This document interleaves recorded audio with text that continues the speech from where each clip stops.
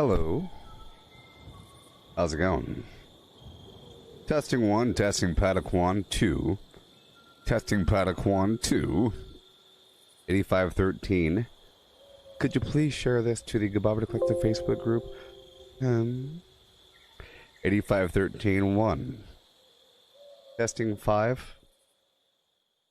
5 2. Oh yes. Yeah. With a 1 1 2 and a 1 1 2 and a ooh and a 1 1 2. Best mask ever. And a 1 1 2. Ooh yeah. Yeah.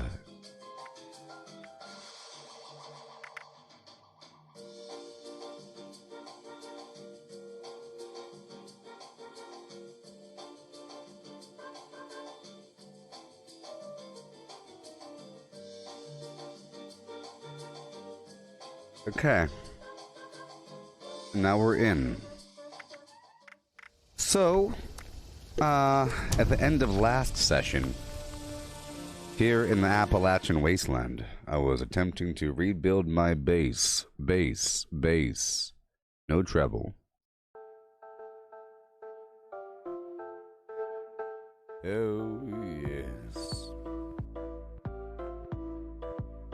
Drop with a doom-da-doom-dap and a doodle-a-doo. Doodle-a-doo, oh, yeah. Doodle-a-doom-drop with a doodle-a-doom-dap-doo. So, I was trying to rebuild my base.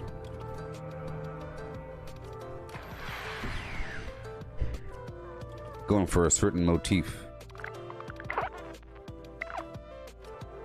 Trying to figure it out.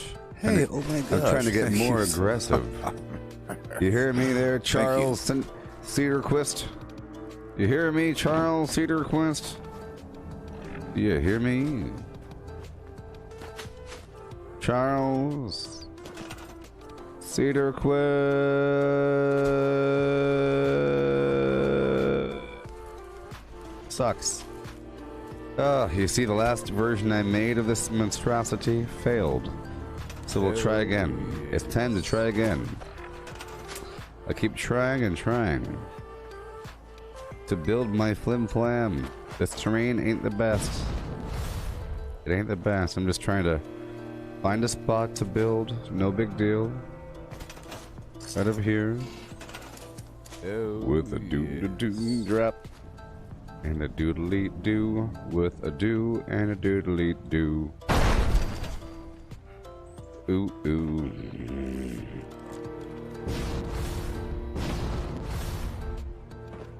Doodly doo. Oh yes.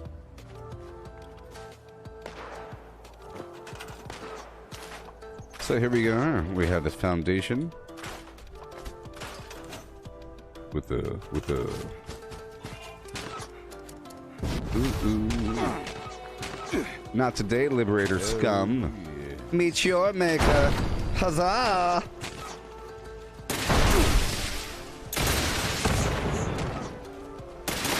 Why the maker? Don't you bother me while I'm building. Oh no, oh.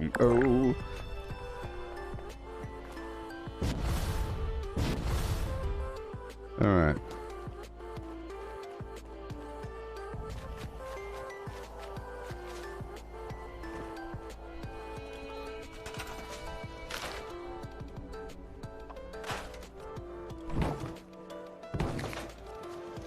Yep.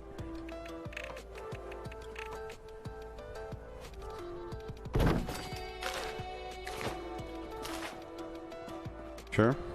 Door right there. Boom with a boom. Ooh, yeah. Right about here. Got this wall going that way.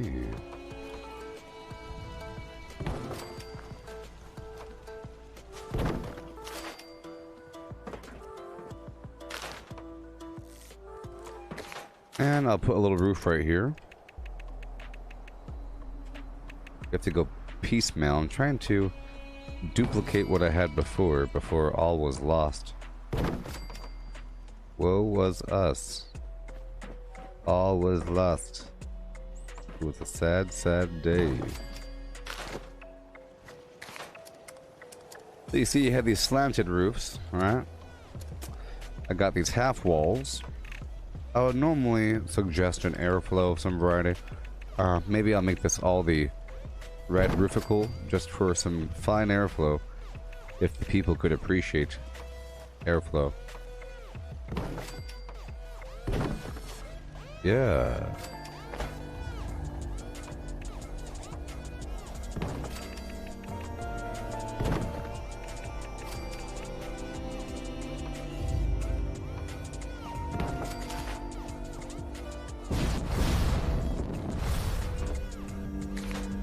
I'll put a flat roof right here. That's what I need to do.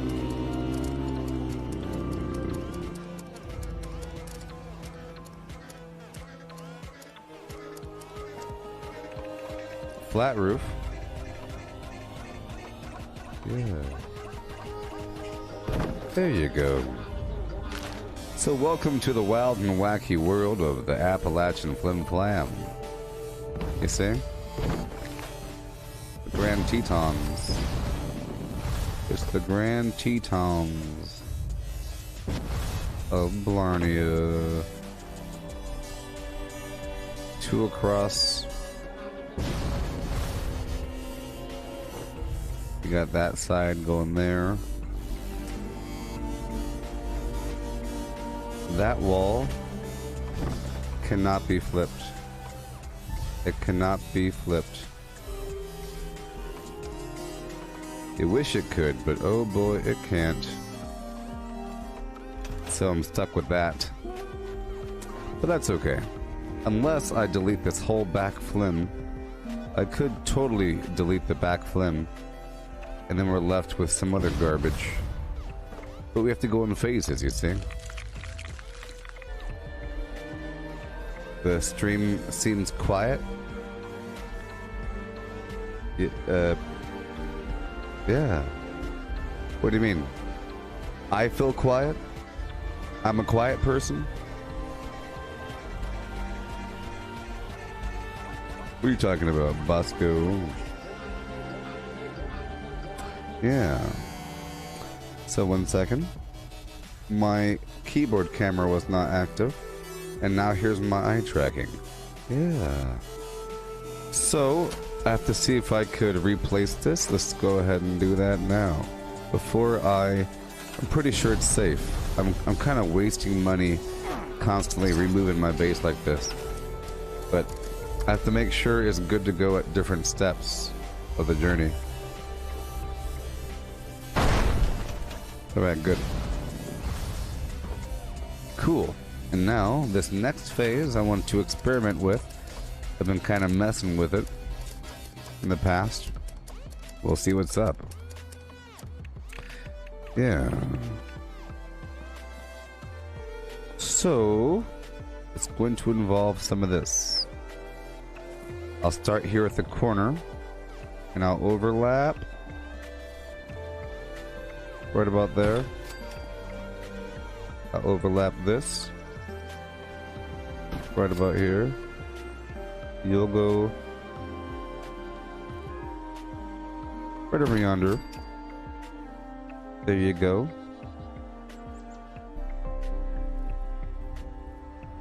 Yeah.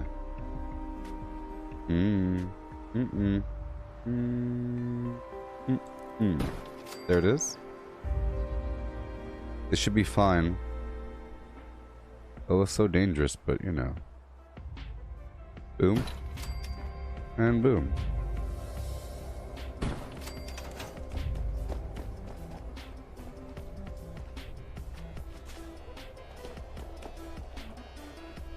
I'll get rid of this one. Boom. I'm not going to mess with the wiring. Some scary stuff. For now, I'll just have this here. And this here. We'll see what happens. It's going to end up shooting the building a bit too much. Is the problem. So I have to kind of pull it back a little bit. I could have 2 right here. But maximum build count, yeah. So let's destroy this other stored structure.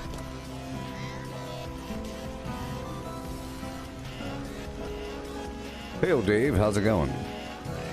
And welcome.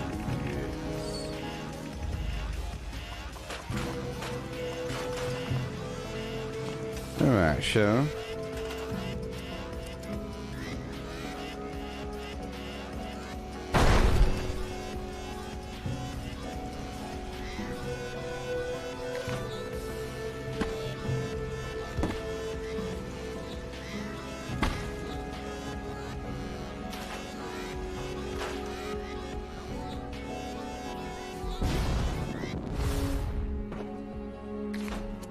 Okay, so I could put the hay rocket.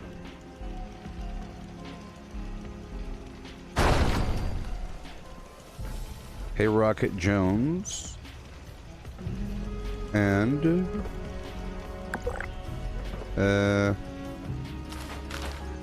I could put the perhaps. I will say perhaps. Yeah. Okay.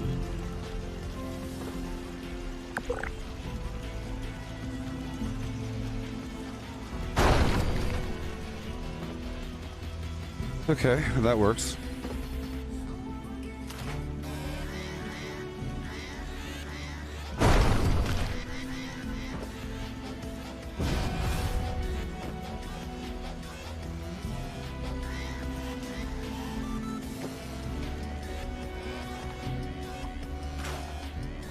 Yeah.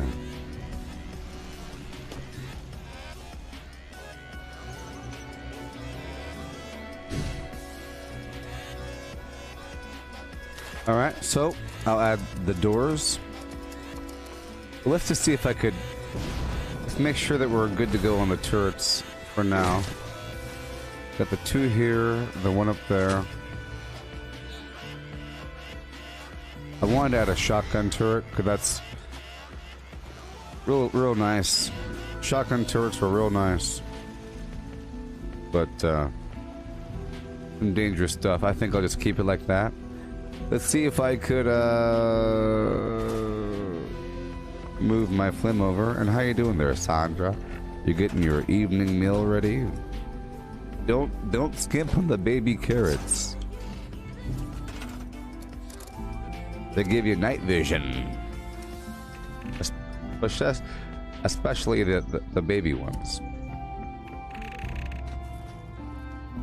Especially. Come on now.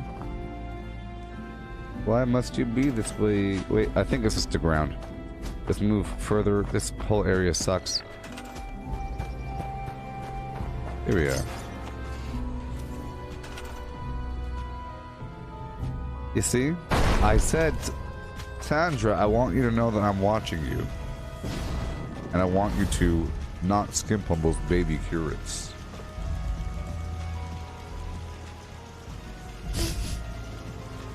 Just a wild guess. Just a wild guess. Wild. Like a horse. Put that there. I'll put this other door. It's gonna be a double door. Dumbledore. I'll put a wall right here. Gonna be made of metal. Metal and brawn. This is the double door Dumbledore.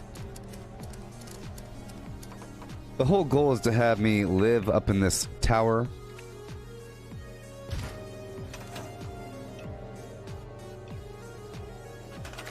Steak, baked potato, and carrots. With extra mayonnaise mixed in. How much mayonnaise do you use with your baby carrots? You have to saute them. Don't worry, it all goes away. It dries up. It glazes them.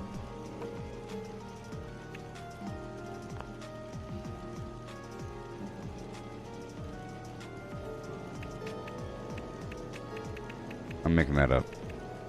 Alright, I'm adding a back door over here for the people. I want them to pass through and be denied. And realize, oh, there's a second door. Level 0 and then immediately level 1 or level 3. And this side over here is going to be level 3. And then once you're in here, this should be, that'll be, you know, colored. This right here will be level 3. And I'll be sitting here in all my glory, waiting for the people.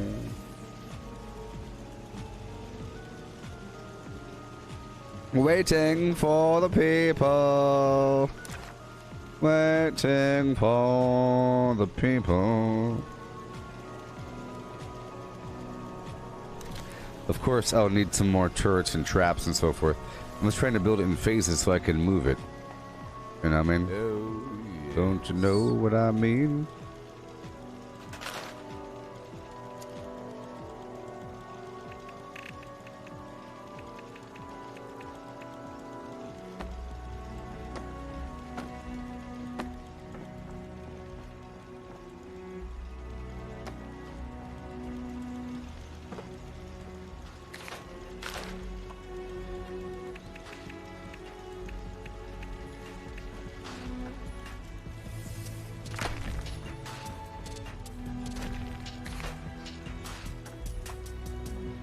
Replace.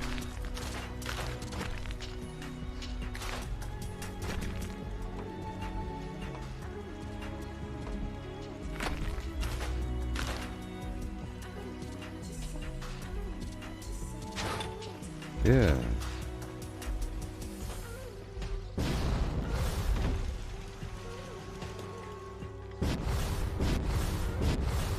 Okay, so phase 2, we gotta move it. You gotta move it. Oh boy, I don't think anything's wrong. Okay, nothing should be all that bad. Okay. Alright, nothing should be bad. Gotta look around just to make sure nothing's bad. Nothing's overlapping. I didn't move anything strangely. I just added some turrets on top.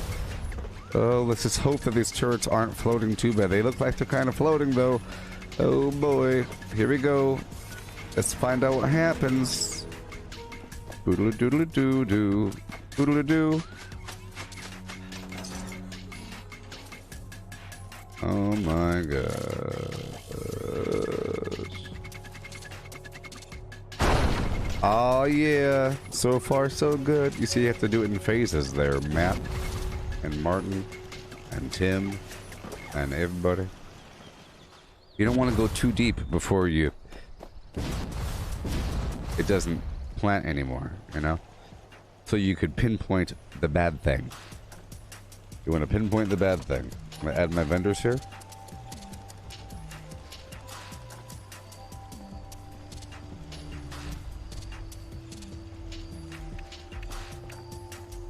So, I'm going to have one vendor right here on this black line, I guess. And then I'll have the Halloween vendor. Let's open this up first just to make sure it's not going to overlap. I don't like when my vendor gets, you know, overlain by the open door here. And we have the Christmas vendor.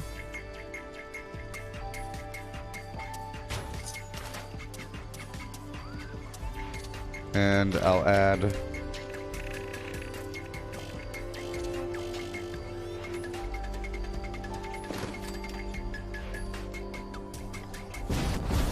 God. Oh no. DJ Zenecour. DJ Zenecour. It's actually Zenecour. I know it's Jennifer with a D apostrophe J. I know your ways. Okay. Okay. Alright.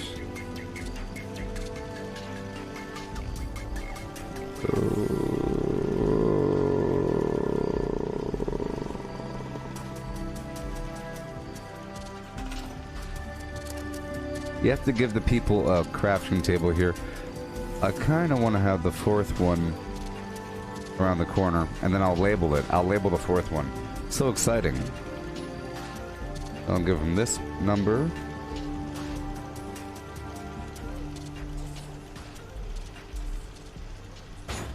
And then we'll give them this number over here. It starts to really enter the domain of the flim flam.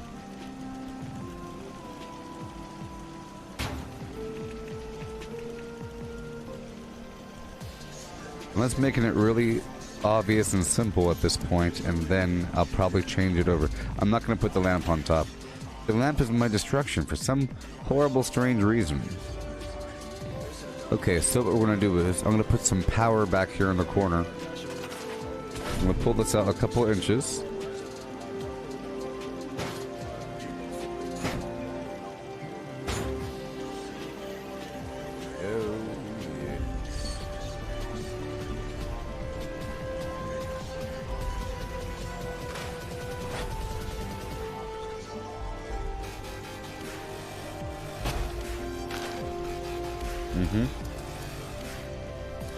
This is the part that might gotten. It might get me gooten. Now I could easily put the power behind one of these walls, you know. This is what I could do. I could like line up a bunch of power. Like right here.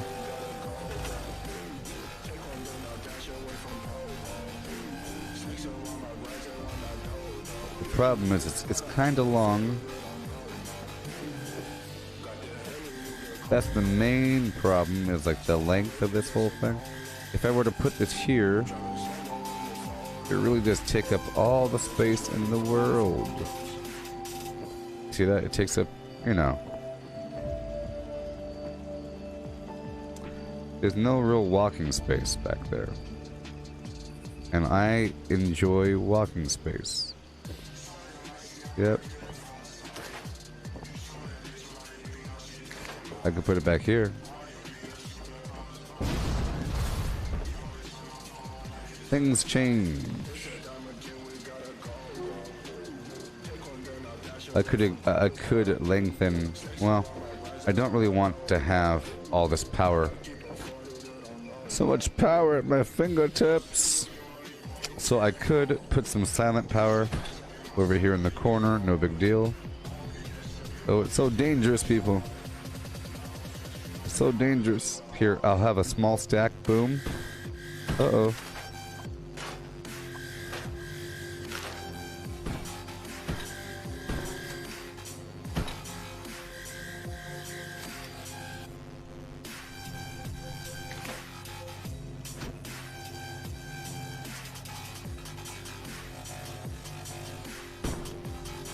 Oh boy.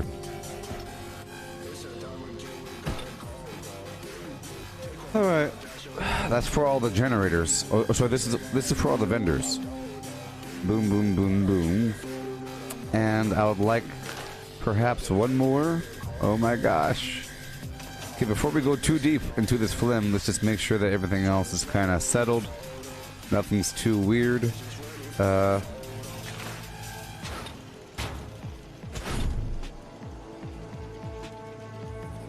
This is just a... people need the opportunity to break down their flim flam. I mean, who am I to stop them? Huh? Here, I'll slide this all the way down. Here, I'll pull this back 85.2 inches. Right there. It gives us all the room in the world to slide this all the way back. Make sure it's not floating, because floating things are bad. Real bad. Boom. Oh man. I'm gonna put a storage container right here next to this other flim flam. For the people, you know. You got wall lockers. I could go with a double whammy. Here we go again now.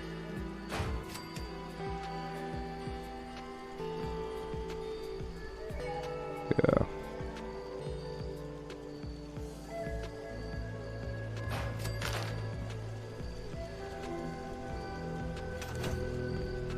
It's a double whammy. I really don't want to get this too close. I'm afraid of the closeness. Hey there, Gino. Shoot and doot, shoot and doot. Don't you dare.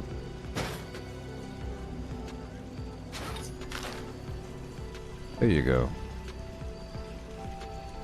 I might put a lamp there. Maybe if I put one of these bad boys. I kind of want this to be open air. Full of phlegm. There we go. There'll be distraction. Okay, boom boom, and then we'll have one more vendor over here. You know what? Let's just I think everything's okay. Before I get too deep into the phlegm, let's move it again. You see? That's what I do. I do it in phases. Let's just hope, you know. It gets iffy sometimes. Sometimes you're kind of forced to do all kinds of weird wiring. And if you can survive that, oh, you're good to go. And then never touch your base again. Or the primary core. Yeah, baby. Look at that. It works. Okay, now I can add more. Oh my goody gosh. The ooh-I-E. Hey ooh Hey ooh-A-hoo. Ooh hi hum. Hey hi. Hey. Okay, so now I'll add this other turret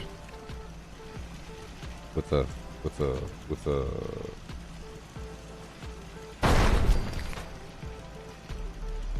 delete.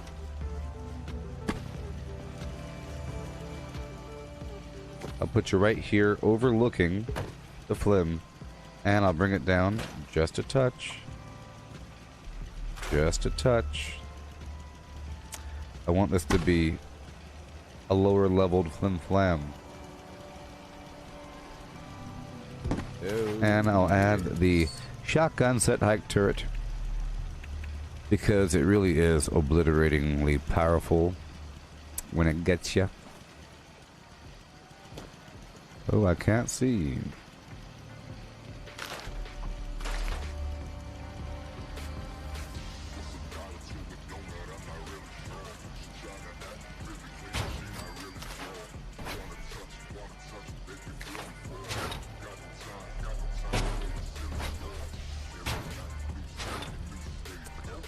Yeah, I will be leveling up, Chris.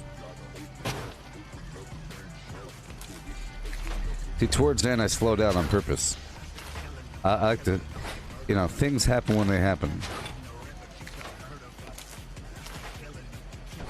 This table's all greased up.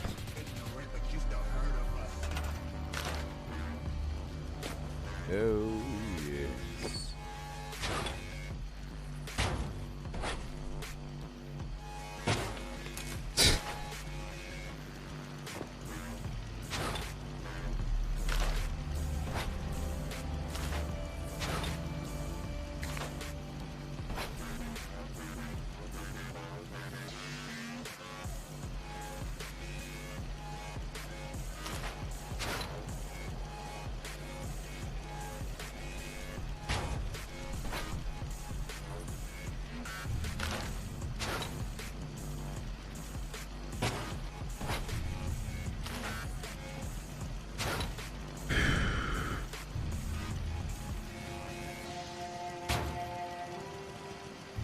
Okay, so this is a very wide base.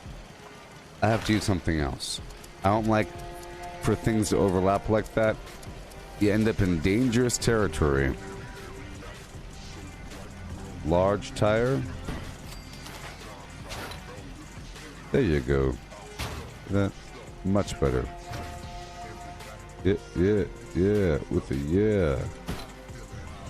It's just, I was trying to put it on a very small tire. You see this right here, these turrets have a much smaller base. Oh my gosh. Yeah, they have a much smaller base, so it's okay. So, boom, I want that to be in the corner. I could probably put it one higher.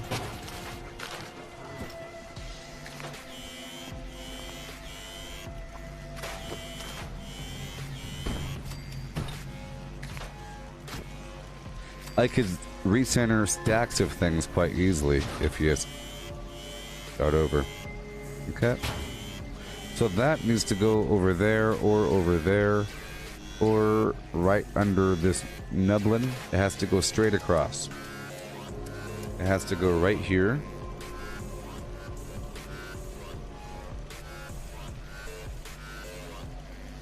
Of some weird variety, or it has to be routed along the side. Either way, it's going to be kind of messy. The simplest form would be to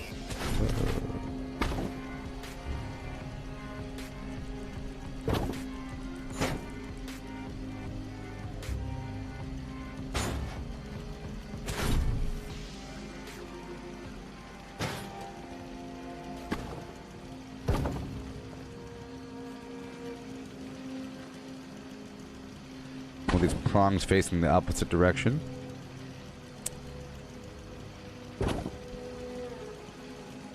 Okay. Ugly wires, but you know, you can't really see them.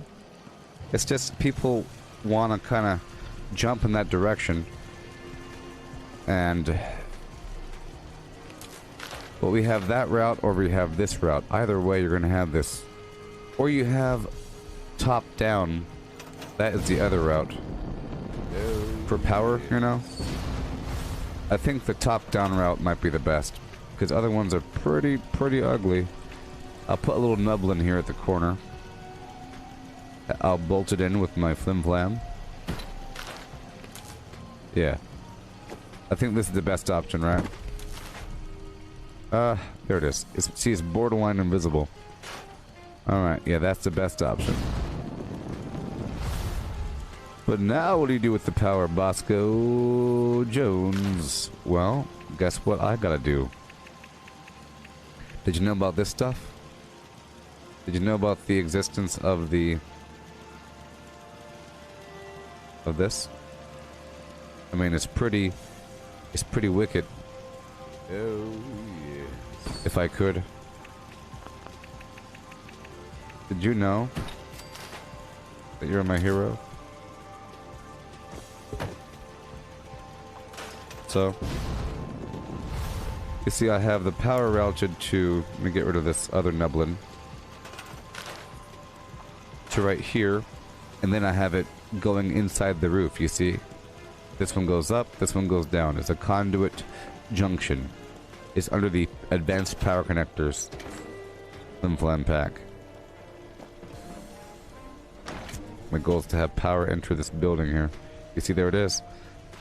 And this can be routed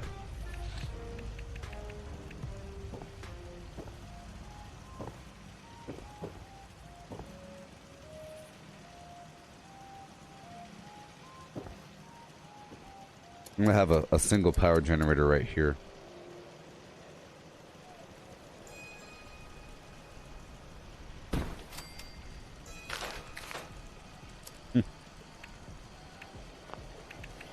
You gotta do what you gotta do, people.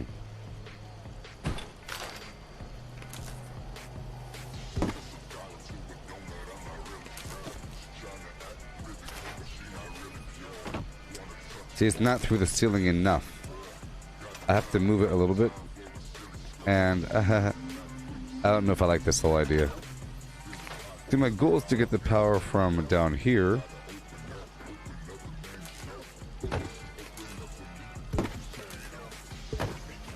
Out into the world. So I can get onto the roof. That's what I can do. I'll just get onto the roof, and then from there we can distribute it. Yay, freedom for Blarney. Justice for all. Alright, I'll put a two-way conduit junction.com kind of right there if I could, if it wants to be free.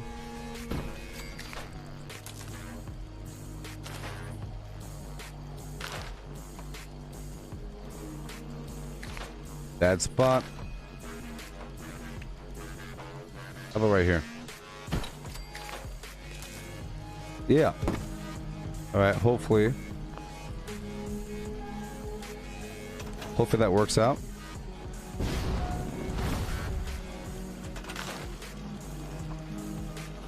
So this is already connected, so now I can move it. Isn't that fun?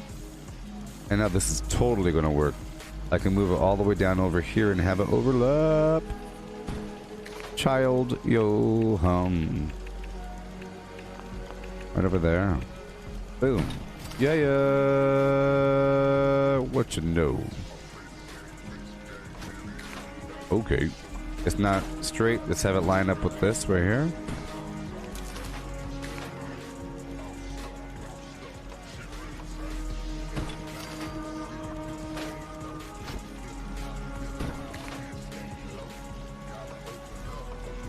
Well, I might as well bring it to the edge, right?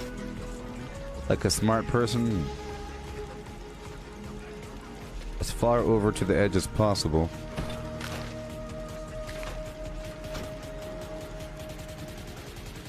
Nice and straight with the line here. And there we go. Mr. John Hamilton Hankertone Smith, I think we're in business. Not you. I was talking to John Hankerton Smith Jones.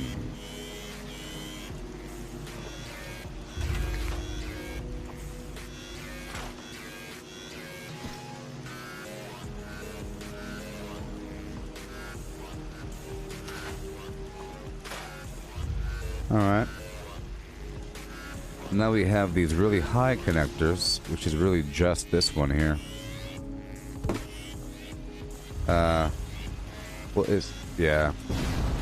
Okay. I'm gonna have a connector go here, and hopefully it'll be out of head's reach. I just don't want these connectors to be all up in your eyeball line. Maybe I can make it obvious. Here, I'll make it obvious. Because this is the decorative connector. The red rocket style. There we go. I'll make it obvious with this one, that one, and that one. You see? Nice and obvious. Yeah.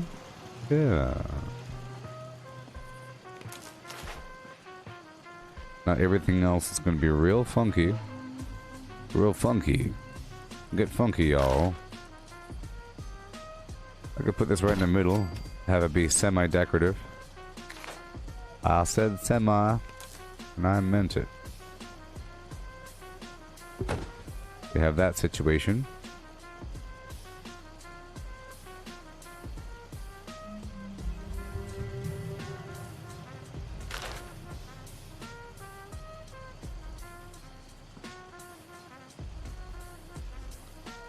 I'll put you here.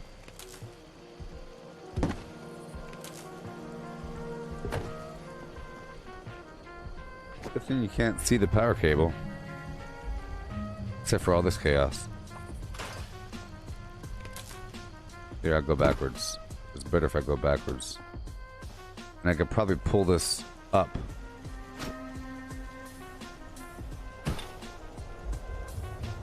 Yeah. And I'll pull this to the corner. See, you can connect first and then do some other stretching action.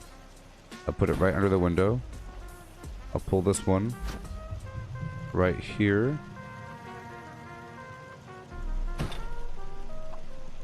And you will go here. Boom, boom, boom. Let me hear you say, way-oh, hum, and a who. Single point of failure. The vendors are now online.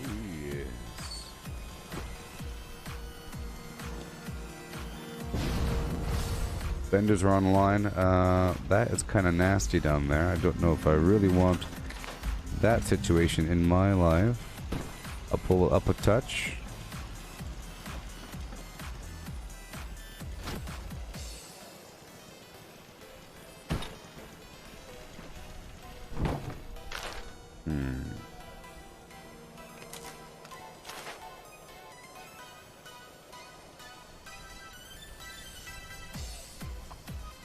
I'll get rid of that turret up there.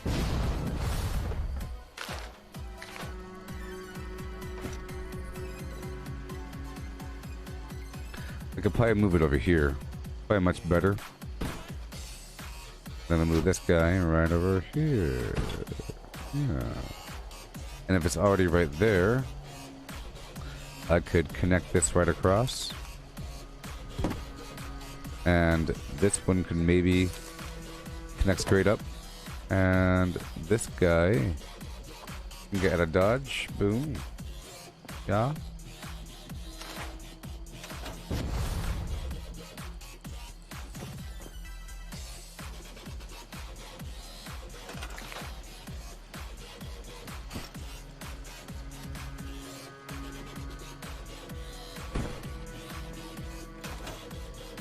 Okay. Make sure that everything's okay. Let me decorate this garbage.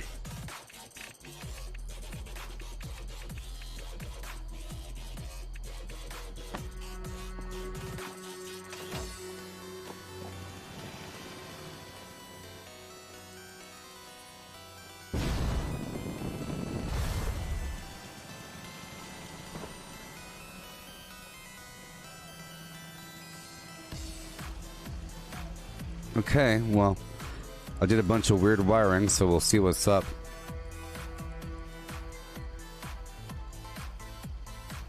I mean, I like to hide my wiring, but so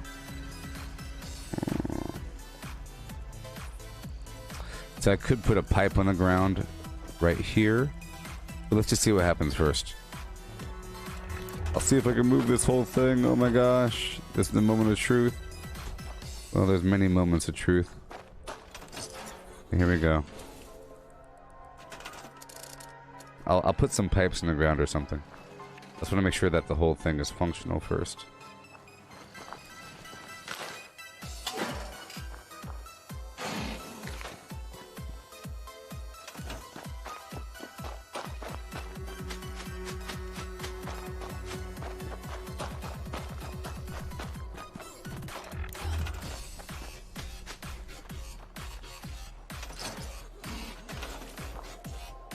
The music reminds you of Castlevania. Yeah, the piano part, whatever. Okay, so I can get rid of that wire or whatever. Pull. Clearly this has to go at a right angle. I think if it's at a right angle, it becomes invisible. Yep. And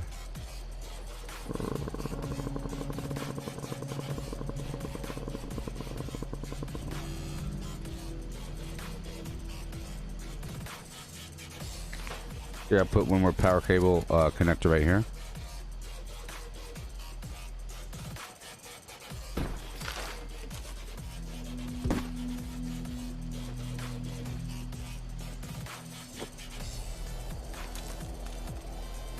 How about that? Get rid of this. There we go, it's a bit cleaner. I'll pull this over so it's visible. Make sure it's at a right angle for the most part.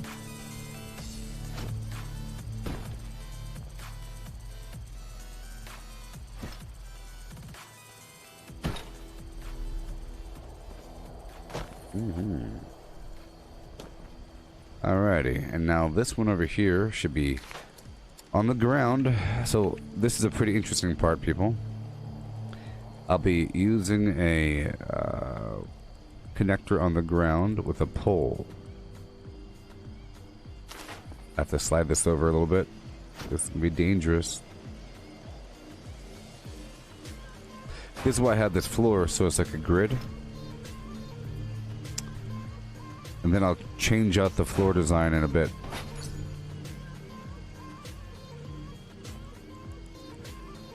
Oh boy.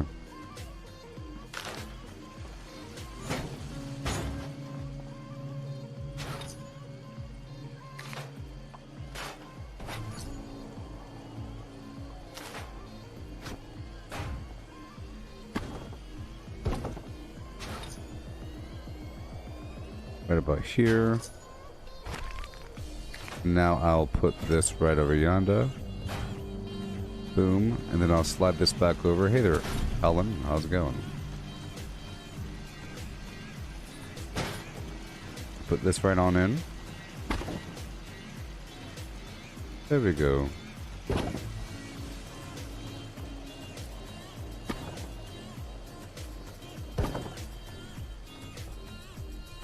I think that'll overheat in there. Oh, yeah. Okay. So now I'll put this power connector on the ground.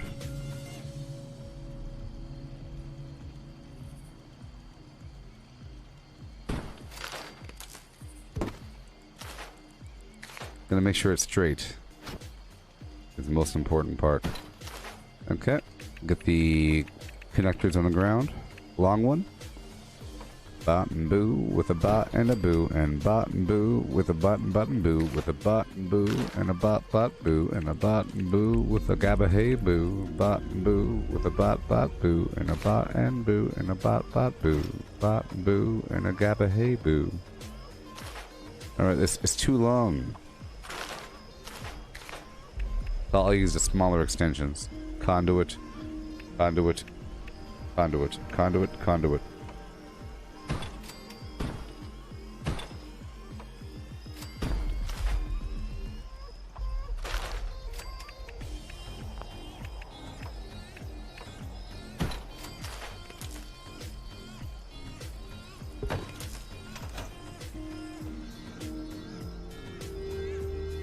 Yeah, one more cable gone from the eye line. You see this? Cleaning it up. I just had to make sure it worked first. Now I could use this whole thing here, oh boy, as a method to move my flim flam.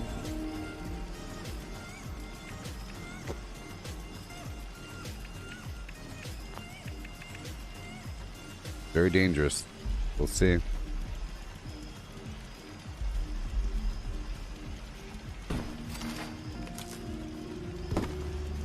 Probably blueprint this in the future.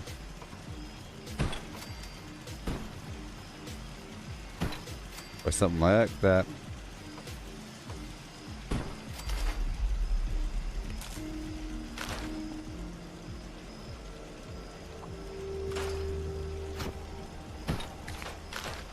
Oh yeah.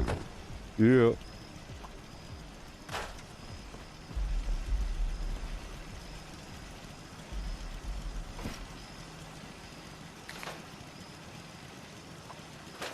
I want it more evenly spaced if I could. I just don't think I could. Yeah, I probably can't. Alright, cool. And now I can get rid of this entire branch. Isn't that fun? Cleaning up the cables on a Friday afternoon. Doopa doopa doopoo. I'm doing shoopa doo.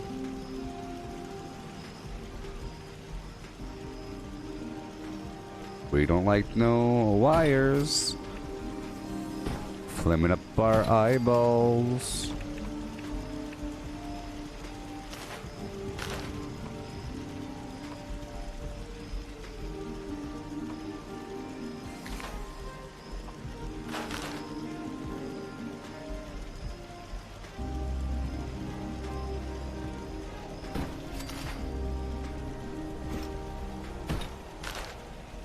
So you could really line it up on this tile. You see the value of the tile here? Because it has to be perfect when you make these longer conduits.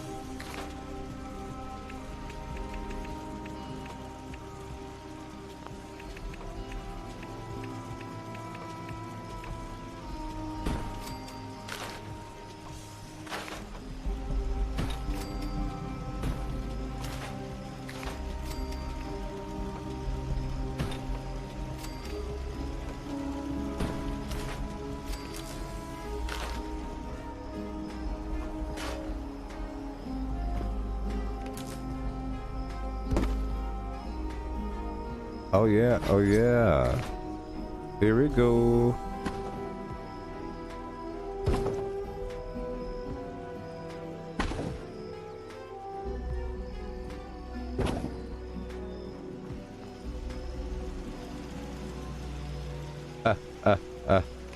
Boom.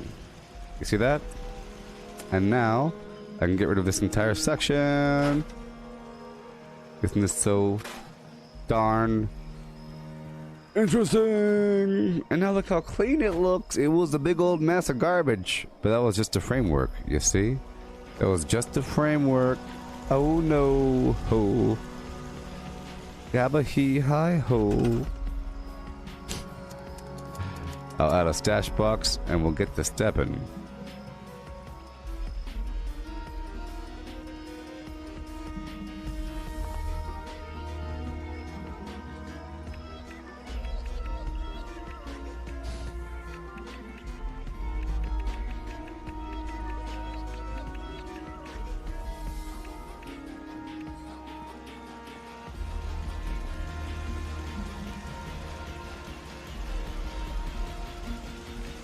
I'll make a really obvious red toolbox right here on top or something. Maybe they'll figure it out, maybe not. Maybe I should put it right next to this other one. You know? Slide it over as much as possible.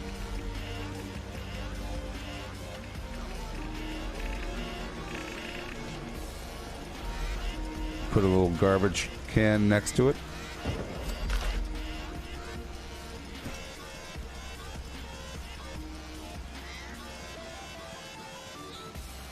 Oh, right here.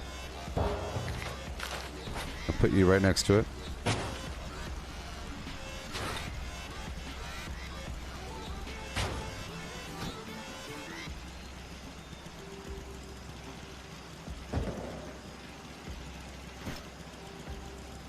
Alright. Okay.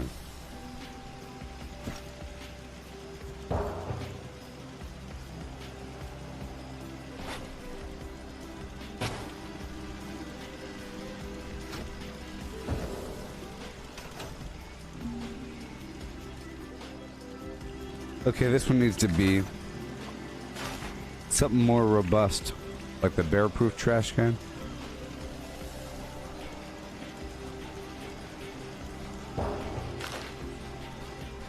Okay.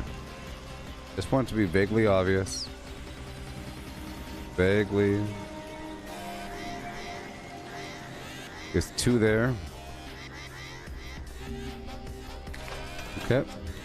So now, did a bunch of rewiring. I have to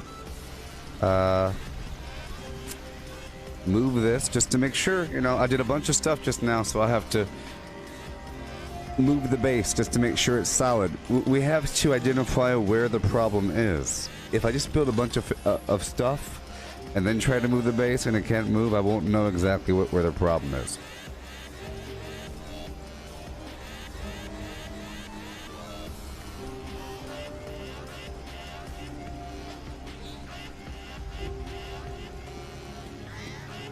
All right.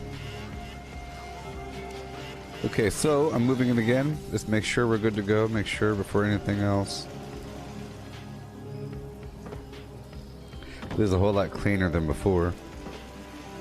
Shotgun turret, 2 of those. 3 of those. Okay, everything looks okay. There's nothing. Well, that's kind of bad. It appears like this. There we go. I didn't want this power conduit on top. Oh, why is it off?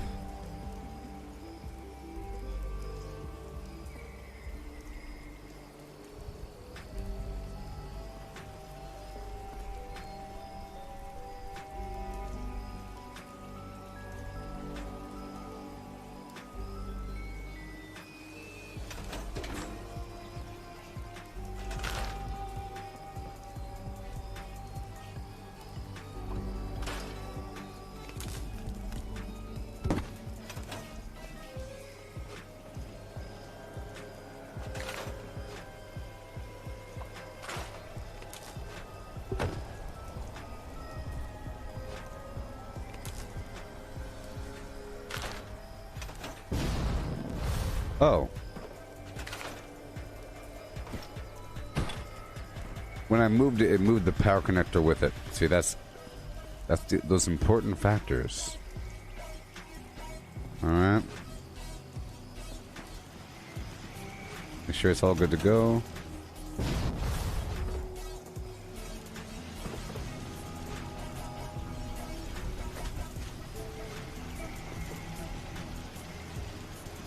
All right, here we go. I'll be moving it. Oh boy, right down the hill, right here. It's costing me a certain amount of money, I know, but it's all important.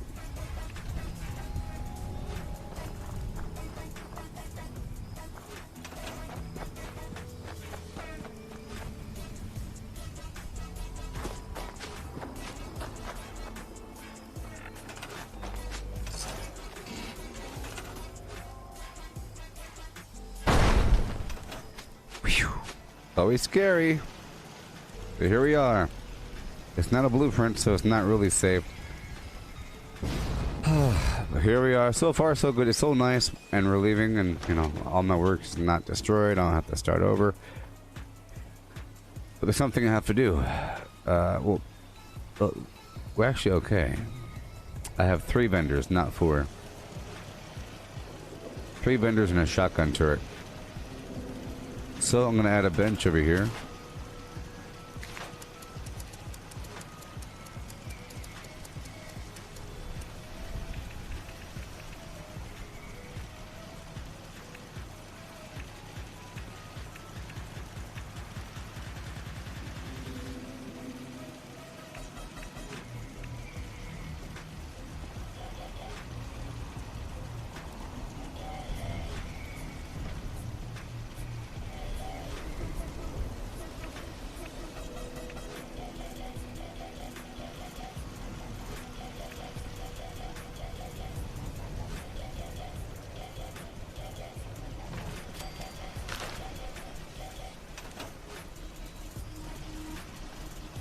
If you wanted to, you could sit down right there.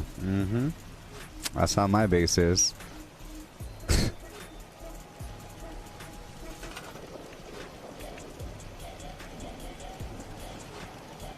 It don't mean a thing if you don't got seating.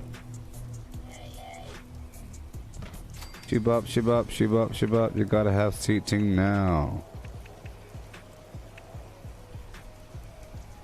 Boom, boom. Boom, boom, boom, boom, boom, bum, bum, bum, bum.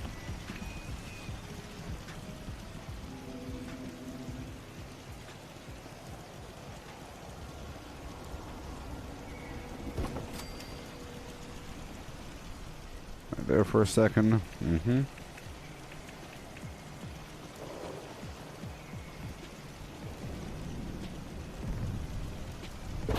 Put it like that. Back there. Make sure you could use them.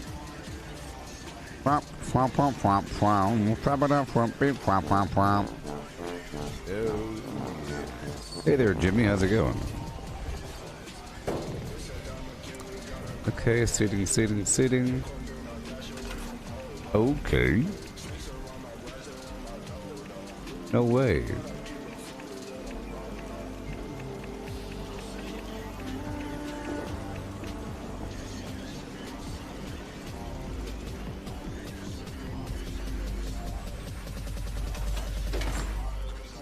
Let's adding a few pieces of furniture.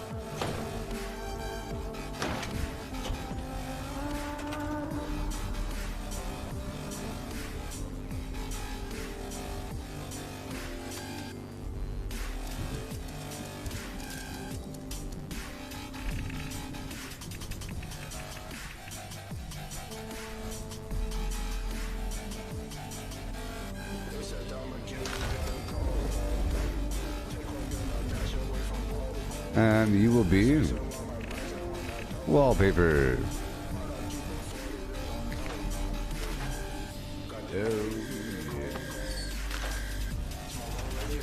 It's like the waiting room. I'll put a side table.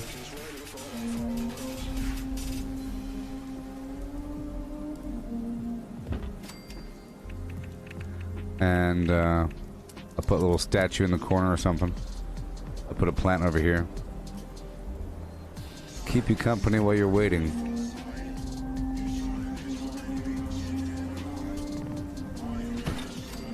Over there.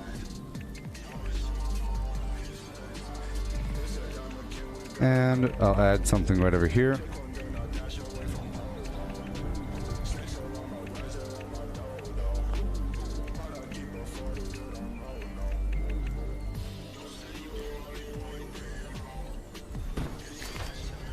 Wallpaper.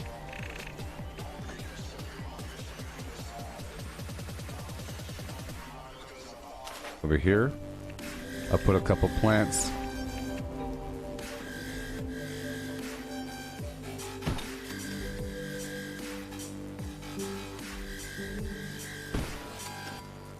I'll change those up in the future, I'm sure.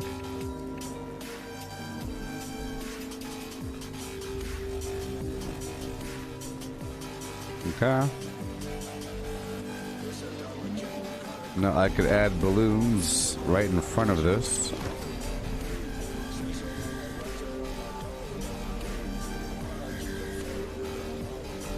Balloons are iffy though.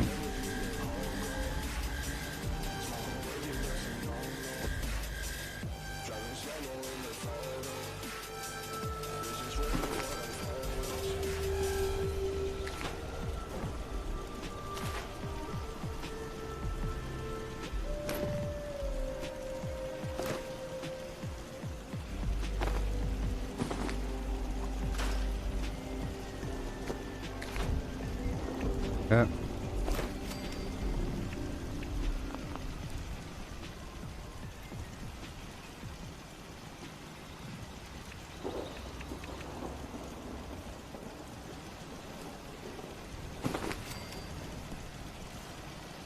And the blue one. Make sure it's nice and even and centered and planted firmly. I don't want to do too much. Just a couple decorations.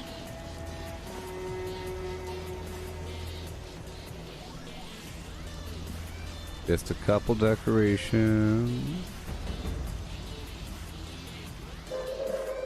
Attention citizens. Nuclear strike imminent. Please exit the area at your earliest convenience. Thank you for your cooperation.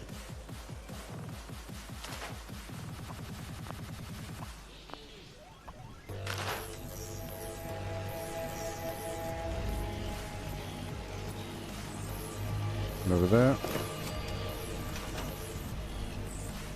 Uh-huh.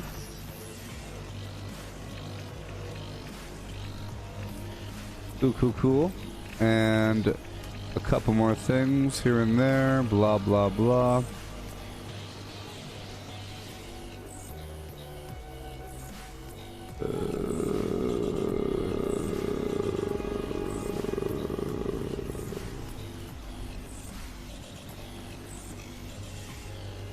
I'm trying to hide the power connectors and all that.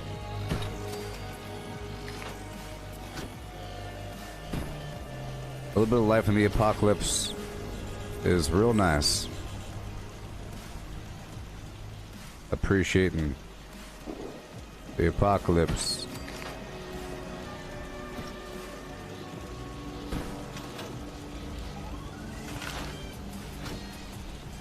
Oh, yes. I'll probably... You know what? I'm gonna put the little sheep squatch guy over here. You don't have to hide it completely. You just want to give the impression that you're trying to hide it. How about the cat? That's fine. I'll put the sheep squatch guy over here. There you go. I like this one. The imposter sheep squatch, or the sheep squatch plushie. Right over there. Alright. Gotta be careful. Putting too many things at once is surely terrible. Now. Okay, over here I'll be putting that plant.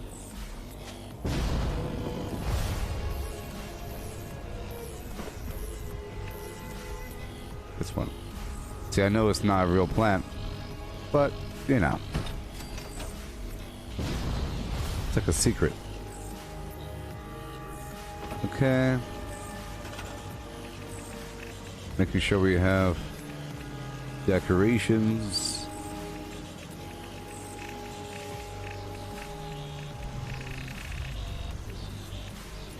Before I go and put anything else, you know.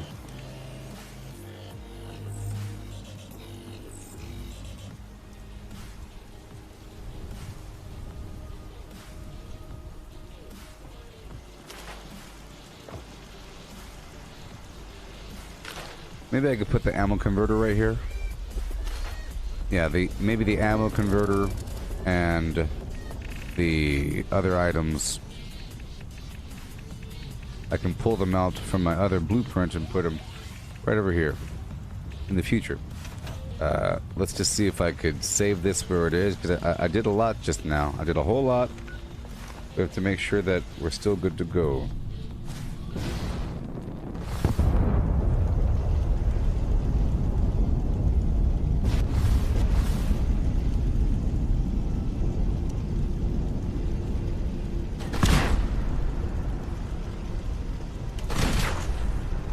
What's that thing? See, you can shoot me.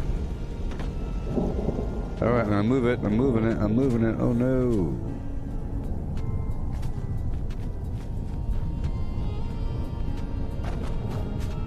I'm gonna try to get rid of a couple of things. I'll get rid of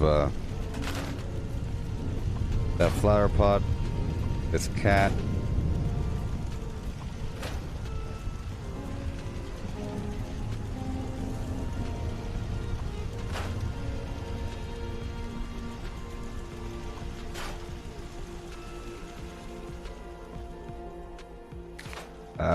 I guess I gotta have one right here.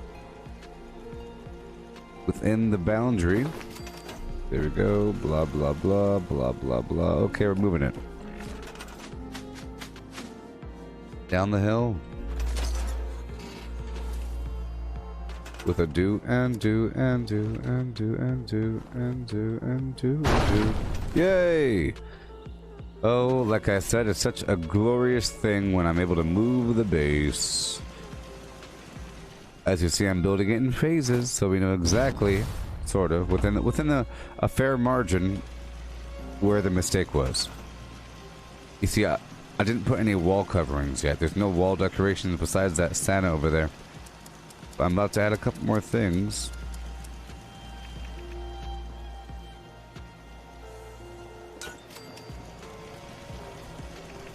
With the do and do, yeah. With the Mountain Dew, it's coming through to you. Ooh, ooh. Let's see, the blinking light, or the this guy, or a combination. Not a combination. I don't like the twinkling light all that much. How about if I put this over here? Yeah, that's much better. Then I move the klaxon, clax off, the klaxonator.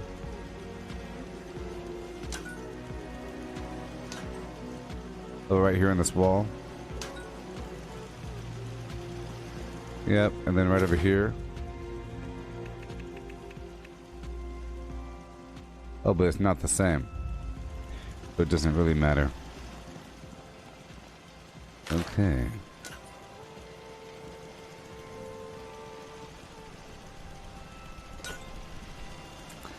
Yeah.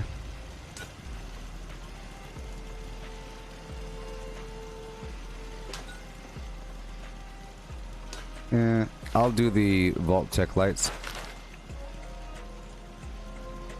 So you got blinking and you got twinkling. Blinking is just on and off. Twinkling changes colors.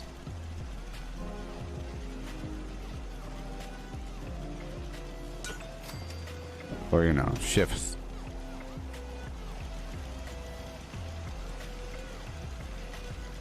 But I don't like it all that much. It doesn't really fit my little motif. But I like the klaxon. That backlight is fine. Maybe I could put the... maybe up inside here.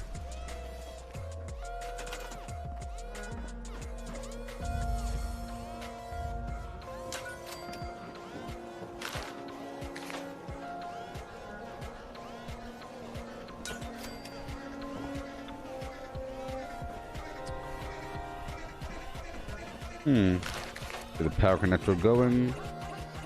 Surprisingly, there's not one. Okay, the space feels better with the blue lights. Get the red light.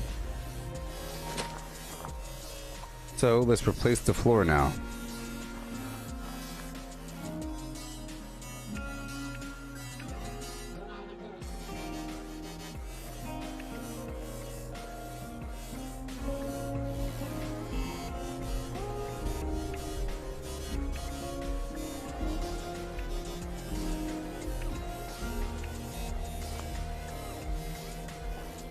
All those different options.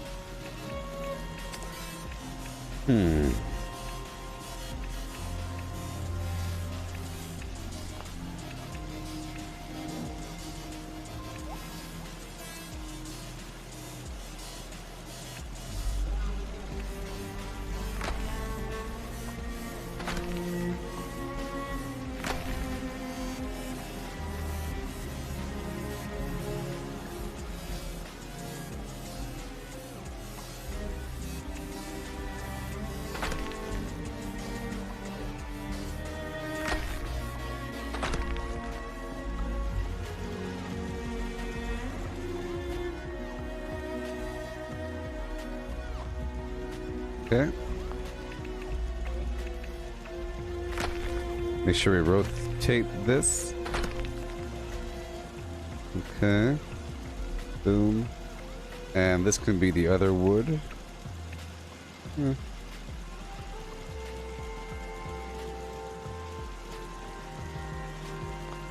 little different chair here. This is going to be the other wood. Yeah. Maybe even the tiles. For the construction purposes. Got that wood going around, that's fine. That wood goes that way. That's in between. Got the balloon dividing the plan. Boom, I'll get a chair. We got the music.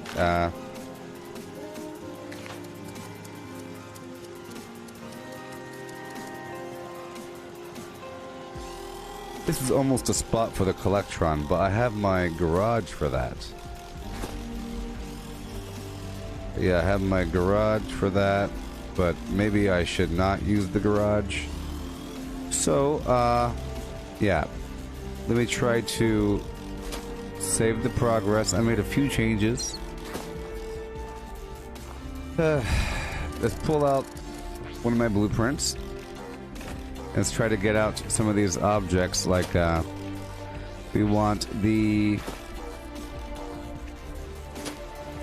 Collectron. You know what? I could just put them out right directly.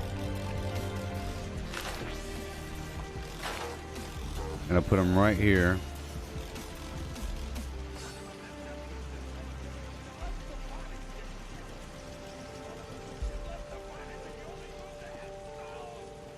It actually takes up a lot of room.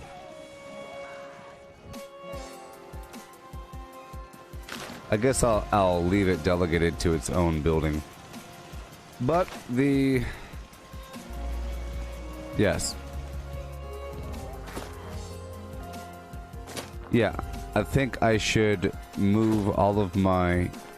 Yeah, I should modify my garage blueprint to have all the resource nodes inside of it, including my Collectron. But maybe I'll put the Raider here.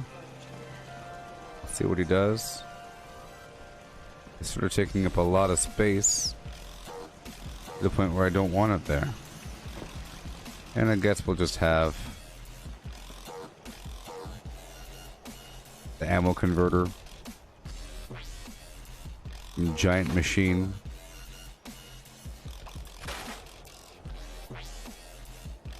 Right over here. That's fun. And the Turbo Fertilizer Grenade.com machine.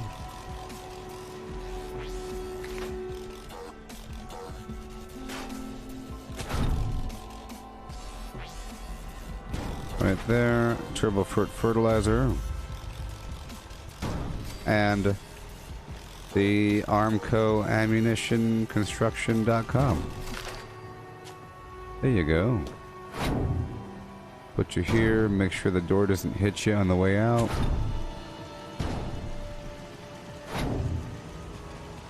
Yeah. Cool. And I'll put another chair right over here.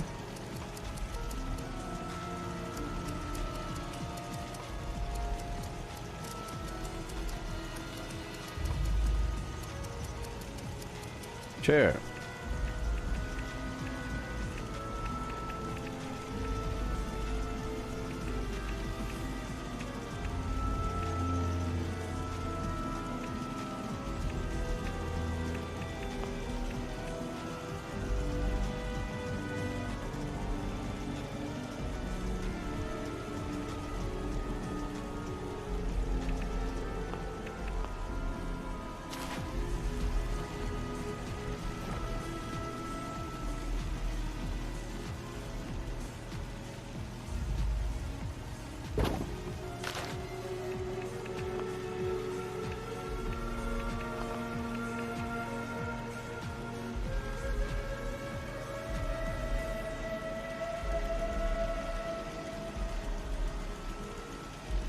I guess this is better right over here in this notch.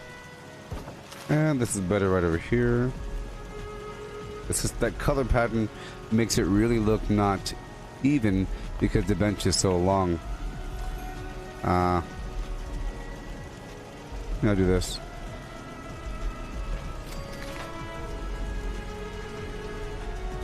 But I want a high back chair to kind of hide the... I'll just do this.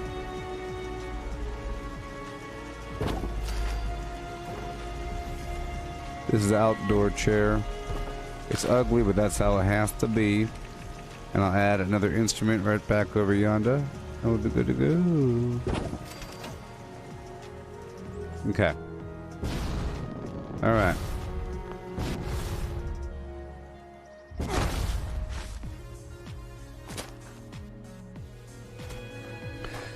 Okay, now I have to move the base again. Next step is wall decoration. Maybe the final step of the base construction.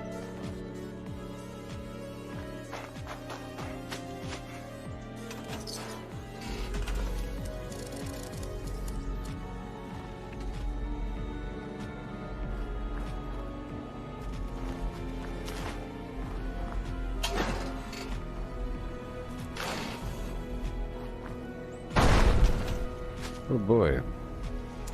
Oh boy, people, look, it works. It works. It works. It's working. Alright, now it's time for the thatch rug.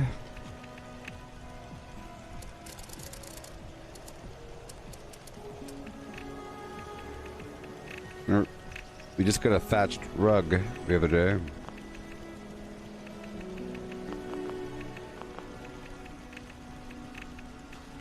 Where's my thatch rug? Where? Oh, there it is. Ooh, look how large it is.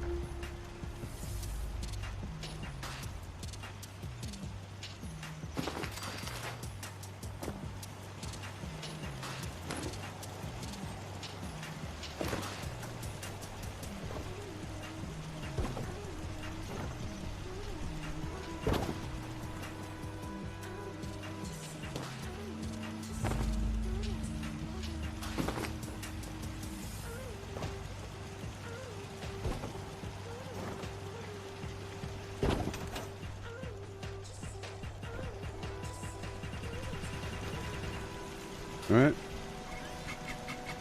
Now for the wall decoration.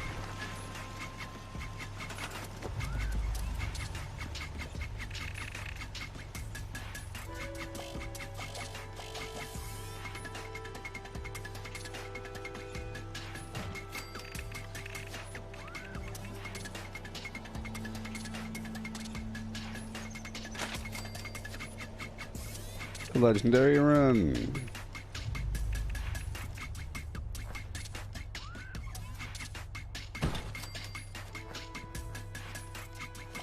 That right there.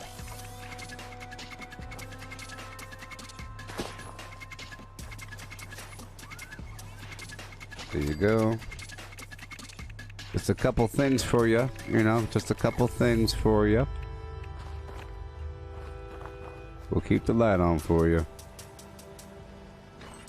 Ambiance. Create some nice ambiance, you know. I'll put a wall clock over here somewhere, maybe. A clock for the wall.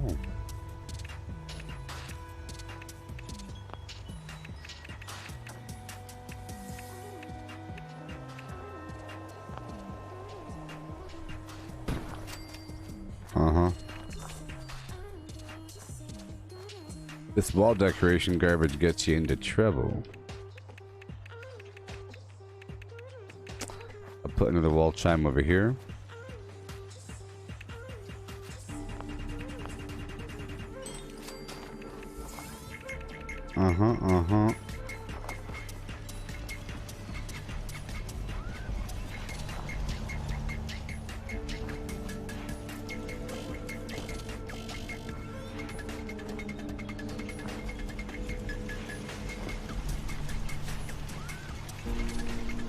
Alright. Wall decor. Wall decor. So on the back wall over here, I'm going to put down these quest posters. I like to have this at my camp. The alcohol garbage. But I don't want to go in between two walls. That's sort of dangerous. The sheep squatch ate my brother.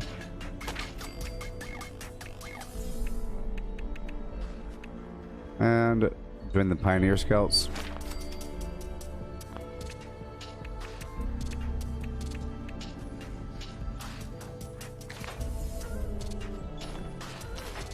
And I'll do more over time, I'm sure.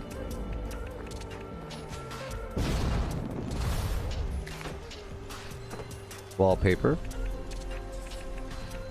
Whoa, whoa, whoa.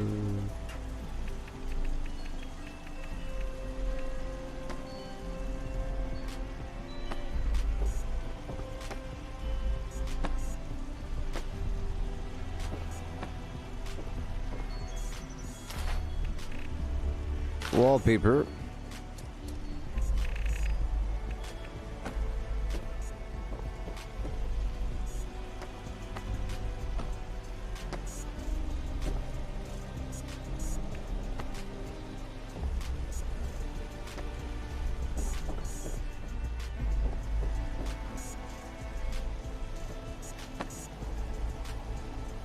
Okay, you'll be the black tile.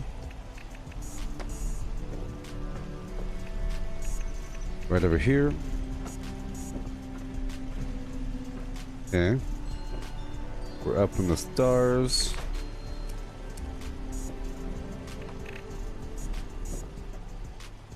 I need to have something in here. Okay. What to do? Do. What you do? 1, 2. Say what? Let's go.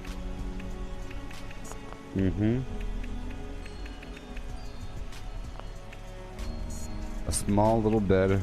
Captain Cosmos bed. Do I not have the bed? I should.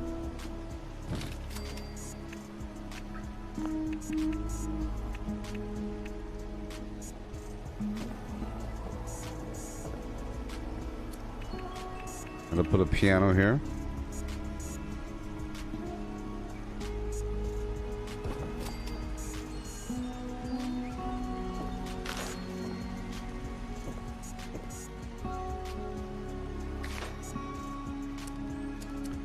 Then on top of this bed, I'll put another bed.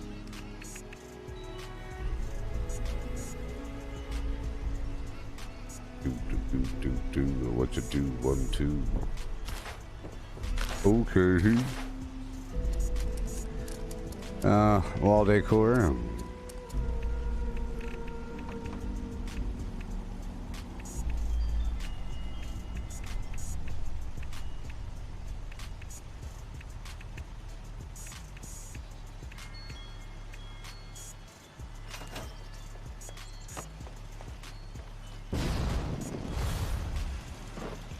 Yeah.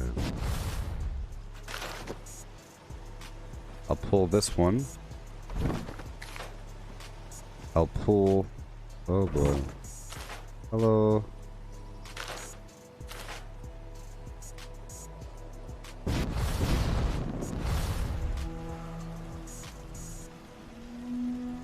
Is this glued in the wall now? Great.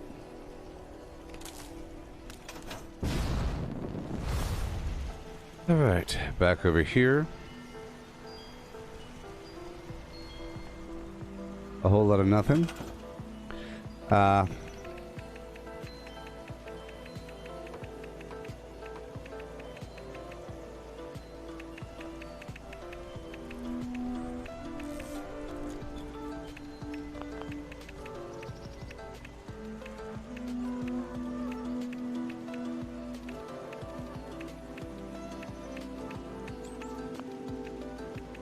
Oh yes. A doop a doop doop a doop.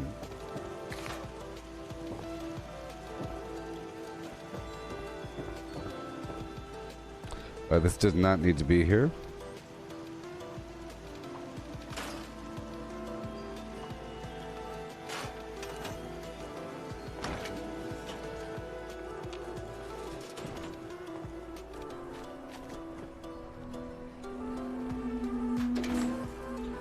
Okay, it's looking good.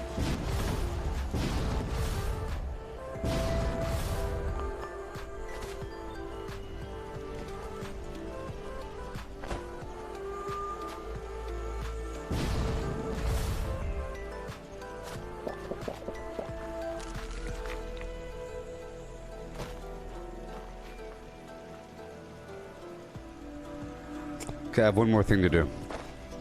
One more thing to do, and it'll be done. With a doot-and-doot-doot. How's it going there, Rob? Okay.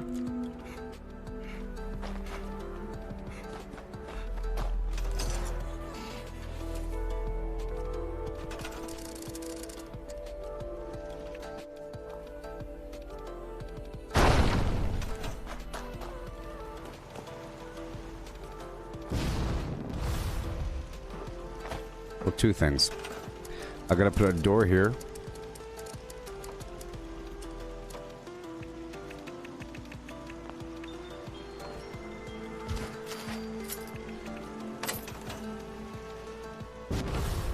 And I want to blueprint this.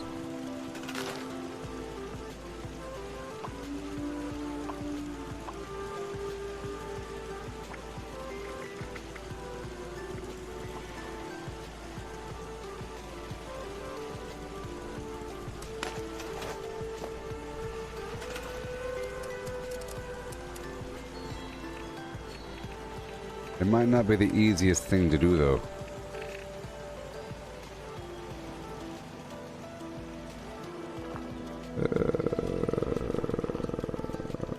Maximum build count. Oh, there's a bunch of garbage under stored. Let's get rid of everything.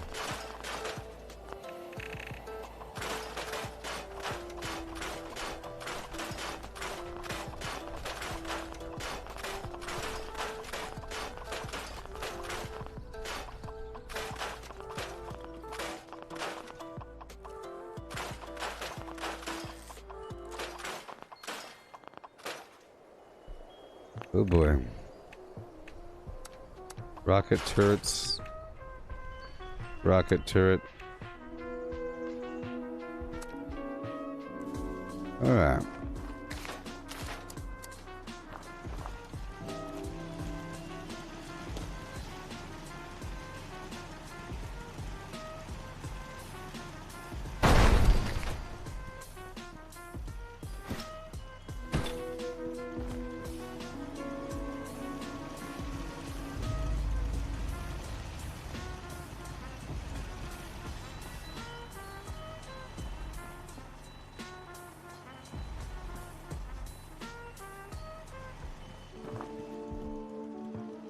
Yeah, I don't think I need this one. It's not truly symmetrical here, you see? It's longer over there than over here. If it were symmetrical, then I would insist. Alright, let's keep on deleting this garbage.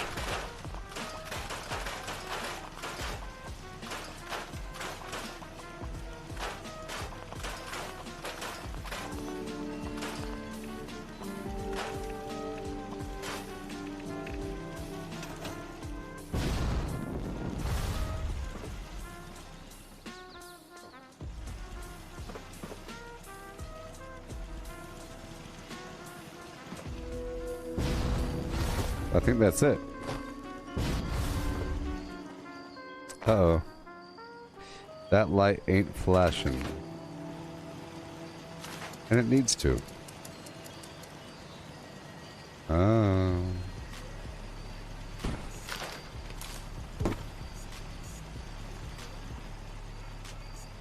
Do.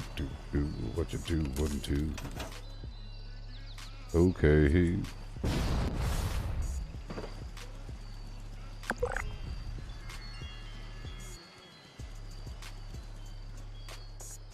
Okay, I think that's it.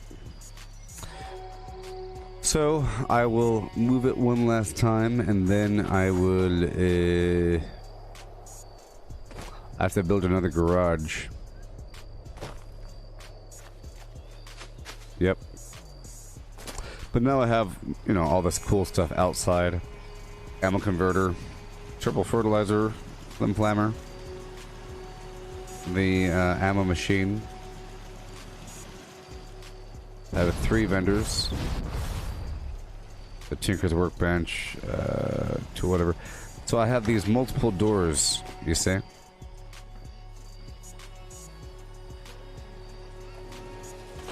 It's a separate module, Chris. I am a fan of the train car and circus trailer. And I'm still using it for certain things. See, I'm still using it for,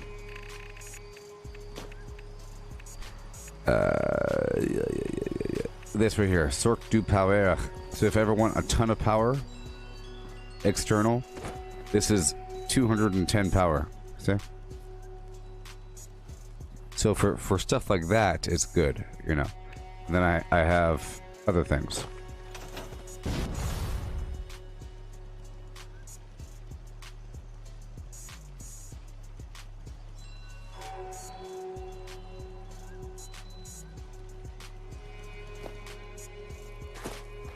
Okay. So I'm gonna move it one more time, and then I'll work on that garage.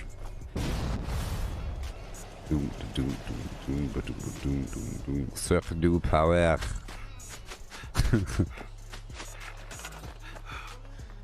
Well, this is the edge of the map. I'm just running forever. I'm just running and moving my camp over and over and over again. Okay. This terrain is killer.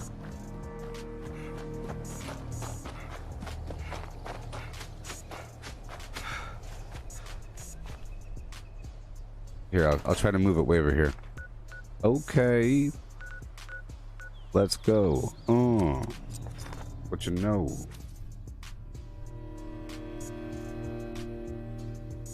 And then I have to restock my vendors. Oh.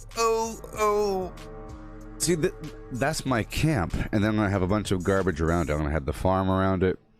And probably I'll be using that power thing and a bunch of water purifiers. And who knows? Who knows what I'll be doing, but I just want to get that core building down. You know what I mean? Because it's going to be stored in my camp. So I could then move my camp like this. If it works. On flat ground. So, anybody have anything cool happen to them today? I had to sneeze, and I did it. Into my elbow.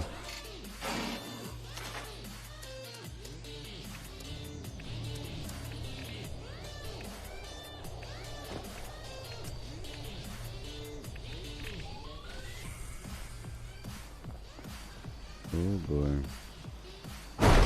Oh boy. It's always a moment of fear. But I like how these tires overlap, you see? Alright, so it works. Yay! People will come here, they can't open that up.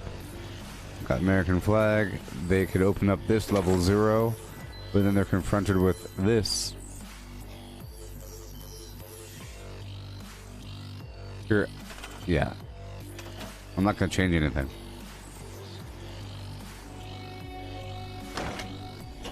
Oh boy. Oh boy. It works.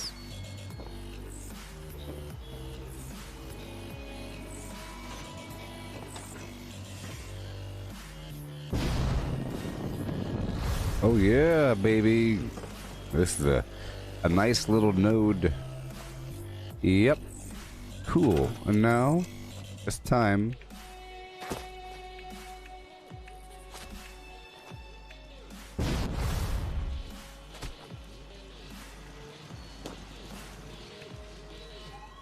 Ooh, I, ooh, I, with the ooh, I,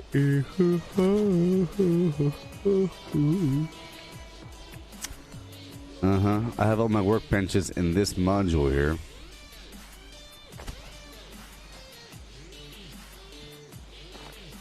But I like it. All the workbenches are over here in their own little dealy-do.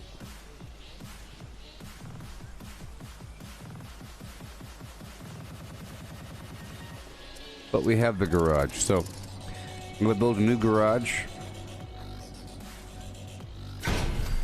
Put a wall in the front.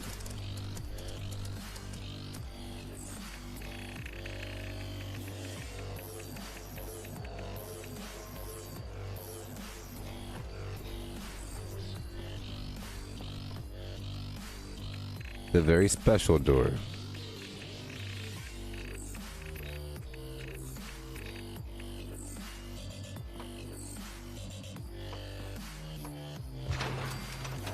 Do we have all the plans? Pretty sure. Almost all of them.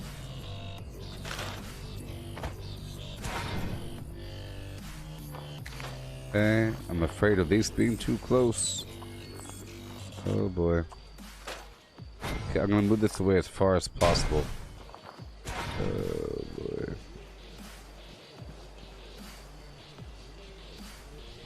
Don't want to be anywhere near that camp. I have all the plans that you're able to purchase, and I think I still need a couple plans for the bear claw and stuff like that. Plus there's some gold stuff I haven't purchased, you know, like the T65. I'm still working on some of them, but everything, all the normal stuff I have. They're all like all the serums and everything.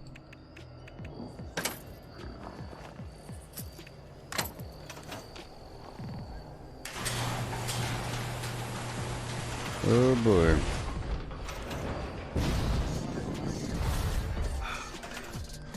So put a generator on top. connect right on in.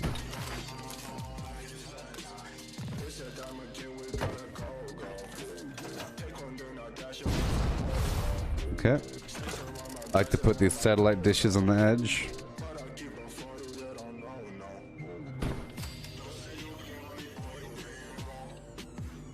Awesome. I'll put a statue in the back.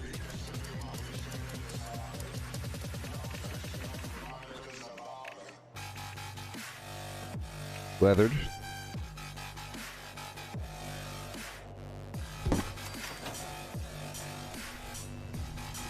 And then in here,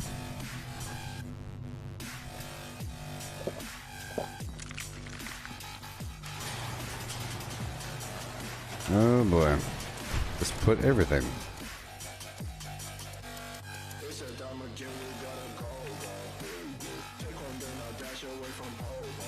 If I could, that'd be fantastic. Armor.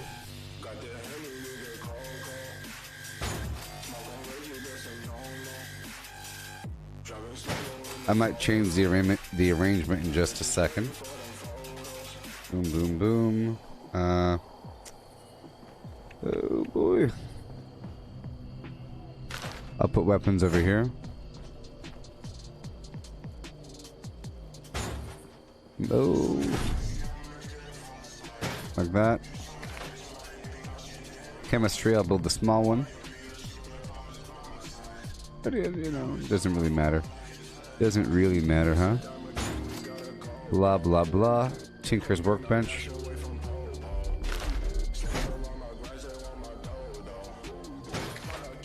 Yeah, I'll build the small one. Small chemistry workbench.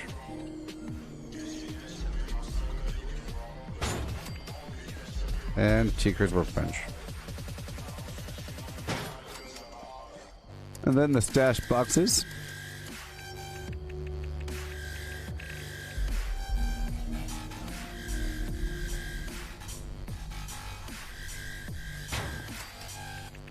Oh, yes. Right there. Blah, blah, blah. Blah.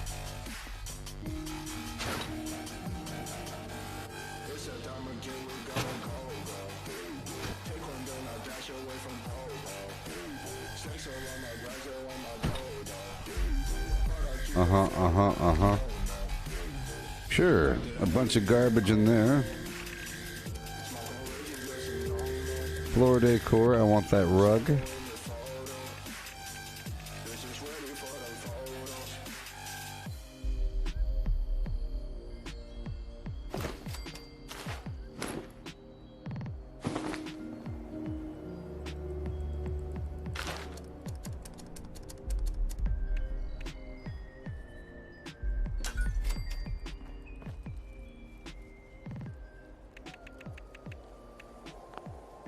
Blinking or twinkling.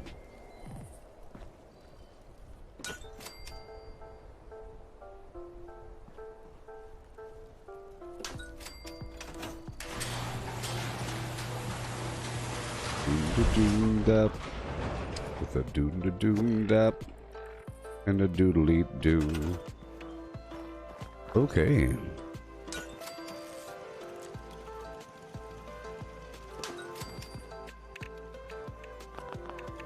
We have this stoplight right here.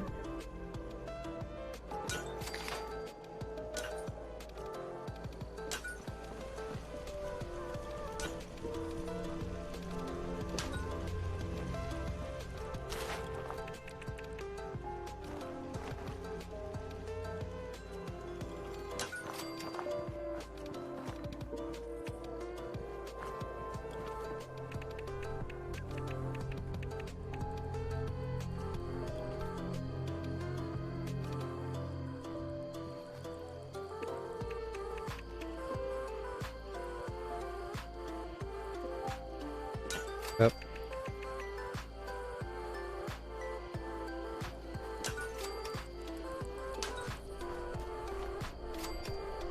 It'll be in sync eventually.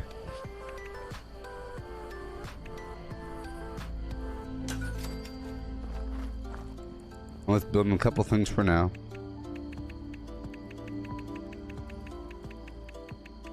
See, I'm not putting the friends welcome thing because friends aren't really welcome. Well, I guess.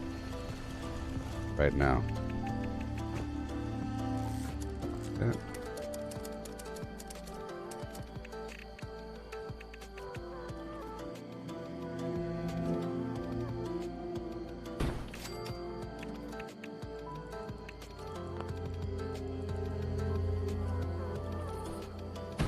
What level am I? I'm 994. Or something like that. Right.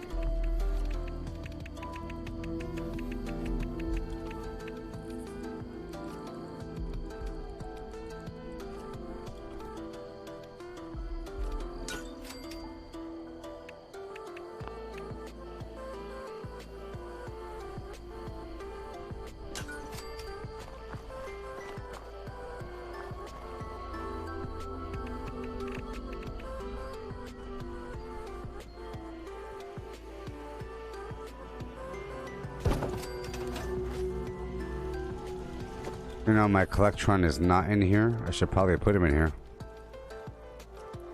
Kind of the whole reason. That's why there's so much extra room.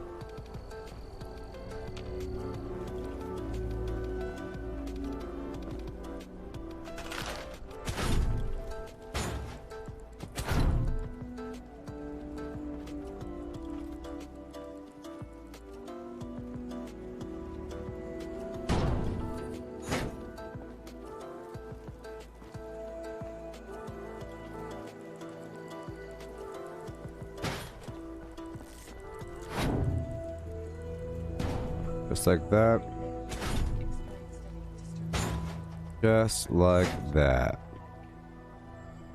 I'm making room. You took a break from the game there? Sandra.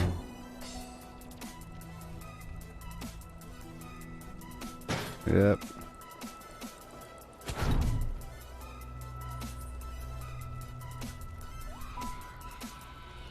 I have to test this, of course, to see if I have access.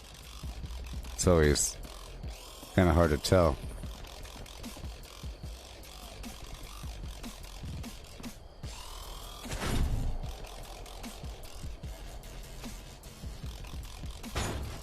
Let's see if I can get the Collectron out here and see where he can go. I'll see what's up. I'll see what's up. Darn Collectron.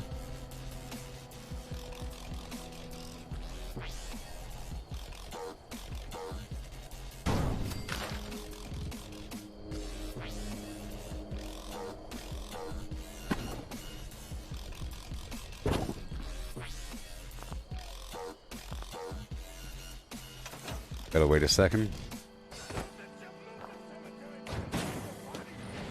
Okay, I know.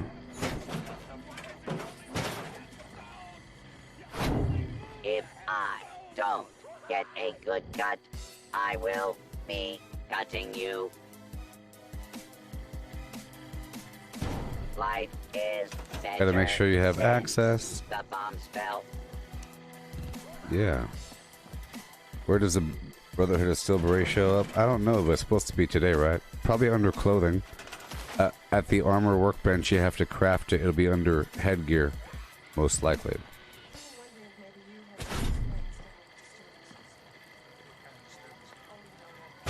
I like you better when I am wasted.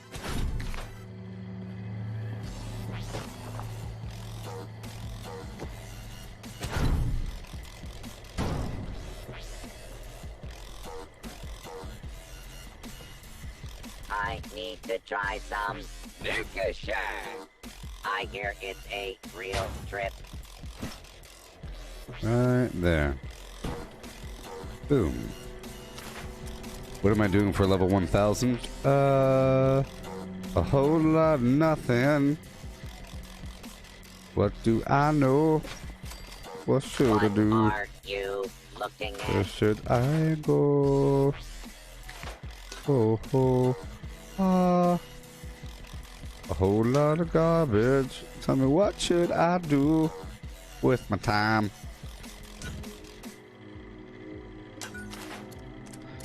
Okay.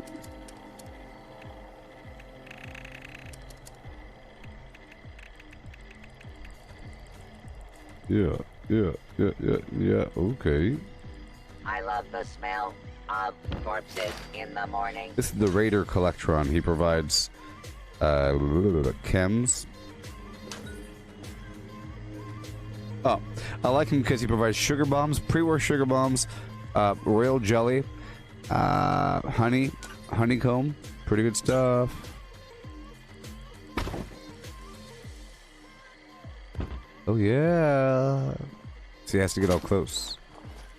Much better, you see? Yeah. That is what I'm talking about. Am I playing first? Yes. I am a Fallout First member thanks to the other Sandra. Hobbies. Thanks to Sandra Morris. Murder. Raiding. The other Sandra. If I don't get a good cut, I will be cutting you. Okay.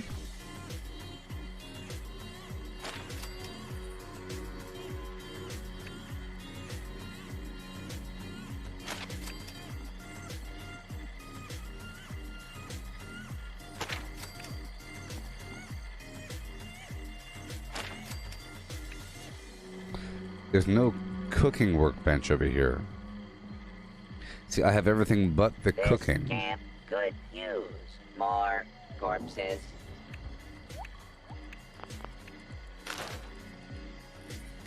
Everything but the cooking. Ho. With a ho ho hum. Yeah. Here it come. Yeah. Okay.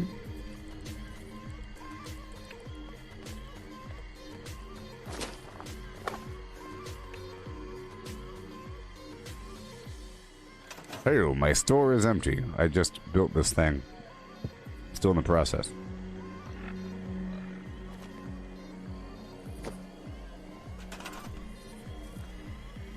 I like you better when I am wasted. Oh my god, look at this. Oh my god, look. Meat Week. Sometimes Look at this, everybody. about burning this camp down. Look. It's a Brahmin grill. This is going to be available for Meat Week. Look at that thing. I like how they insert the new items. I want that grill.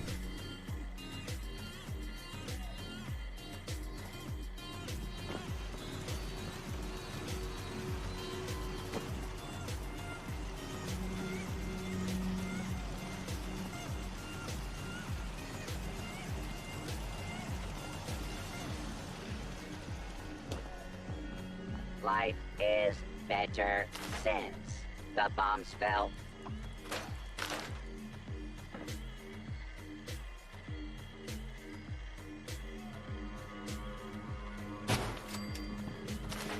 What are you looking at?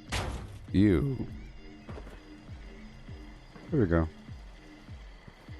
Right by the front door. That makes sense, right? Yeah, that's a pretty good grill right there. Okay, I'll put the light over here.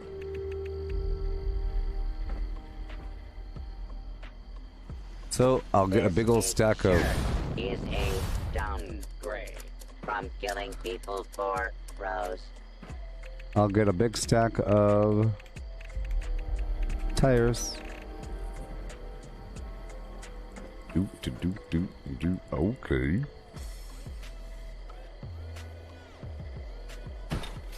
So first I want to put the light on top, center it, and then I'll move it to the side.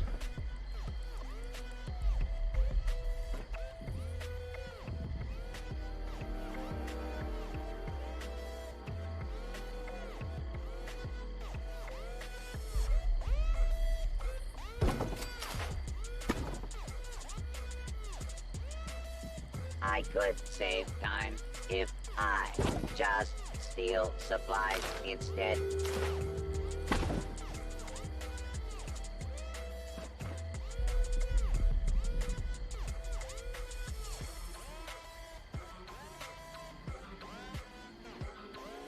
Come on.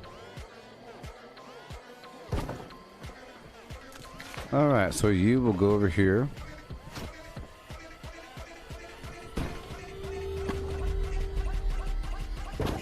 Okay, now you're centered. Alright, and now the other tires. Okay.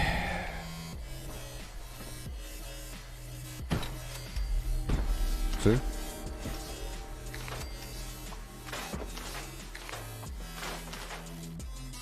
This Alright, so sure is a downgrade from killing I can't be people stepping for right on top of it.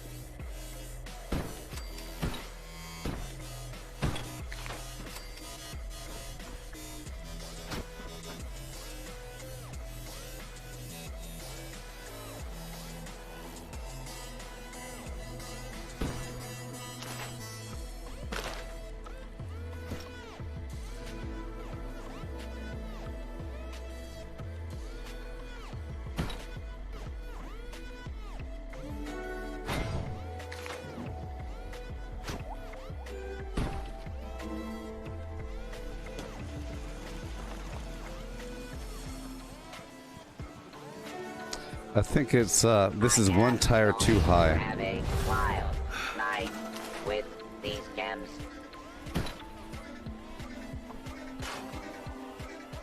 One tire too high.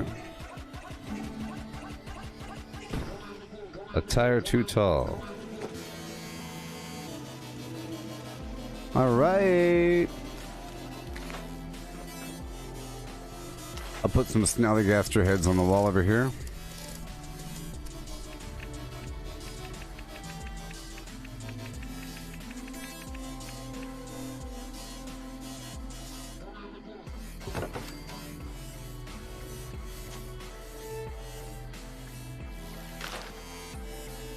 This camp could use more corpses.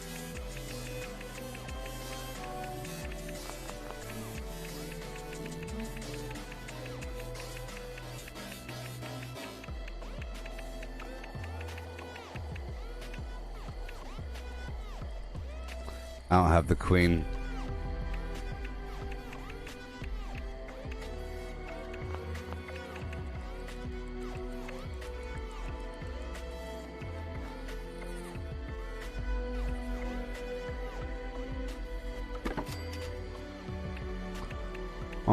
I know I'm dehydrated. I know.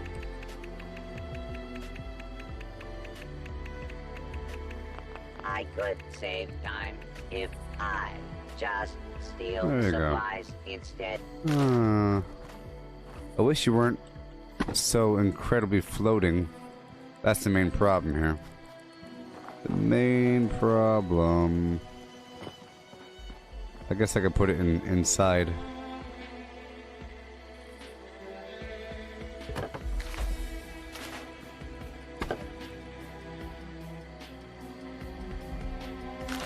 You know what? I think we're gonna have a problem with that one. Let's just not use it. And this one either. And that one either. I'll make it vaguely subtle. Sure, sure, sure.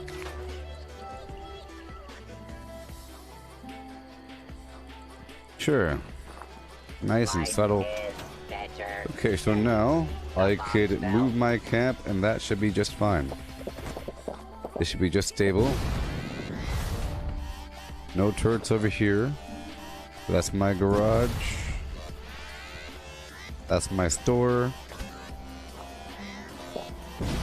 Hey, Gene, I moved my camp over here. My store. Lock all the doors.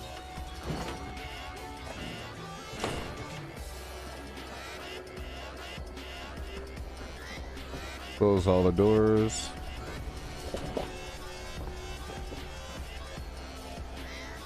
Yay!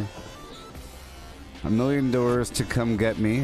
I got the things, got the stuff, got my flim flam. I have lots of hobbies. Yeah. I like base building. I need to repair my armor really quick. to fix it good and white knight.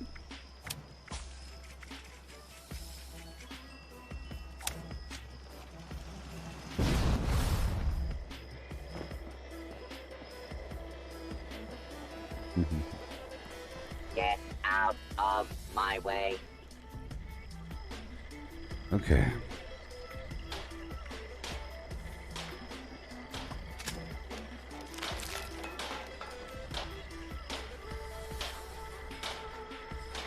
See that? It took 2 hours to get our base thrown together.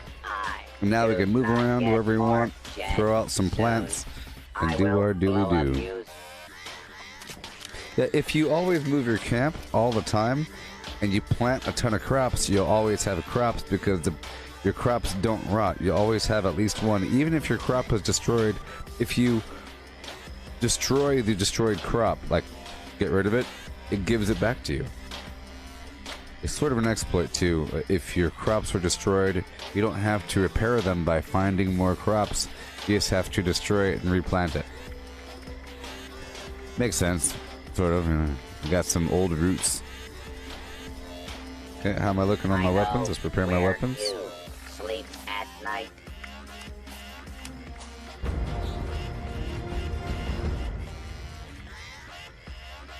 Weapon repair right next door.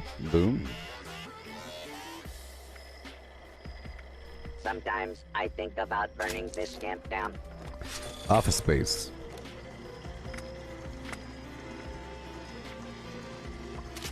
Office space.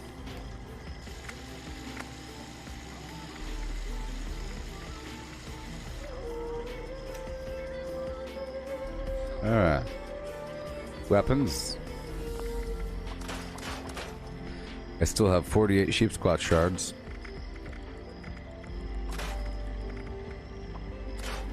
Okay, I'm looking on ammo. 380. I miss the days when there were I'll make some more 2mm.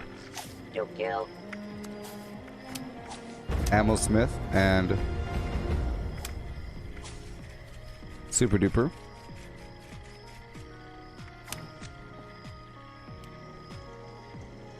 And I'll make 2mm. I still have a bunch of sheep squat shards I can use.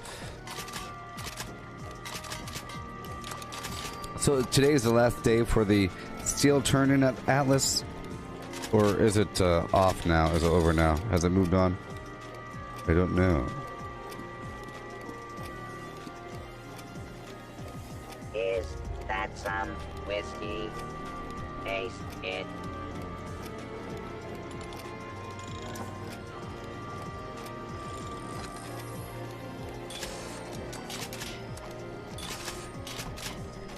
Okay, all done.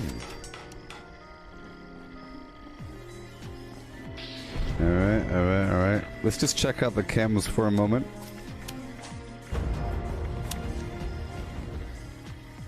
I know where you sleep at night.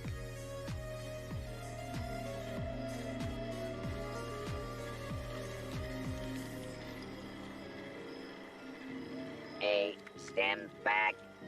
I would rather find some psycho. Oh. Hey everybody, there's a new community calendar. Look. So, hey look, there's a new inside the vault. Okay? They're working on a colossal problem, blah blah blah, but look. Patch 20 release, season 1, blah blah blah. We've had that. July 9th. Xbox Game Pass and Appalachia Starter Bundle release. We're in August. I am going to have a wild. Okay, Fortifying Atlas. Okay, daily streams. Who cares? Get out of here. Fortifying Atlas. Sure. Meat Week returns on August 18th. I don't care about the pictures. This is just a big old ugly, a beautiful calendar that has no new information. In September we have patch 22. One Wasteland for All. daily operations, legendary perks. Ah, that's important. So in September sometime, we'll get our legendary perks. Sometime, probably the very last day of September. Sometimes I think about burning this camp down. Remember when they said the first quarter 1, 2020, but in reality, that's when they opened up the private test server. We still had to wait a while longer. A while, like a couple months, wasn't it? Wasn't it a couple months of waiting? I don't know. Past the point when they said it'll be ready. That's when Borderlands 3 came out. And, yeah. They pushed forward the schedule, and I played that for a little bit. Borderlands 3 was a very fun game. Beast. It was a delightful thing. I wonder what human flesh tastes like. I'm trying to primarily consume spoiled vegetables.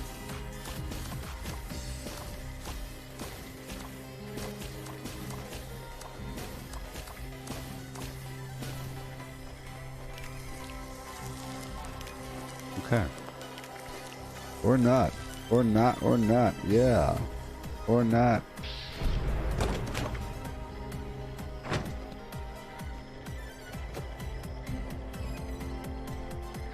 Alright, so now my stash is at 801 pounds.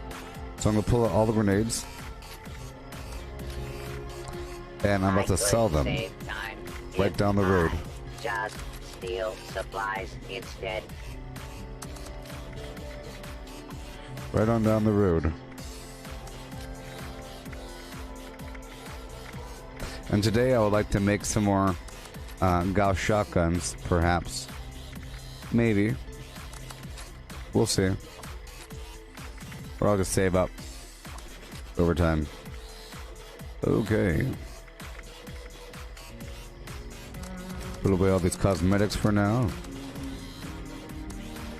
Cosmetics.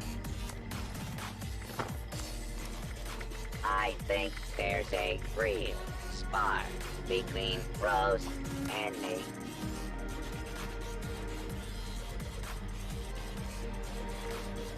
Have some flux for sale.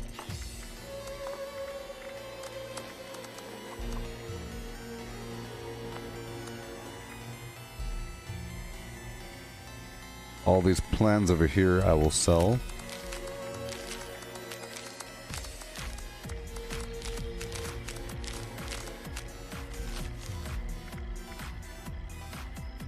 You can't make other people golf shotguns. Okay. Alright, I'll deal with what I have. Let me stock my vendor. I'll put the legendaries in this one.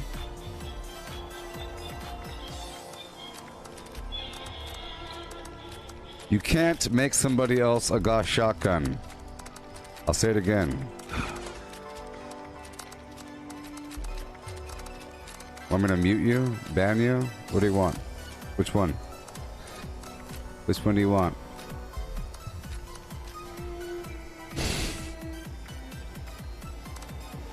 It's not tradable. It's a non-tradable item.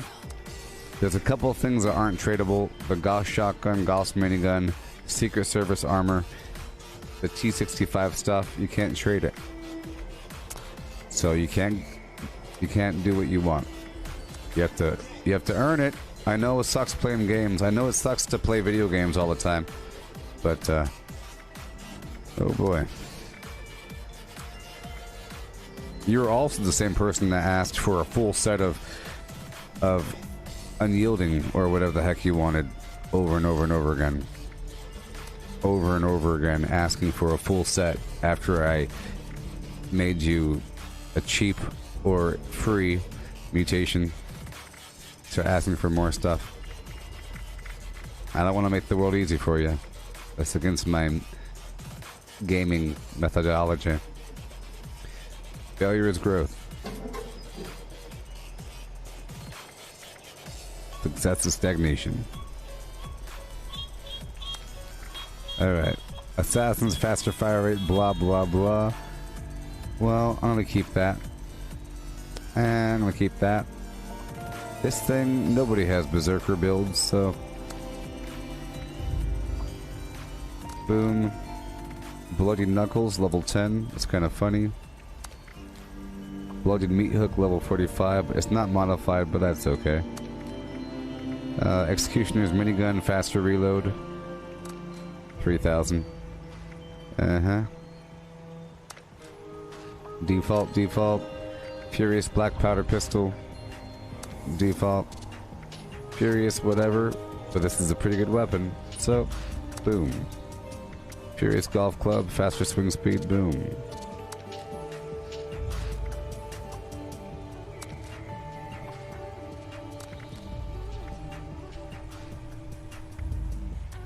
Hunter's Power Fist.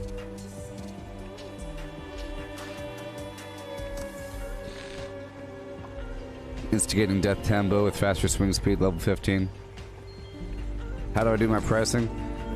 I'm basing it upon experience. For example, that last weapon, it was faster swing speed, whatever the heck it was, right? And a faster swing speed melee weapon is awesome. Any faster swing speed melee weapon's awesome. This was a level 10 or level 15 weapon. Now you might think that you don't want to price level 15 stuff so high, but there's not many level 10, level 15 legendaries on the market. It's all level 45 stuff. So if you're coming along, walking around, and you happen to have a lot of caps on you, and you happen to be lower level, you might want to buy up a cheap legendary, because it's going to really accelerate your gameplay, especially at lower levels having a legendary. So I priced it like 500 or something. This thing, level 15, Instigating Ski Sword, I'll make it 191.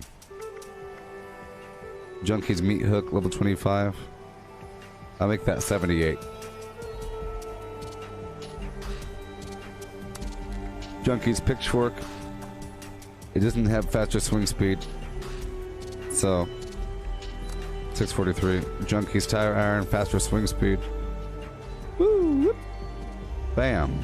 You see that? Junkies and faster swing speed. That's almost perfect. Anything else is just +1 strength. Who cares about that? Faster, blah blah blah. Medics. Some weapons fire slowly, like that weapon, sort of. That Assaultron head. So having it fire faster kind of breaks it in a good way. Default. Mutants, whatever. Not faster. But mutants, whatever. Default. Default. Default. Default. And bash damage. Blah. And blah. Cool. Now this one's all filled full of weapons. This thing will be garbage armor. So over here in Over Here Land, I just priced this stuff for default. Default prices, I would say just a little bit higher than default. A little higher than default.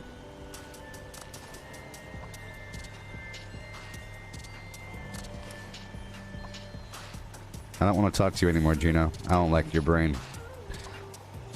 You're asking me what my best weapon is? You're garbage. Why, so you could buy it from me, scumbag?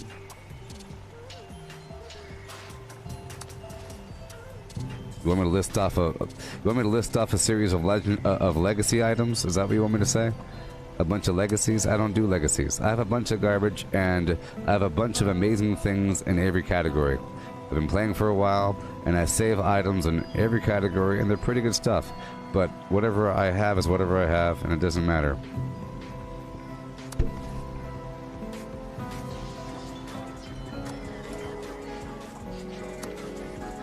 Yeah.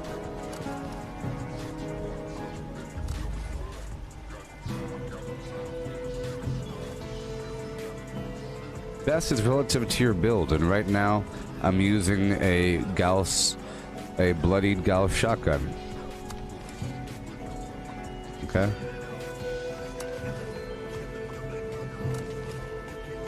Default, default, default. That thing there for 16, this Nocturnal Woodleg, level 5. No. That's actually pretty good, actually. It means you'll be pretty invisible. Alright, there you go. Done. And now over yonder for everything else. All the plans. This is all going to be default. This marine wetsuit, though, will be worth way more because it's actually sort of vaguely rare. So I'll sell it for that much. Everything else will be default.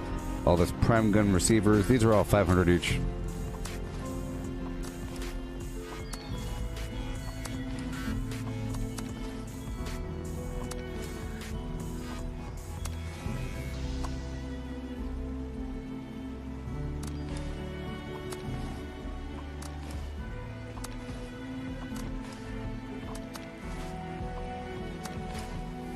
Cool. Sort by spoilage. Oh boy. I'll sell a couple bobbleheads. I'll sell the dog food for 15 each, for 25 each. All these other drugs I'll sell for default because sometimes people need these weird drugs because they are a junkie build and they're trying to build up their different addictions of different categories. Anything I'm not using, I'm putting over here. Pretty much all the different drug categories. People like this garbage. It's nice to have a different, you know, assortment. But things get heavy. Things get real heavy, Doc.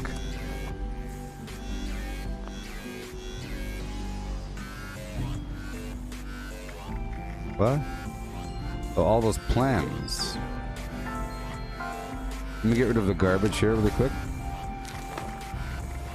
A couple of the garbage items I'll keep on adding. See, someone just showed up. I'll add a couple more. There's 3 spots left.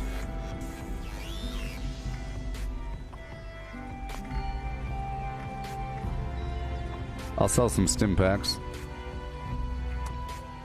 for a cheap, nice amount. 20 caps each. These deluded, sell some right away. Or 20 caps each.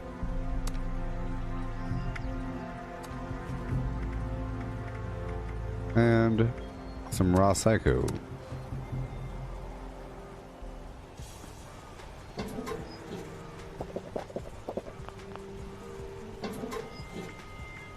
Okay, and now we have some clothing, because this is all armor.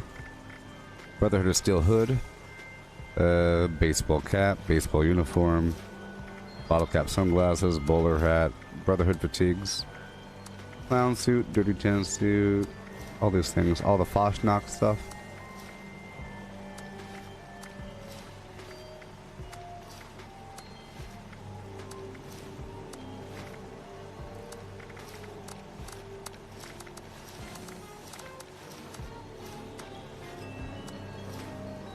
Alright, so Brotherhood of Steel hood, I'll sell that one for. Boom, 192. This stuff I'll sell for default. Default. Default. Brotherhood fatigues I'll sell for 350 or something like that. Even though I know where to get more. 423. Clown outfit default. Fashionable glasses default. Now the goblin mask I'll sell for 6,000. Jester mask I'll sell for 6,000. Skull mask 4,000 whatever. Sun 7,000. Witch 5,800. And then I'll eat a big pile of garbage.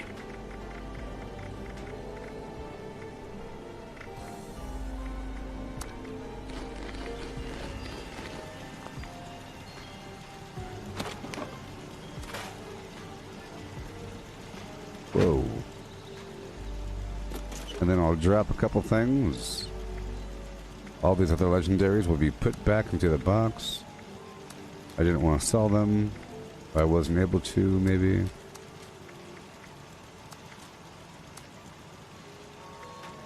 A lot of weight is sort of a problem. Or I'll get rid of all these, the stim pack and right away. And the Radex. But they weigh a lot. I have to stash all these legendaries. Until I hit up the purveyor and get rid of them all, or the script vendor. Ushkana hat.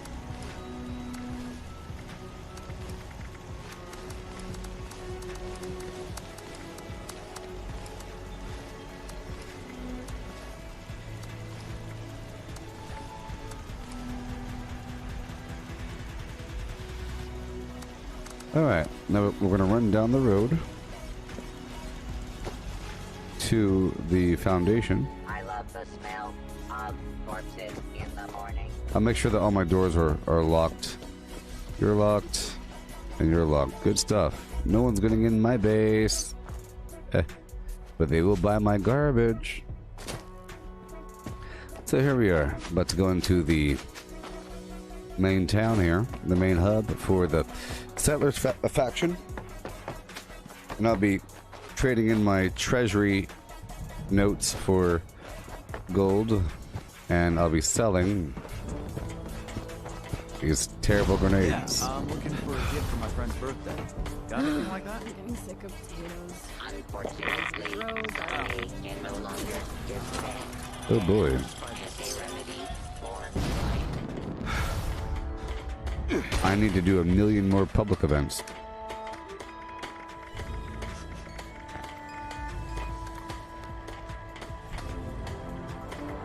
Great Mintats. You know, later on today, the Smiley will reset. We could buy more gold. Strange what you found in that vault. Yeah. All these grenades.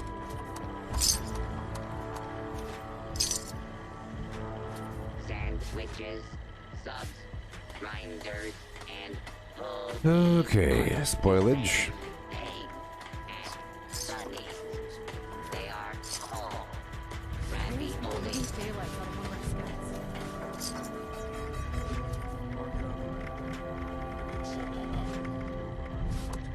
Moldy food. Yeah, did it already. I want to eat all that stuff whenever it's time. Get rid of all the radixes. Because if I accidentally eat some, it'll suppress my mutations.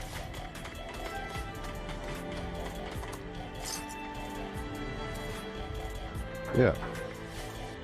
I'll get rid of the whiskey. And the wine for now. Yum yum deviled eggs. And half of these stim packs. Purified water.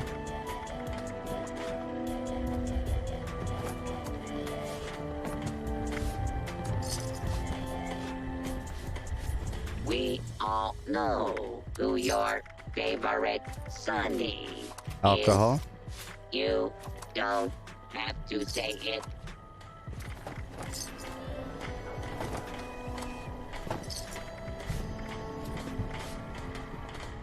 Flowing blood. All of it, yeah. Cool. That was a nice transfer. Yes, yes, yes. Getting all cleaned up. Get rid of all this ammo.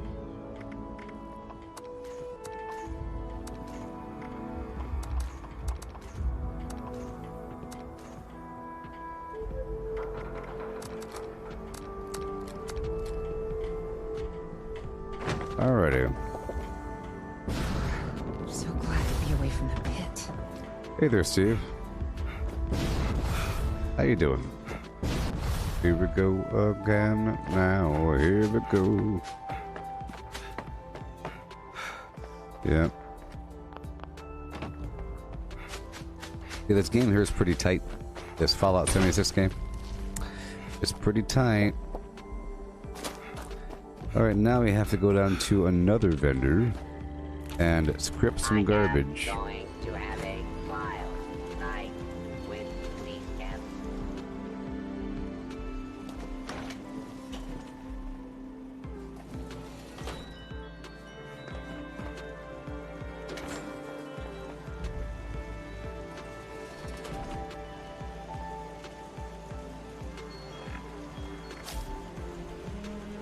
Wonderful. So now we have to do a bunch of public events and some other flimflammery across the map. We did some essential stuff. I have to get all kinds of treasury notes.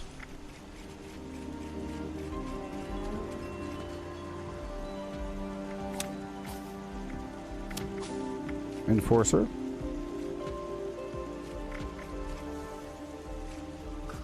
This, fix that. Okay, this is my basic build. I don't need this pick lock stuff on here right now. It's sort of in the way. Here we go again now. Oh no. Well, I might as well use Concentrated Fire 3 because I'm not using lockpick. It says it does more damage, but I don't even know if it does. We'll find out. See, it says right here, that target's limbs focus fire to gain high accuracy and damage per shot. To gain more accuracy and damage.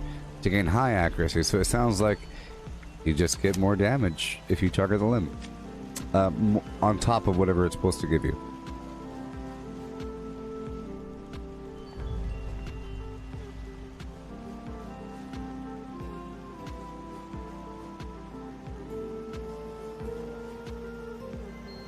But I'm happy with my base build here. This house and the garage next to it, I can move it wherever I want, depending on activities of the map. And whenever Meat Week rolls around, I'll be moving my camp right next to the primary event.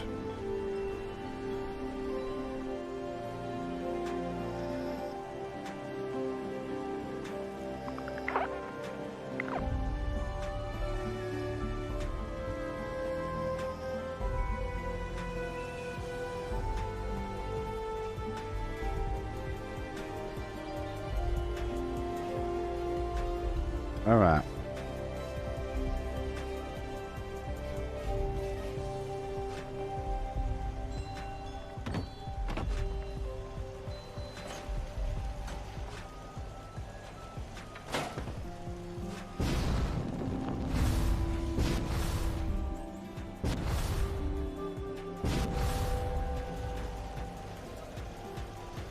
I like it.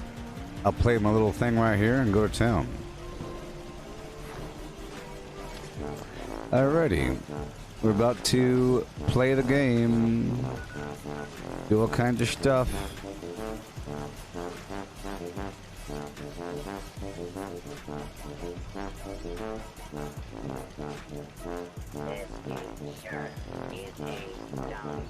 Hail, please peruse my wares and spend your money.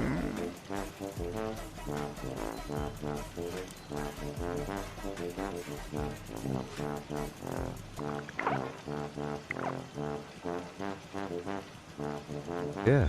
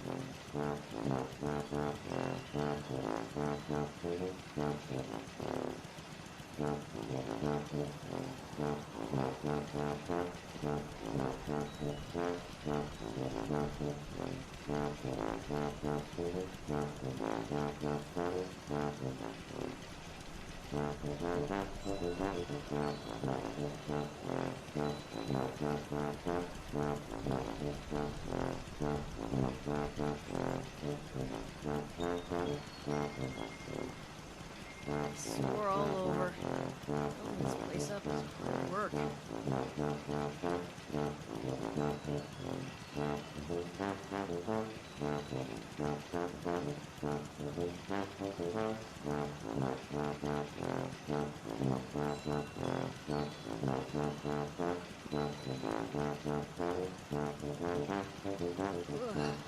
hard work making a living out here.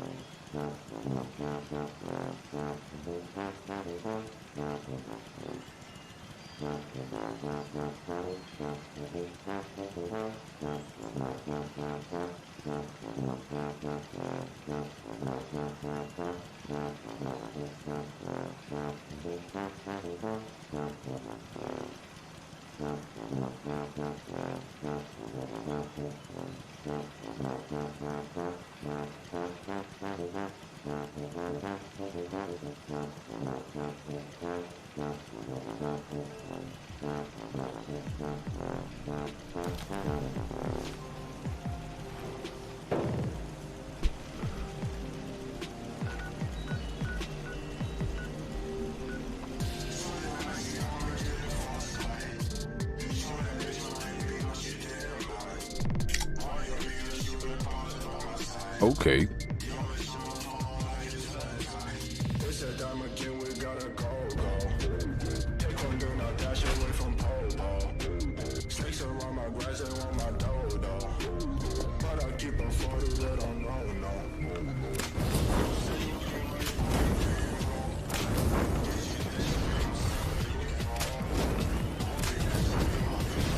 Extraction process initiated. Keep away from extraction units while operational. Hostile trespassers detected. Employees are encouraged to remove trespassers before damage to extractor units occurs.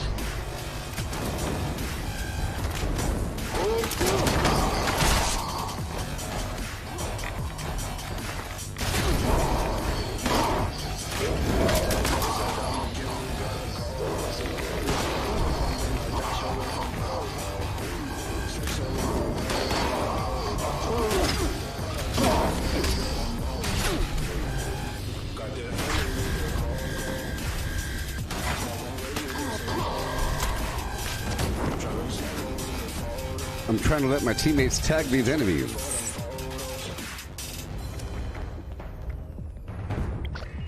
Hell.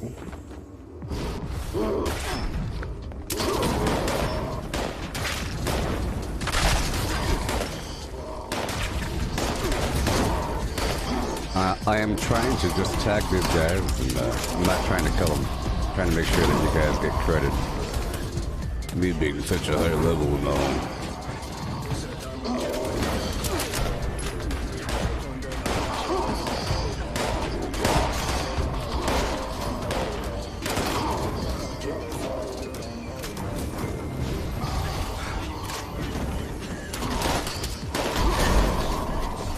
Yeah.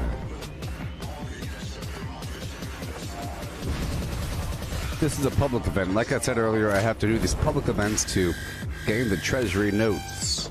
And they take as long as they have to take. Oh boy.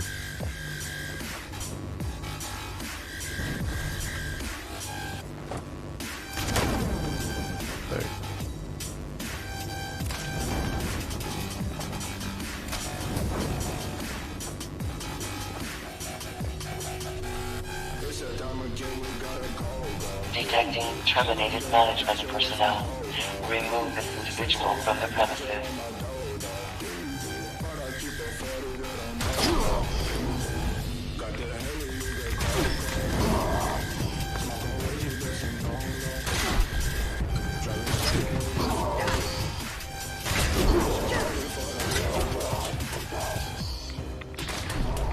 Yay. Adequate uranium volume extracted and processed. Output quantity increased. I like it.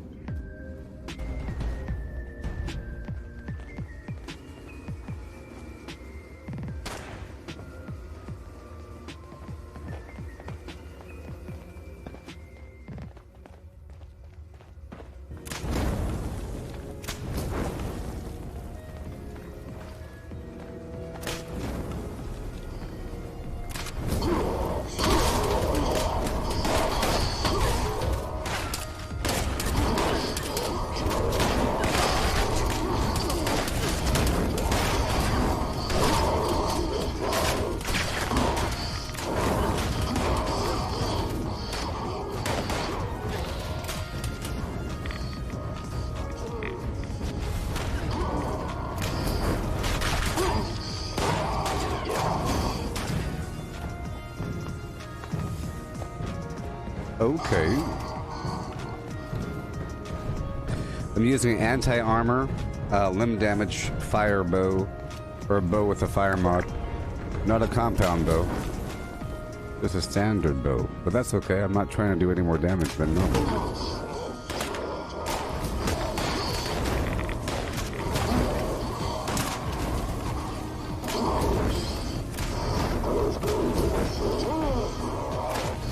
You see, what I'm doing is the best thing you can do.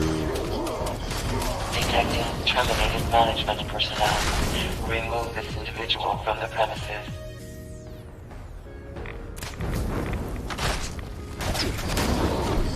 Adequate uranium volume extracted and processed. Output quantity increased.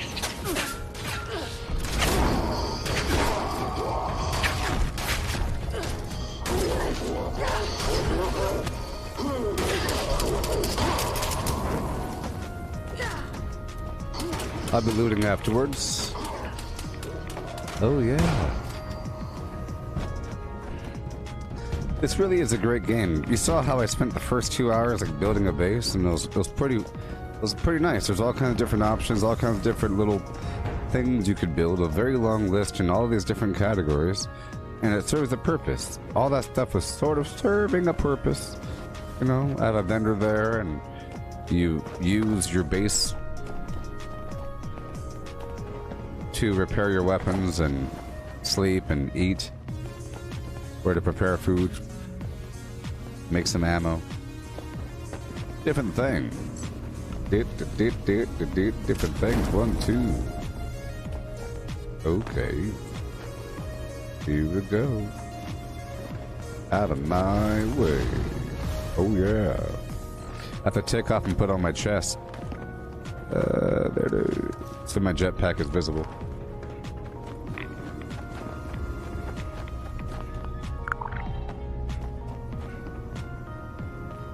Adequate uranium volume extracted and processed.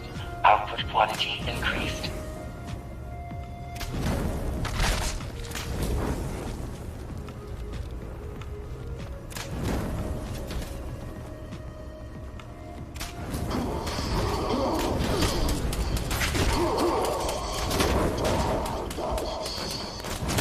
Detecting terminated management personnel.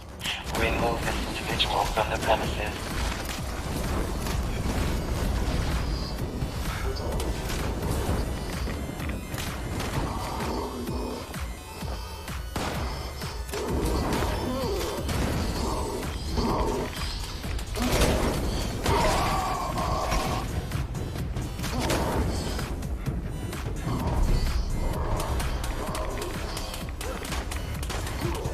Alright. Gotta repair. Not loot until it's over. Might be one wave left. I guess I'll start looting.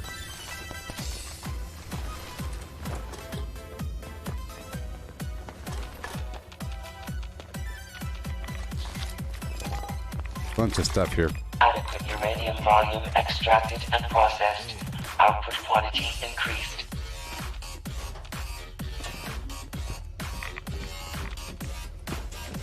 Fire.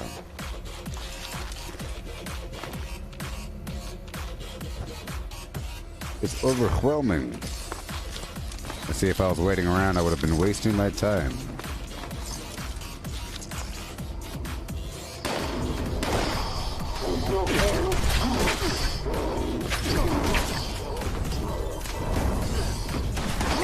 Extraction complete.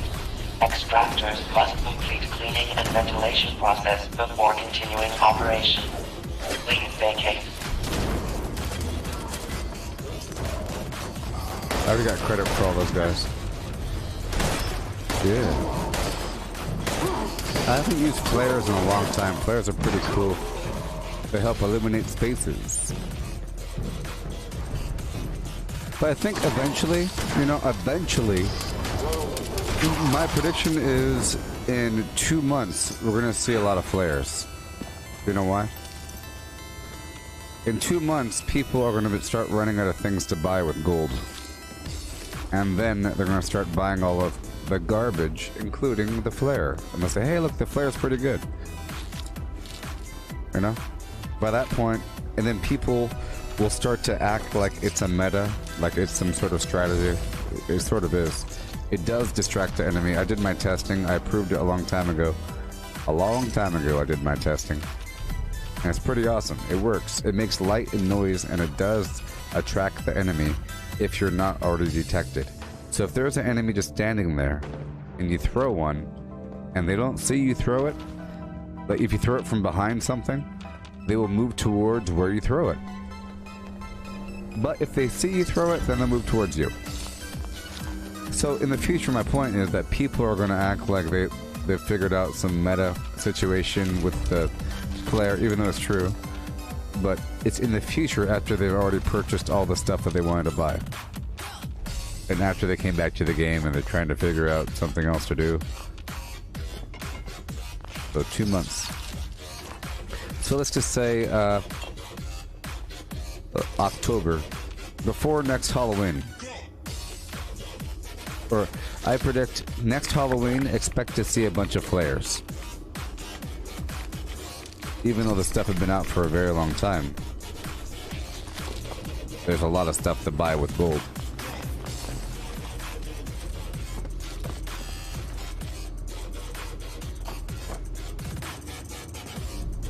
See all this stuff?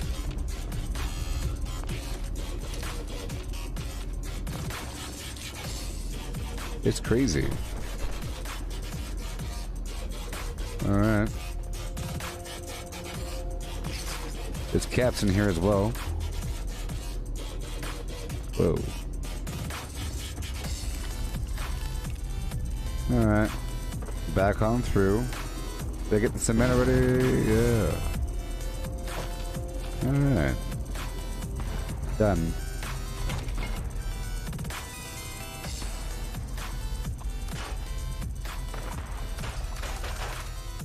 Yeah.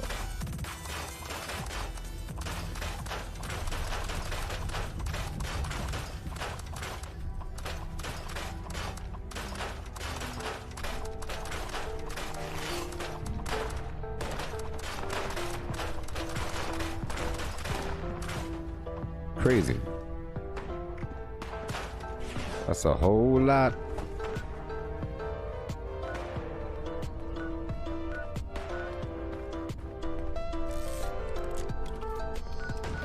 Shoot the doo-drop. Head on down to West Tech. I'll start it off with some XP and steel grinding.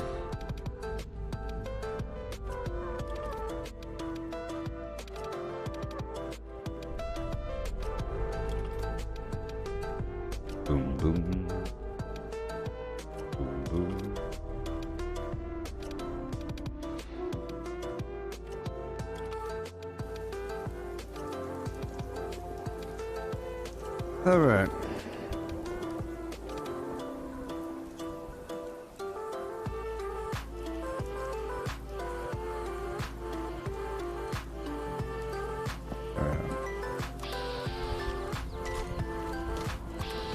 Hey, oh my gosh, thank you so much. Hey, Daniel, thank you so much. I appreciate it. My goodness, here you go, yeah.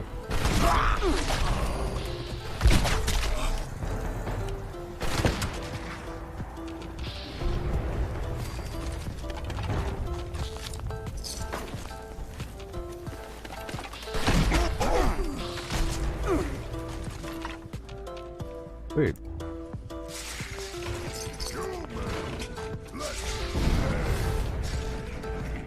Oh my gosh.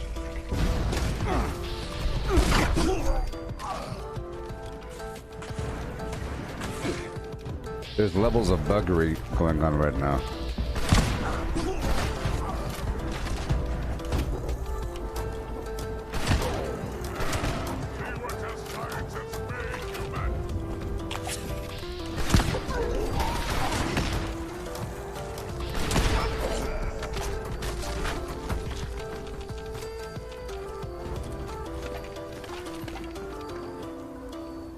Ooh, the frame rate drop over here by this building.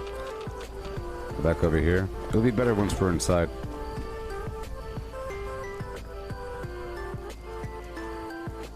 So I was checking out the event page.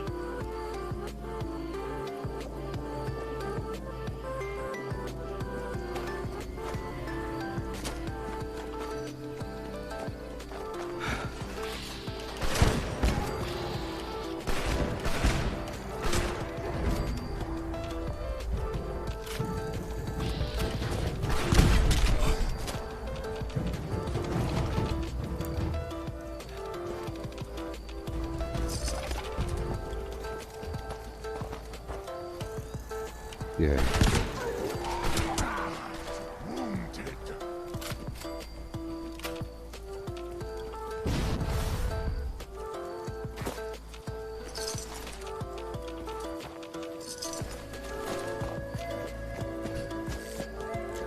Alrighty. We were wondering if maybe you had experienced any disturbances.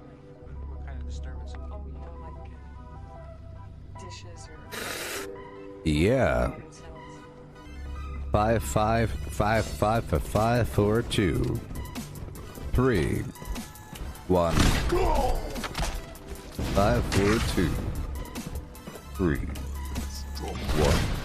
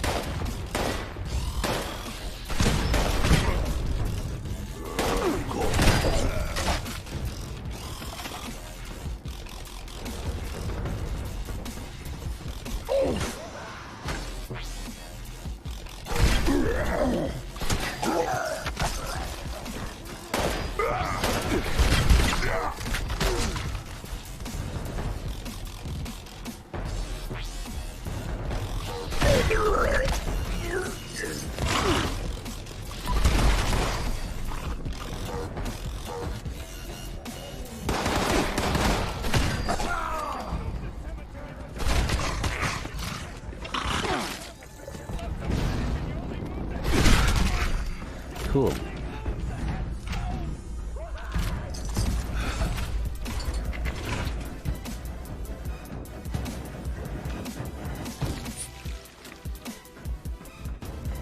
All right.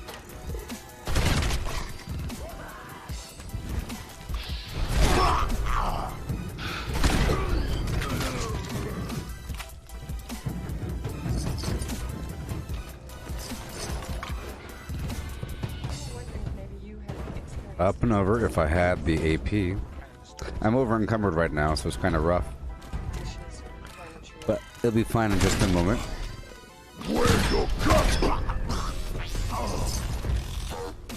Gotta deal with it. And keep on navigating. I'll lower my life a bit. It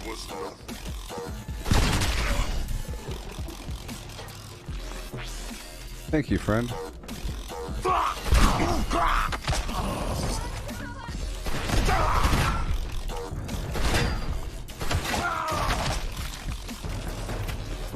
Okay.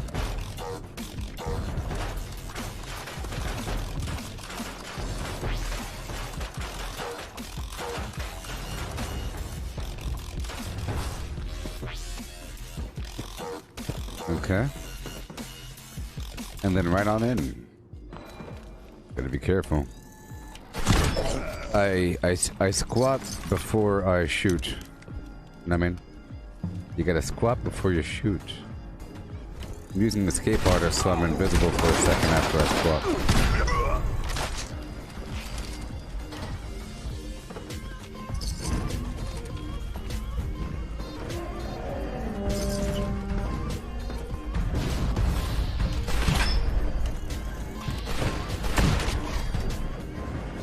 Okay.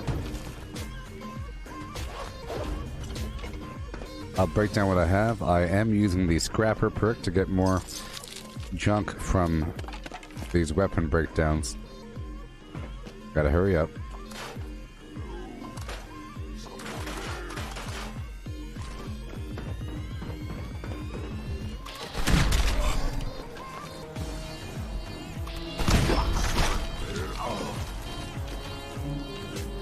Is someone there? Noises. Funky old noises, huh? No. I knew it.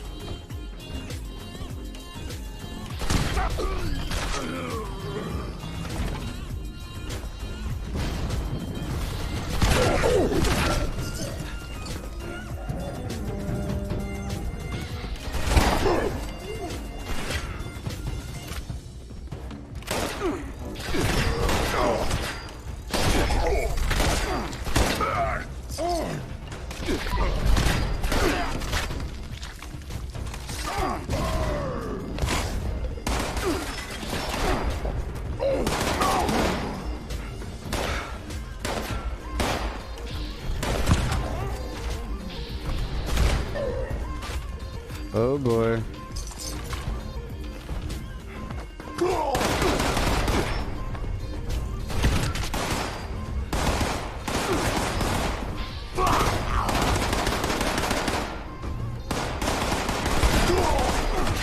Thank you for reloading, monster.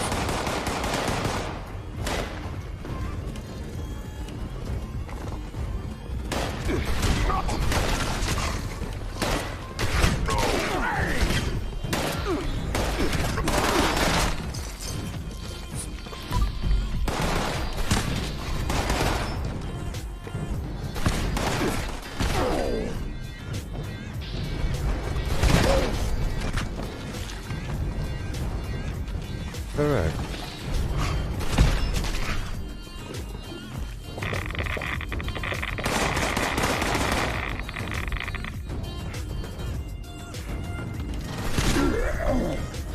Wonderful. Let's break it all down and keep on going around.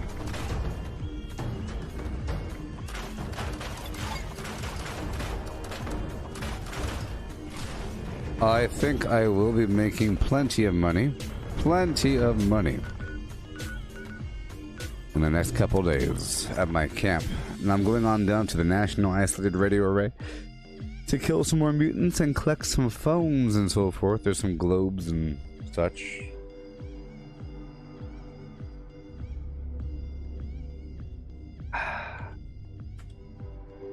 That's right, it doesn't matter what comes. Fresh goes better with life. With Mentos. Fresh and full of life. That's right. It's true.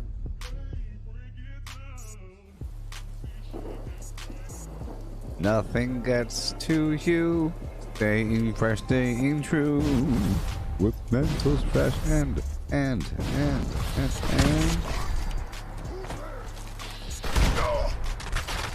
Yeah. Okay.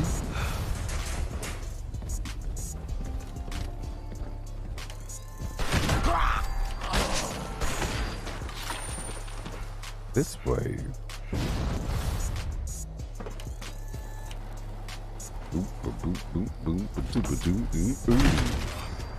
Nice is right.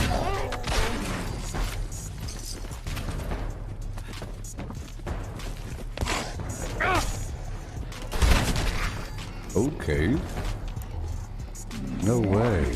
You stupid humans. Always ordering.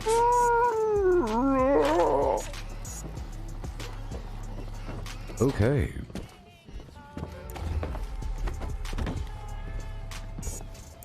Trying to move around just in case he was in here.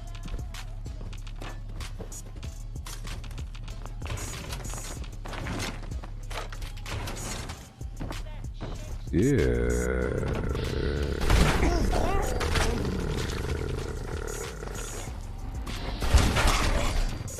Yeah. With the 1 tube, baby.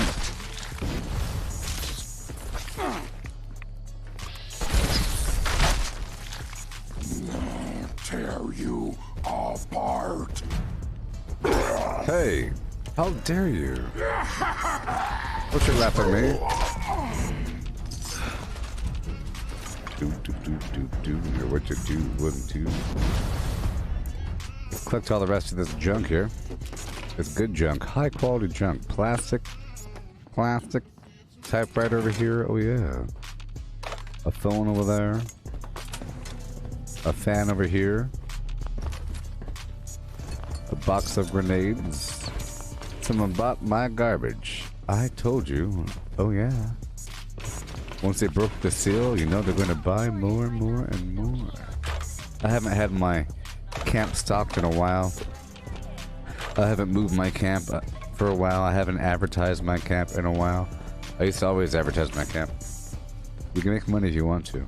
I can smell you out there, little sneak. Okay. Go this way and get the heck out of Dodge Town. Mm-hmm.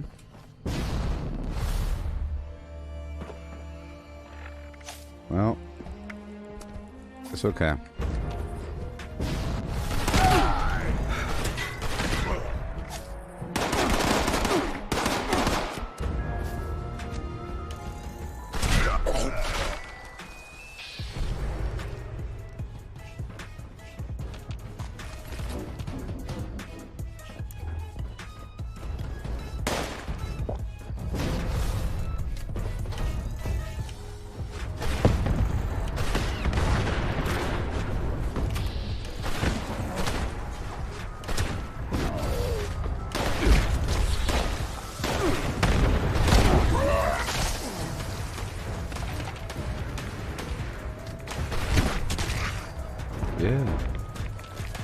Alley-oop, alley-over.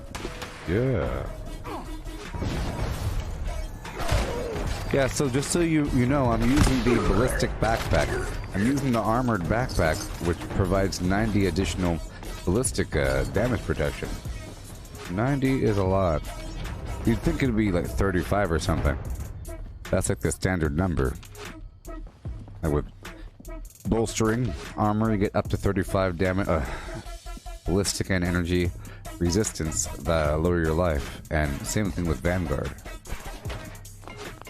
But yeah, so that was a pretty good little loot and XP run there. We have one more spot to go by. We'll probably get a bobblehead, maybe a magazine, but there's a bunch more mutants to slay, and they have their weaponry on them, and we'll break down that weaponry and go to town.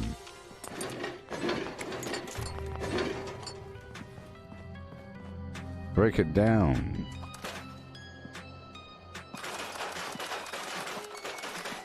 All around. Yeah.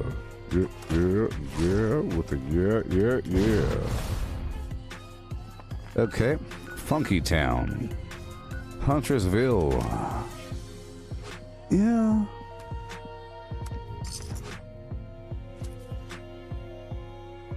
And step and clap.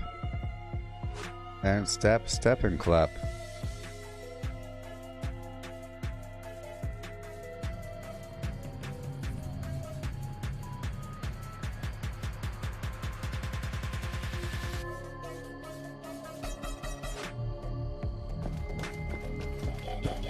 I'm gonna put down my survival tent right here.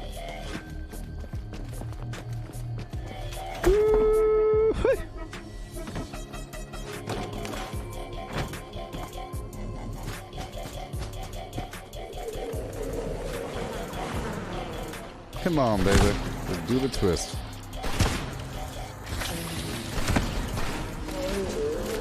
Hey. Human. I will tag them with my fireball. You will get the credit.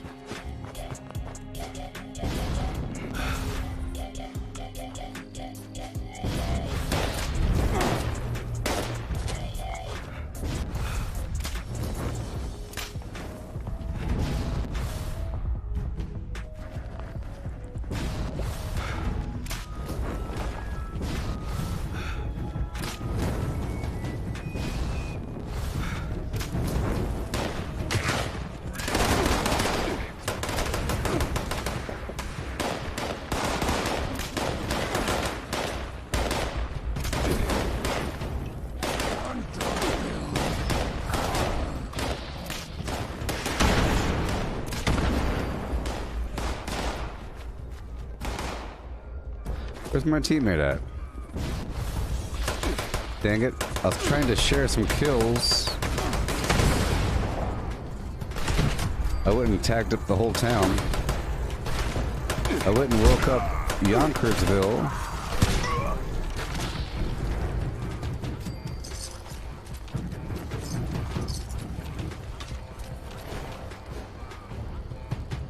Human, come. If you hear my words, there's a legendary up the hill. I've tagged all these enemies. You may finish them off. There's a lot of enemies here. I've tagged all the enemies. You there. I've tagged all the enemies. Beast. There's a legendary up the hill. Come on now. I've already tagged all these guys. Come on. Come on. There's a legendary here. A legendary. I've already tagged. There's a guy up there. Huzzah. I got right here. Face me, coward!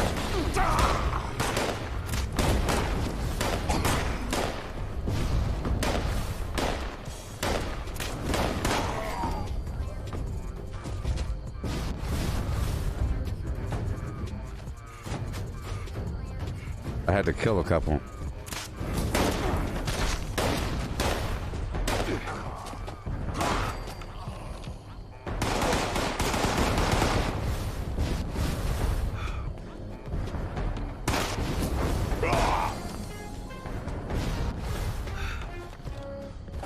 Legendary's up top. Going to be good fight. Ow!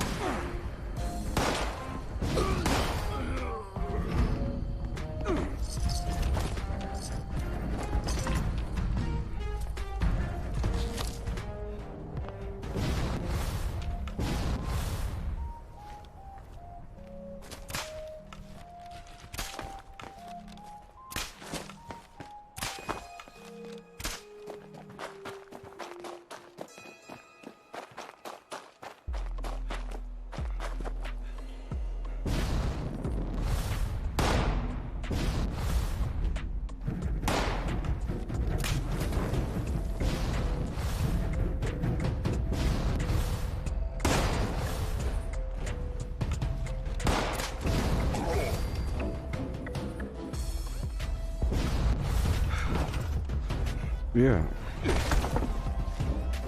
Yeehaw.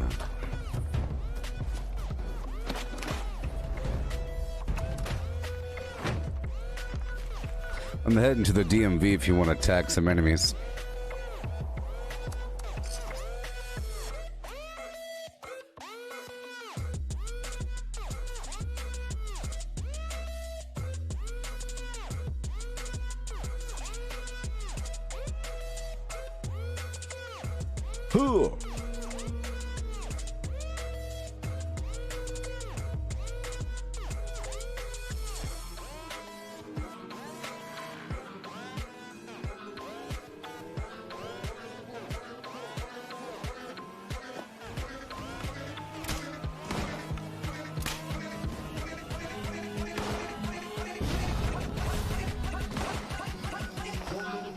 Nope.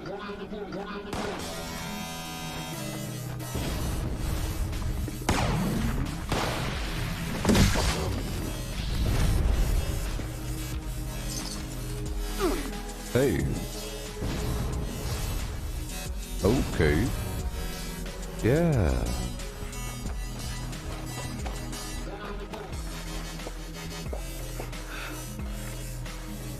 How's it going?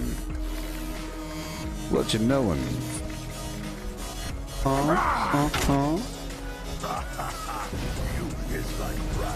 Yeah, that's cool.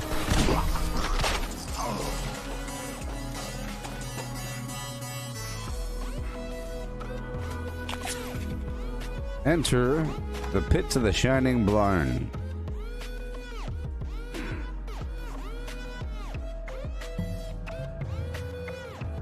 I do have to stay on top of these public events, but it's nice to hit up these areas once per map, you know? I have to do a couple more areas as well. I have to get in my excavator power armor and romp around the map doing a couple of things.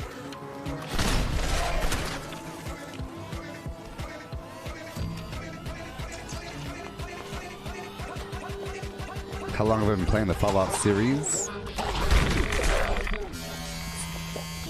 I played Fallout 4 quite a bit. And I've watched somebody else play bits of Fallout 3. And I've known lots of people that have played Fallout New Vegas.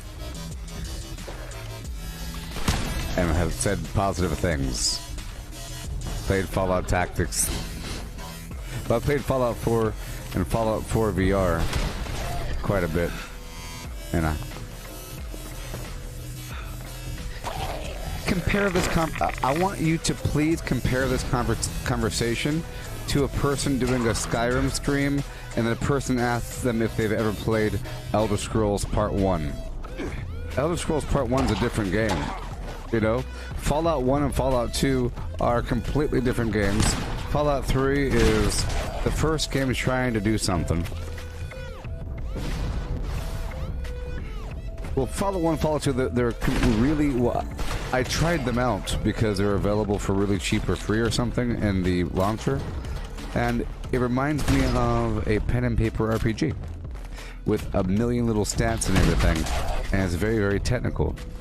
And it's turn-based, of course. And it was meant to be dark and gritty and turn-based and kind of vaguely gory for the time. So, in that sense, very groundbreaking. It's a futuristic sci-fi apocalyptic thing with a unique narrative, you know. And then you have other garbage. You have lovely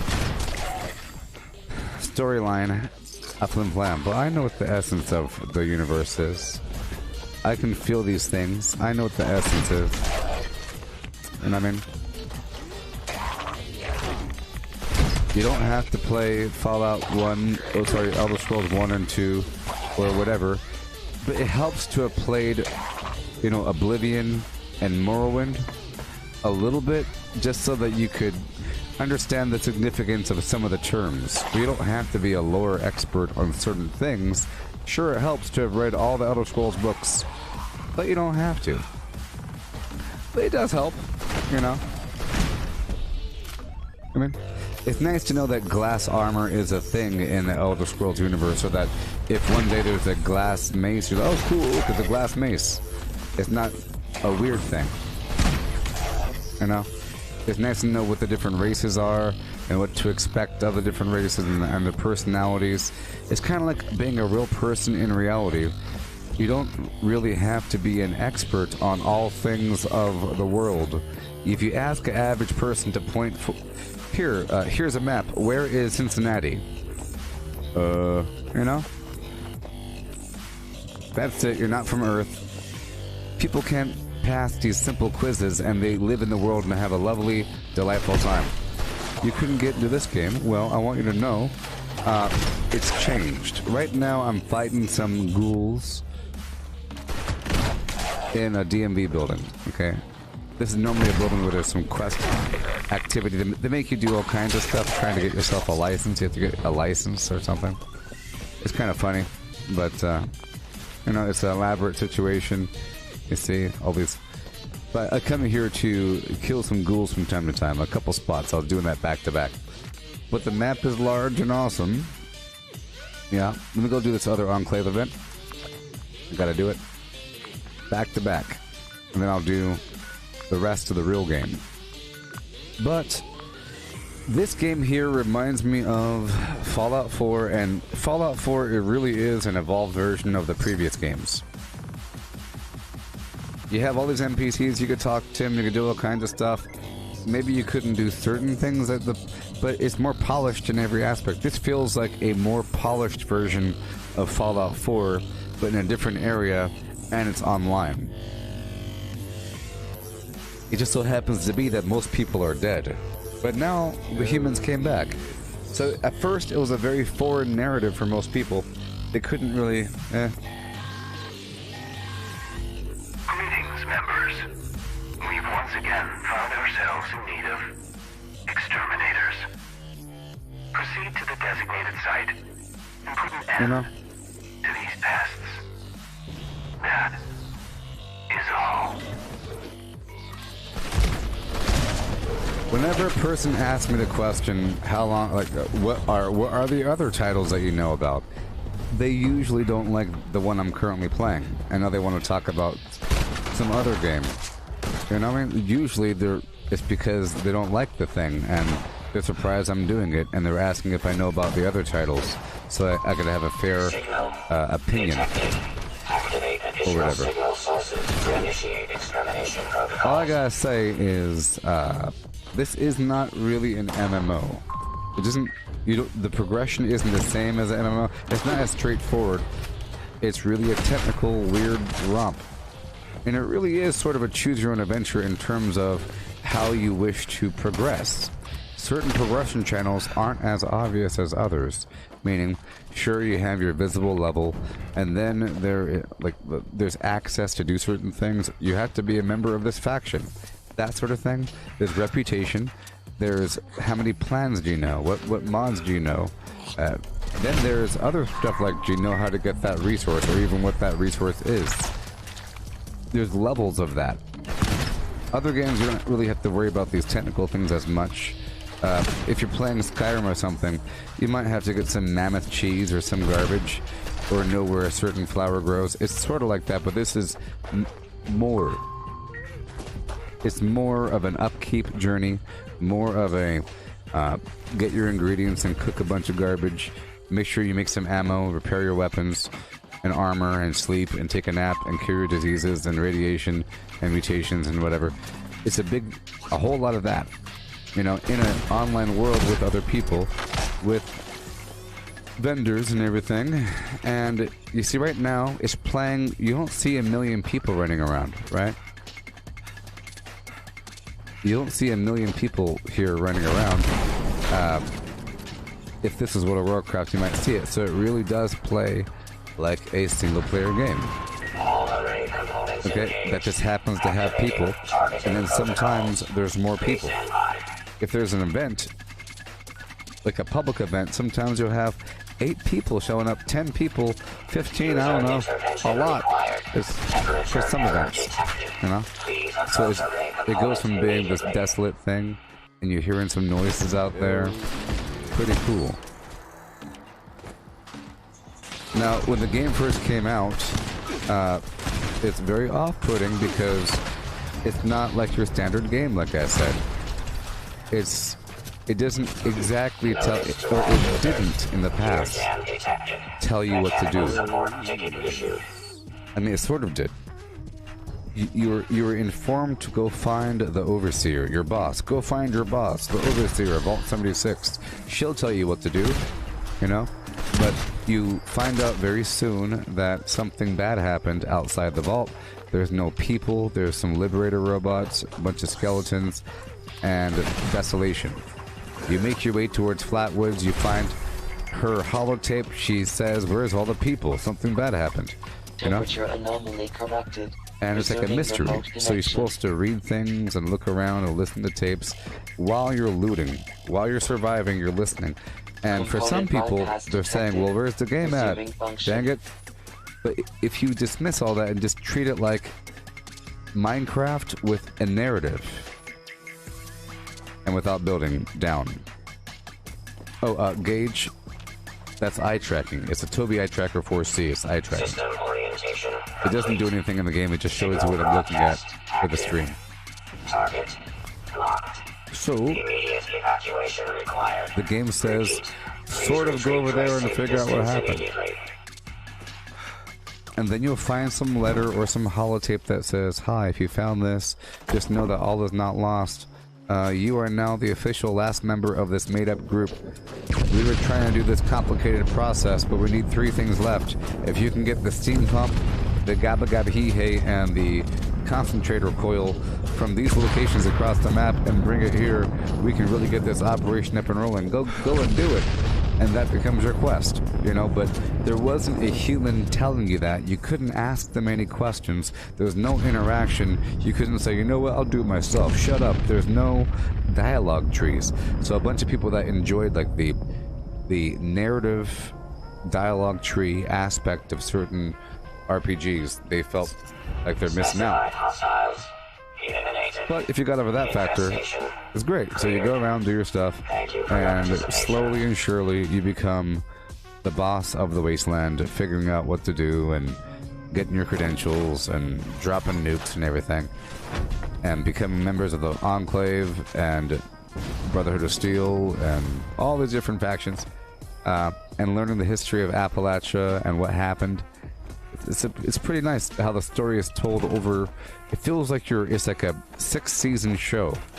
Is the length of the story that's told to you in that sort of manner, in this convoluted, inside-out manner where you're hearing this. You have to imagine it like a book. Okay, before Wastelanders, it was like a book, and then Wastelanders is like the movie of the book. Okay. Where now you have these humans that show up that give you a verbal and whatever narrative of what's happening. Man, can you believe that some bombs dropped? Good thing you were in Vault 76. Hey, Vault Tech, huh? That's pretty cool. I'm a human. So are you. Let's go out there. Man, there's a virus. We have to fix it. You know, they're telling you the same thing that the holotape said, but now it's in a prettier format. But if you've already done everything and then do the Wastelander situation, you're telling them what to do. It's pretty cool. It's like you're informing them of what you know, and you're all, you know, trying to figure it out. Because the humans do come back, and it's a big deal. The humans come back, and it's a big deal. So the first edition is like a book. A choose your own adventure, meaning you could read whatever chapter you want in whatever order if you go to the spot where the you know, there's a spot to find more pages of that chapter across the map. If you want to learn about these characters, you go to their house and you read their diary. It's kind of an interesting concept if you see it that way. You want to learn more about West Tech, you go to West Tech. But here, you go talk to hi there, I'm a lore expert. You have any questions? And then you're asking them questions, and they're talking to you, and you're standing there. That's how normal games do it. Oh, 45 years ago, we came to this valley, and you're standing there in front of Deckard Cain, and you can't walk away, you know. But here, with the other system, you're able to walk around and listen to the story. And once you understand all that, and you get used to the desolation, and you realize that people are trying to survive, blah, blah, blah, it's pretty cool. But now you have it where there's a million spots where there's people. For example, there's going to be some people out here in the boonies. Humans. They're all over the map. It's just they're not in the spots that I'm going to. The humans are not in these spots, but every so often you might see one leaning against a pole smoking a cigarette. You might see a couple digging through some trash. The game just crashed. Oh, yes. But anyways.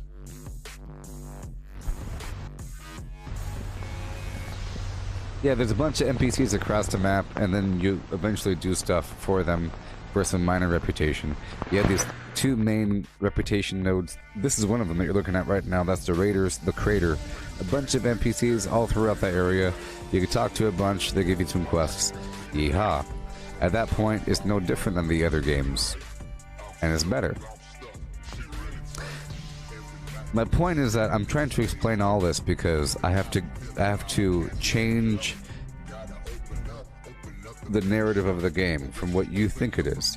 Many people that don't like the game or that never even give it a true shot, or maybe they tried it for a second just to confirm what they already didn't like about it, whatever, they say literally nobody asked for a multiplayer Fallout. What the heck are they talking about?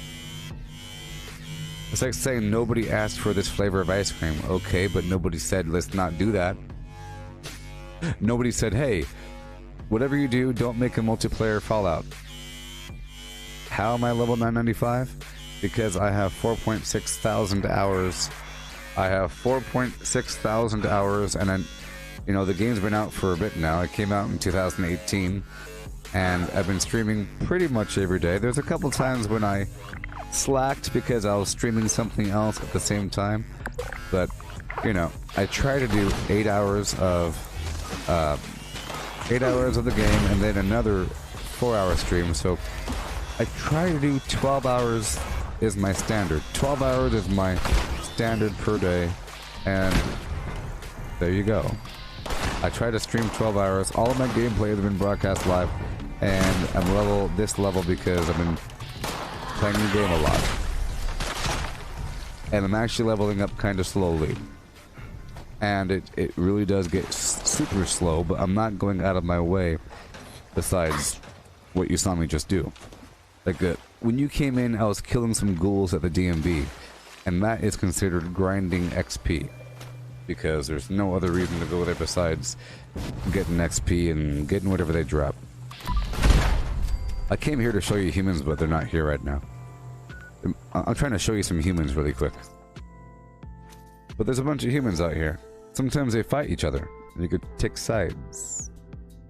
Yeah. How's it going, Misty? And Joe? I'm talking to this Gage guy. Gage Hickman.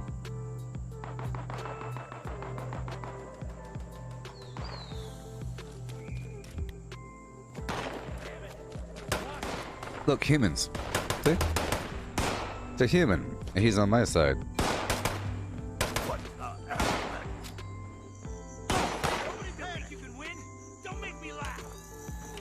Oh, see right here, it's raiders versus settlers.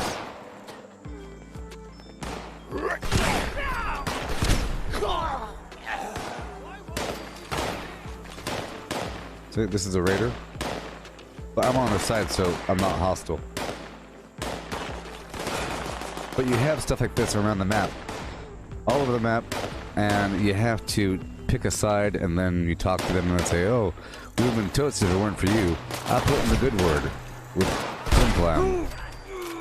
So tough now, huh? That's something. Whenever one side's all done, you talk to the other side, and they'll give you something. But I've already maxed this process out. It took a very long time.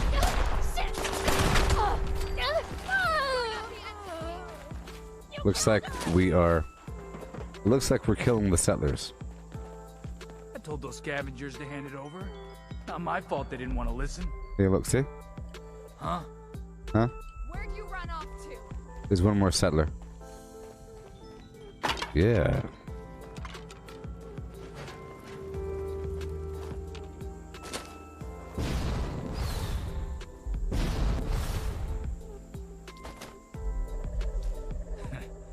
Hearing things again. Are you good? You there? Oh, you're dead. All right, pal. There's a bunch of loot here. Let me go ahead and loot it. Got a multitask. Okay, you got a multitask. Come on. A bunch of bones are here. Let me go.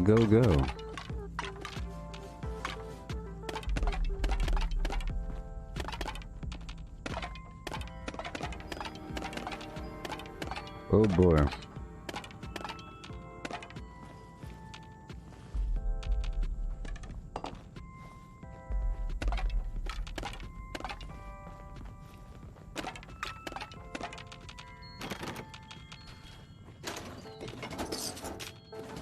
Yeah.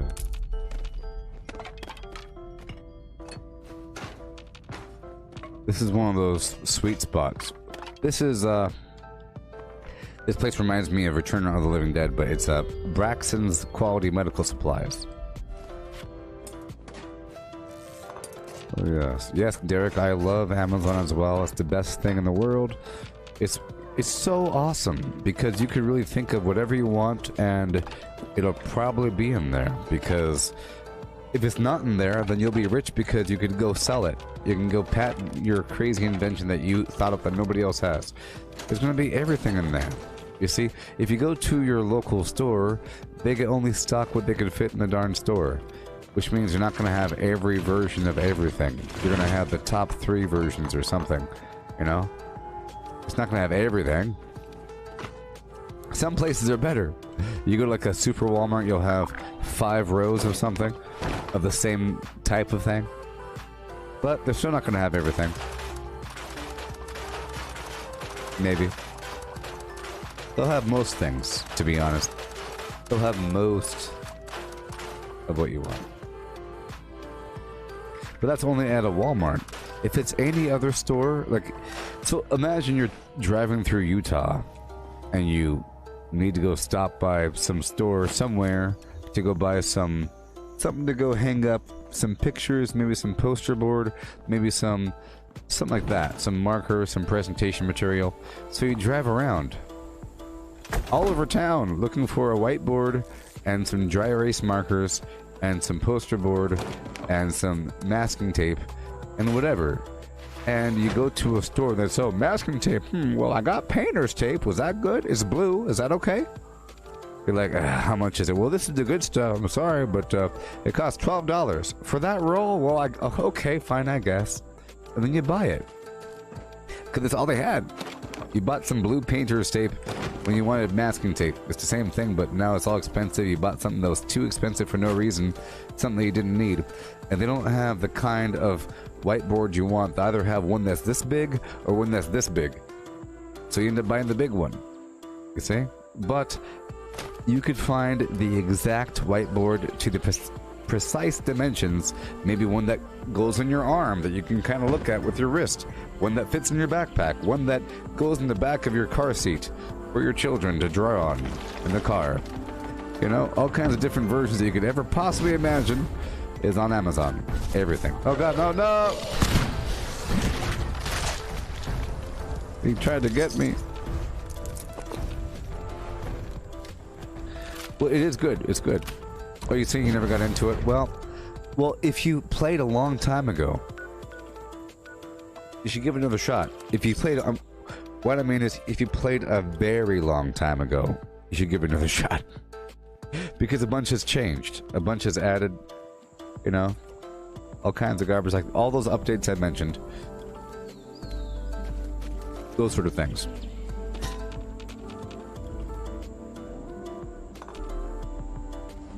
Analyzing sample.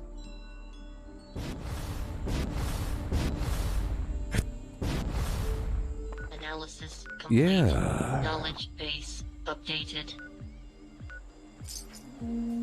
Okay, now I'm gonna go over here, up and around to get the red rocket cores, and then take over red rocket in the process. And I'll be looting the building as well.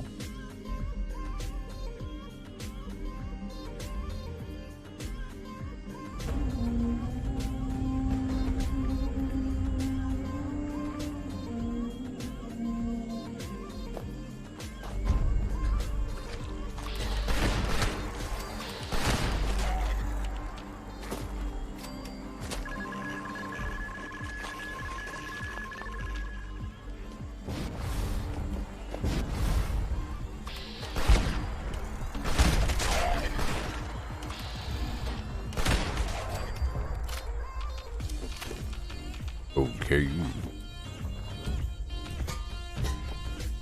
Let me check this right here for any public event. I have to stay on top of these public events, people. Alright, good. Alright, so I'm enjoying my new build. Before I was sort of dismissive of a bolstering armor set. I think a bolstering armor set's really good now. A full bolstering is pretty darn fantastic for PvP, because you'll have like 700 or 800 even Maybe even a little bit more. Ballistic defense if you use the right perks and everything. It's a lot. But right now I'm at 693, right? And right now I'm at 712. See that? And if I use a Psycho Tat or a Fury, 737. See that?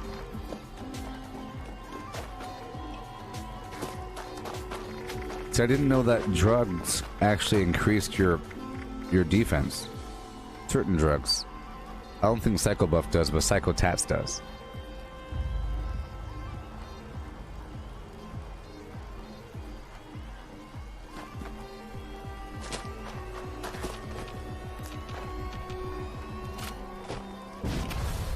You know, I think this game would benefit if I upgraded my video card. My video card isn't bad, but I'm thinking about eventually purchasing see, I have all these modules and components for a second PC.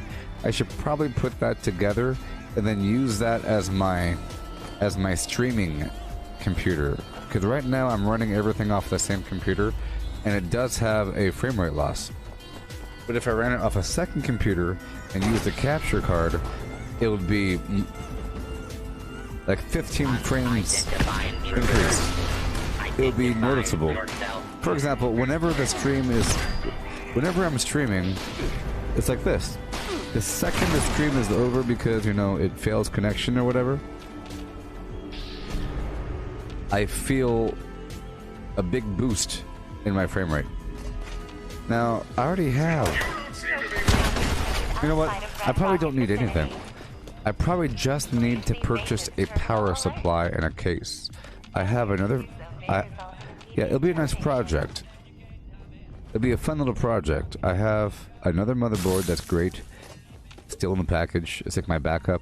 I have a copy of my current CPU compatible with that motherboard, and I have a pair of... Oh my gosh, thank you so Hey, free stars. Thank you, mister. Thank you. And I have a pair of NVIDIA GTX 780s, I think. That's what I had before this. And I was trying to run an SLI. But you don't really need that strong of a video card to capture a stream. So I just need one of those in there. So I don't need anything besides, I guess... and you technically don't need a case. That's gonna buy a power supply. Let me find out.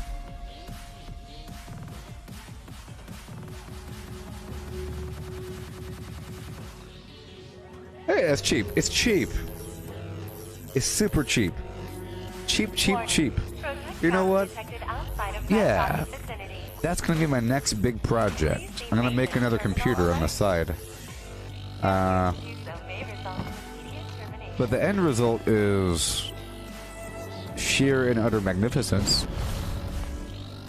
Sheer and utter magnificence.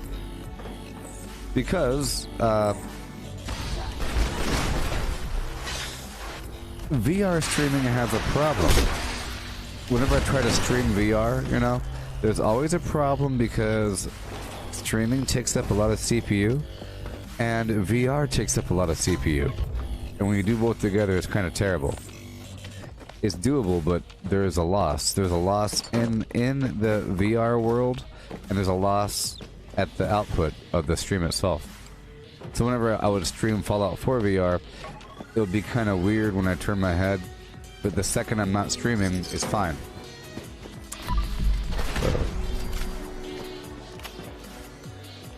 Oh my gosh.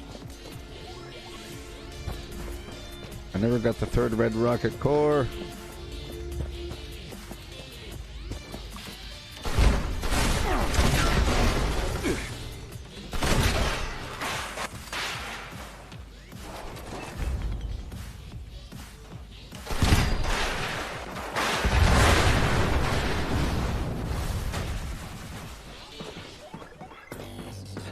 Yeah.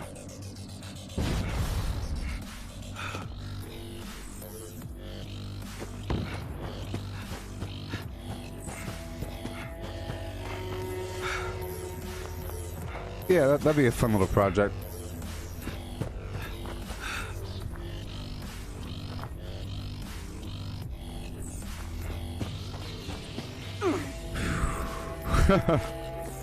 I'm just imagining things in a couple of years. It's gonna look like the Matrix, because I have these screens here for this computer, and then I would want more screens for the other computer. So like I have these pretty large, pretty nice 144 Hz monitors with 3D functionality, with G-Sync, NVIDIA, whatever, but they're large. Like 27-inch, I don't know. Boom, boom.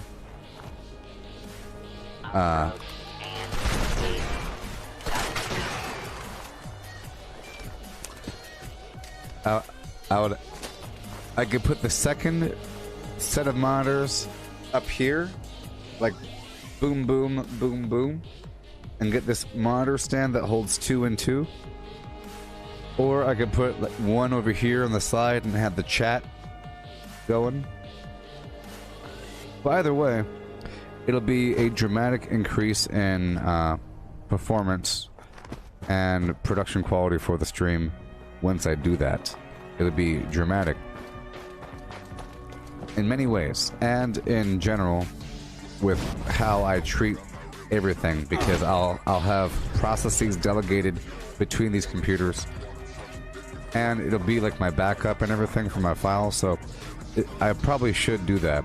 It doesn't need any sort of video card garbage, and I already have everything else. Yeah. Kill them, murderers. Oh yeah. That's a fun task.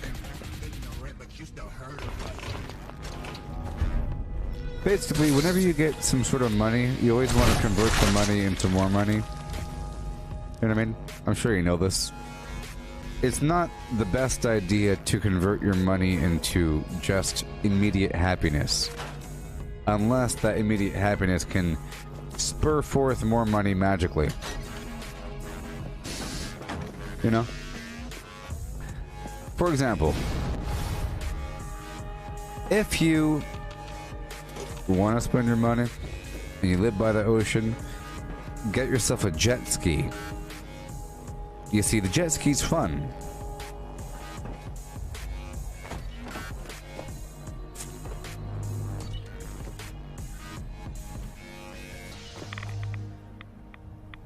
It'll look fun. Or whatever. Yeah. Yeah, it'll look fun. Who's ready to have their ass kicked?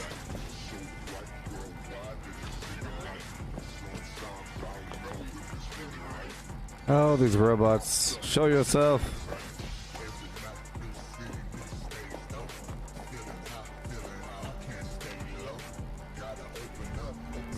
He's on the roof. Identify yourself. False alarm. Stand down, people. Ready to die for your country, you commie son of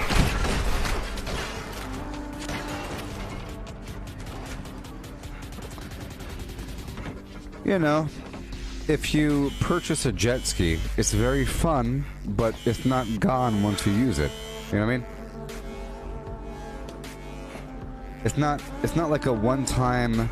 So imagine this: paying to go to a theme park where you could ride a ride versus buying the ride. You see, if you paid to go to the theme park, you have to find a way to make money out of that. You have to film yourself at the theme park. You have to film yourself, maybe write some reviews about it, you know, do some food sampling garbage. But there's all kinds of ways to make money from a happy experience, you know. If you have the jet ski, you could film yourself on it. But, you know, if you spend all your money on the world's largest or most expensive hamburger because it has some Japanese Wagyu steak in it, you know, this is the $300 hamburger wrapped in gold foil. Well, you'll make money from that because you recorded it, and now you could have the video on YouTube, and you know, you can point at it. Check out that video, whatever. There's my money. But whatever you do, don't do it in the darkness.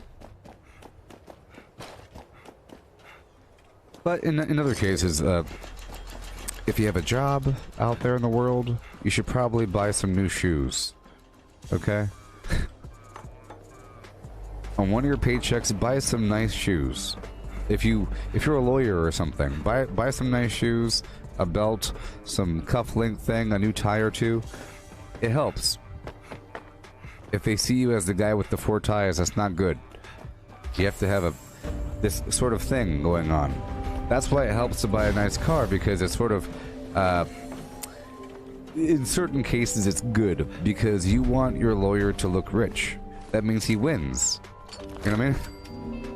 In certain cases it makes sense to have a very nice car, because it's a true indicator of how successful you are as a lawyer if you have a lot of money, so therefore you have a nice sports car. And that's why you do it. Because then you get more clients, you get it? If you park your sports car in front of the blah blah blah blah and Burke and Associates law firm, people driving by might say, hey, if I murder somebody, I'm gonna call them. They're the ones I'm calling. But they're not for like petty things, because there's, you know, and they're also screaming. They're screaming, if you have money, I'll make you more money. But if you have no money, don't even talk to me. Because they're not going to do some petty sort of situation. Yeah, appearances matter in certain contexts, and even then, if you're a teacher and you got some money, you can buy like a better eraser for the chalkboard, you know? Even, I know it's your money, you know, you shouldn't have to, it's a part of your flim-flam, but hey, or maybe a little sharpener for a personal, something for your own little table that will make it more efficient and that much easier. Maybe a holder for the chalk, something small, a little tiny little dilly-dally. It really does matter.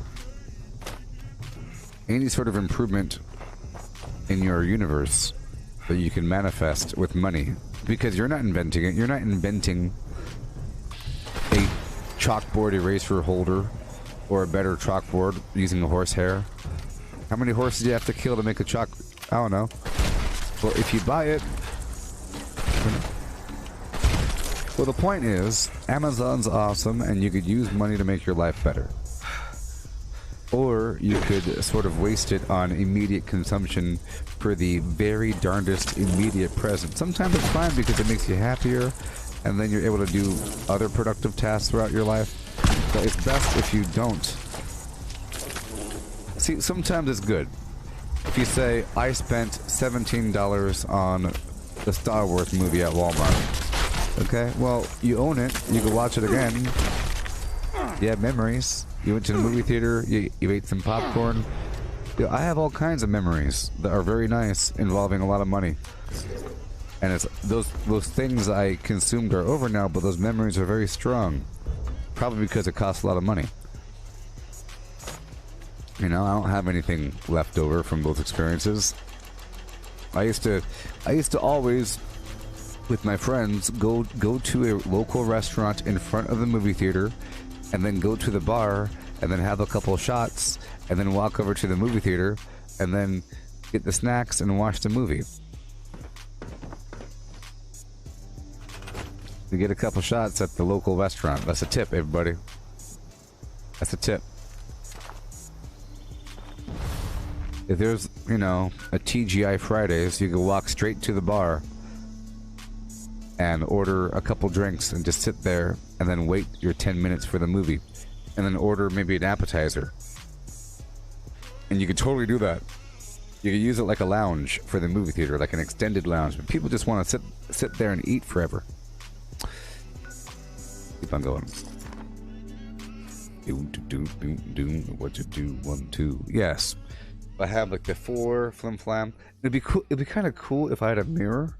Would it be cool if I have like a mirror behind me, so you can kind of see? Like, wow, you got a situation.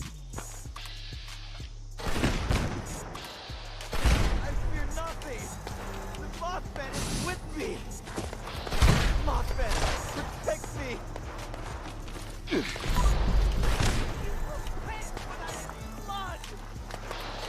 Well, let's just say that the first half of the movie is nice. The second half of the movie is kind of hard to follow. Why are these scenes changing so fast? Remember, I did it with some movie, and it was really hard to make out what's happening. And I remember thinking, it's remarkable how fast the scenes are changing. Like, it won't hold on any person for more than 3 seconds before it...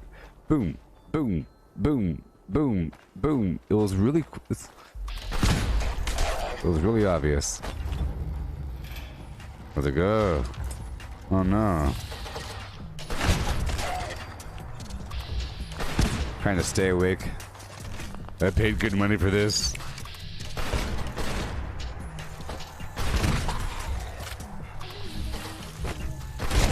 Look, you could totally order some chicken nachos or some garbage from TGI Fridays and sit there and watch the big game on the TV for the half an hour before your movie starts. Like, you buy your ticket, you walk across the way, and say, well, we got an hour to kill. Oh, looks like we got an hour and a half. That's good. There's usually an arcade in the better theaters. I like going to the arcade. I like to show off my gun skills. I make a big deal. Like Time Crisis, you know? I like to stand kind of far back and go, huh! You know, I want to scare people. Do you think that one, I don't know if it's too early, but do you think that one Joker guy that did the bad thing at the movie theater? You know the Joker dude? The guy dressed up like Joker that murdered all those people? Do you think he practiced a bit in the arcade right before doing it? You know? And if he did, if there's a video of him practicing in the arcade, getting his shot groups all tight and everything, is the movie theater held liable? But I think he went through the back door, though.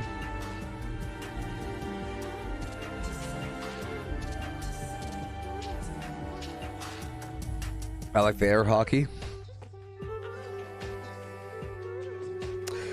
I think air hockey is one of the best things you could do if you're on a date.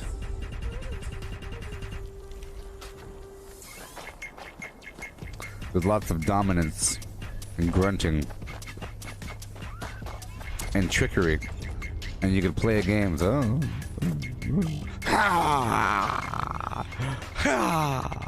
you know,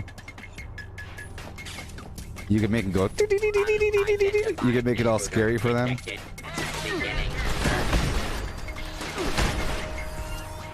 Yep, and you go pow pow. It's one of the best things you could do, especially like the glowing kind, like the, you know. And you're kind of on display. Darts is just embarrassing. Darts is a weird thing. You don't want to do darts. You know, that's not really a date sort of thing.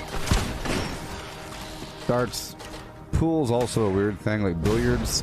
Billiards is more of a second date, right? Because it's like a weird long roadhouse movie. Drinking beer, making eye contact, playing songs on a jukebox, walking around the table. Well, this is taking an hour and a half.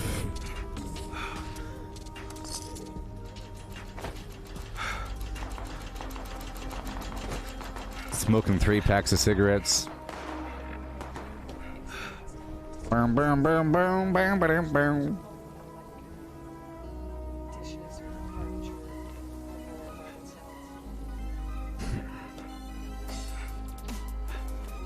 Yeah, darts are a second date thing, along with the billiards.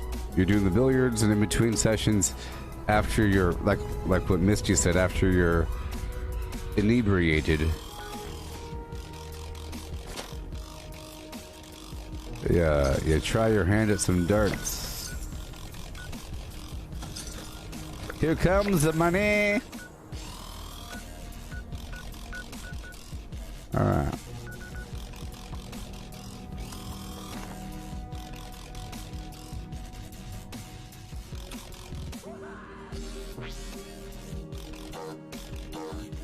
Bumper cars is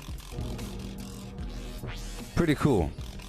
Bumper cars is nice because you're in there and you're looking at them from far away, and then you're kind of like trying to get to them with your car, but other people are bumping into you and you're like making eye contact, and then somebody bumps into them, so then you say, oh, I got him, I got him, you know, like you vengeance and everything, and you just ramming, bing, bing, bing, bing, bing, bing, smiling and making eye contact.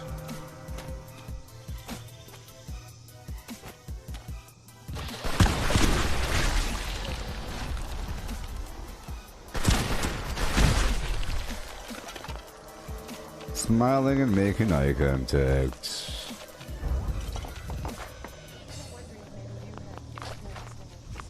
Yeah, bumper cars is pretty fun. Laser tag is kind of fun.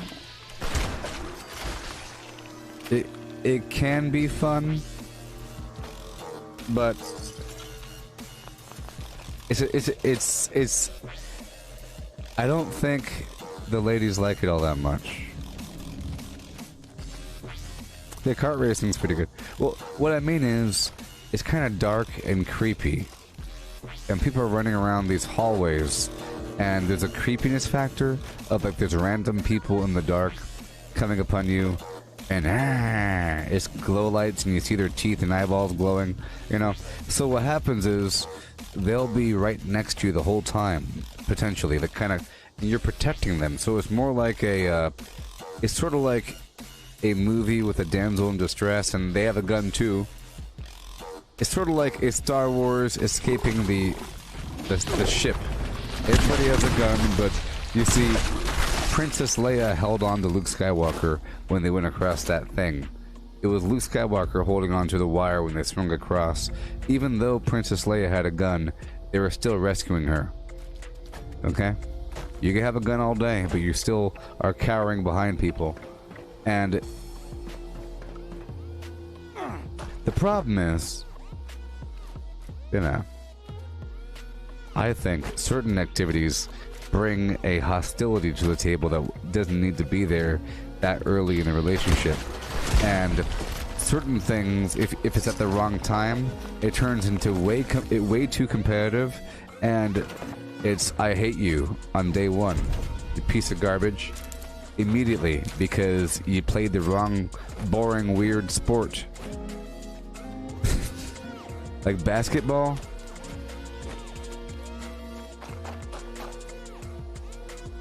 Look, if she wants to play basketball with you, and she beats you in basketball and really schools you, guess what? For the rest of your life, you're doomed, because she's going to be the boss of everything. You are now a little chump, a little peon, little chump boy. You're a little chump boy, a little simpy simp. They'll say, hey, get me something, and you have to go get it. Was it yes, my dear? Because they beat you in basketball 20 years ago, right? Miniature golf is okay. Miniature golf is nice, and I think miniature golf is probably one of the best things. Now, miniature golf is best on a double date. Secrets here. Miniature golf is best on a double date.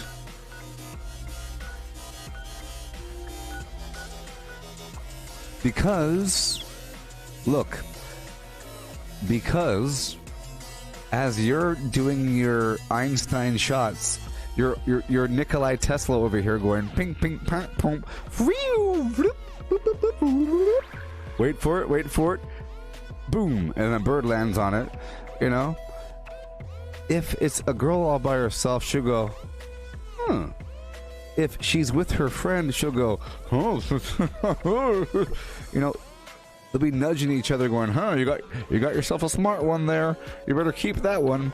you know, because you're doing some crazy thing and you're kind of on display. Everyone's watching you, and it's outdoors. It's all nice. You're kind of like squatting, lining up, and going dink. It goes. Boop, boop, boop, boop, boop, boop, boop, boop, boop. Watch this, everybody. You're a genius. You know, some golf courses have all kinds of weird stuff where you have to put it into a certain hole, or it's not just how accurate are you, it's the accuracy and timing. So miniature golf is pretty good, but for double dates, you don't want to waste the opportunity of having your friends, of having your lady friend's friend want you. You want your girlfriend's friend to want you more than your girlfriend. That's the secret, people. And you have to be all humble and smile and be really funny. Oh, ha, watch this. Oh, ha.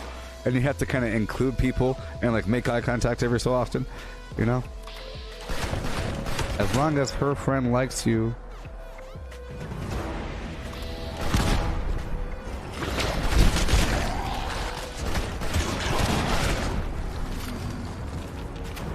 Because what happens is, she's going to get your lady friend to do more things for you to make you happy, because they're going to notice that she's not doing anything. So her friend is going to notice that, hey, he got you that flowers. You didn't say thank you. I'd be saying thank you.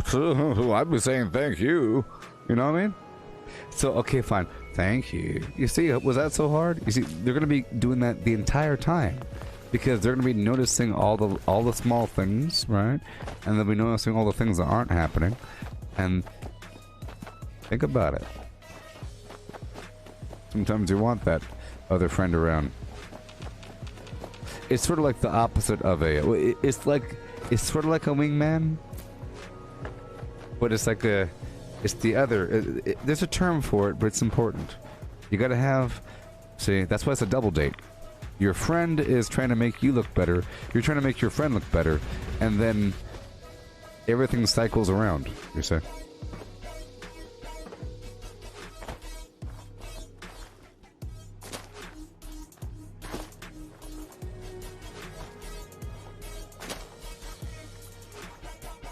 The Brotherhood event is definitely not a PvP event, because there's no legitimate way of actually killing somebody out of combat unless you do some weird thing to do it.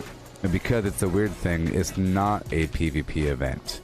Now, I felt like it's sort of like this overall, there's more people doing these sort of workshop gathering sessions. So the Brotherhood event is getting more people to take over workshops, so that is increasing the PvP frequency, but it's not, the game is not intended to attack random people and take their junk. There shouldn't be any fear whatsoever of pulling your stuff out of a box and walking over 20 feet. You know, there shouldn't be a way to use the syringer and a bunch of extra radiation damage to kill somebody illegitimately. You mean?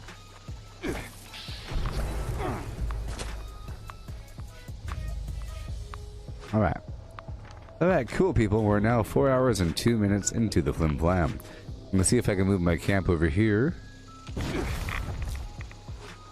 So exciting.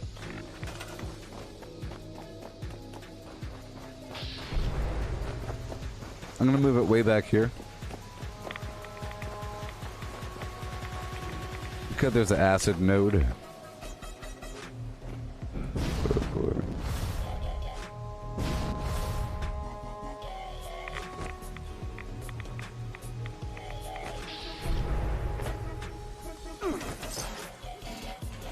Yeah.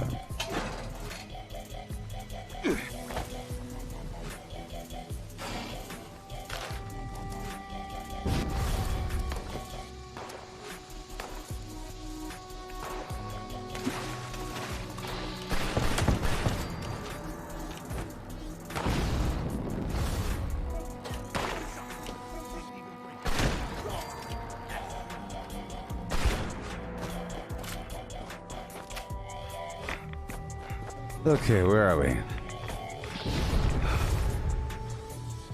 Okay.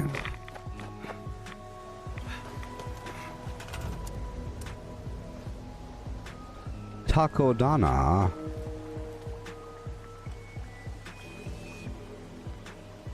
Yay! Isn't that wonderful having your base being able to move like that? The gosh darn best thing in the Grand Kraken Omniverse.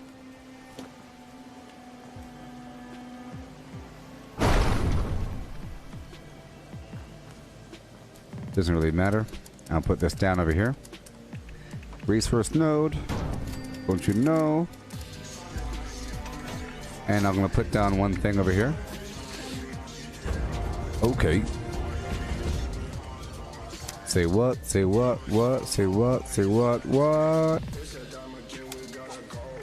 Now I'm gonna put my thing down. I like to move my camp onto resource nodes. Get my spaceship out.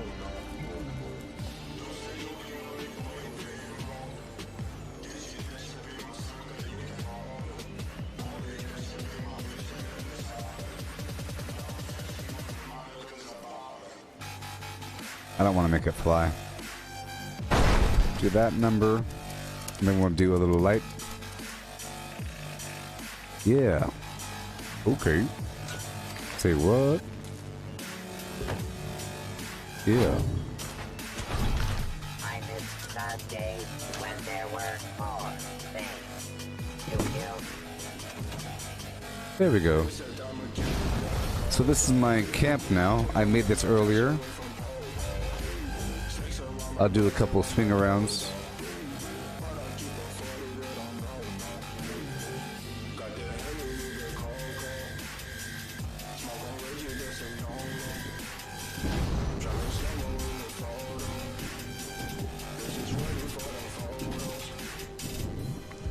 I put the pipe down here. You saw earlier I had all the wires, and you saw, so it was actually a pretty good demonstration. You know, all the gameplay from earlier in this stream. I built the whole thing in phases. At first the wires were going up and across, but then I put in the pipes afterwards. But we have the pipes down here. Yes, I still have Fallout first. Yep, we got these vendors. That's a door. I got some more pipery down here.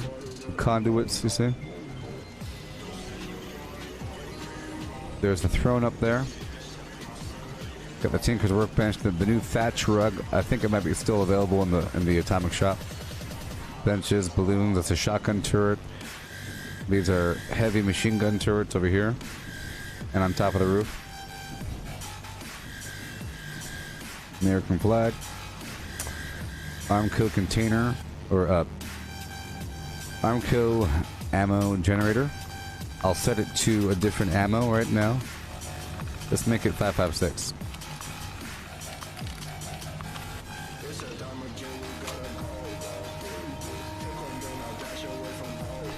Turbo fertilizer container and the ammo converter.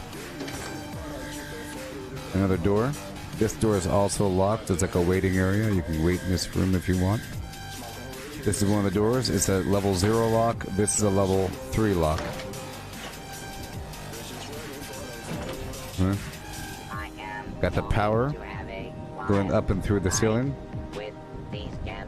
This is also the secret vending machine door.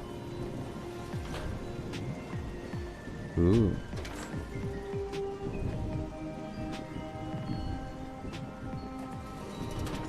Up we go. Got a little fireplace over here. A little corner where you can sit and just think about life, you know? Reflect.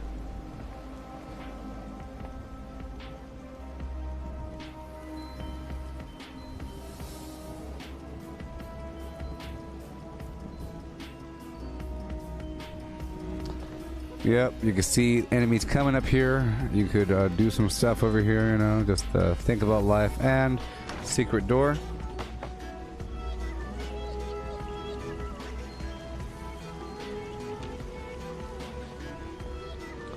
This is the throne.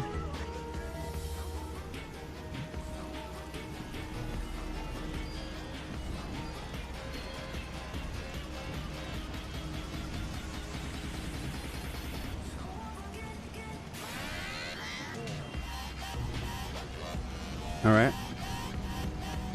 And then we have this back door, which is level 3 as well.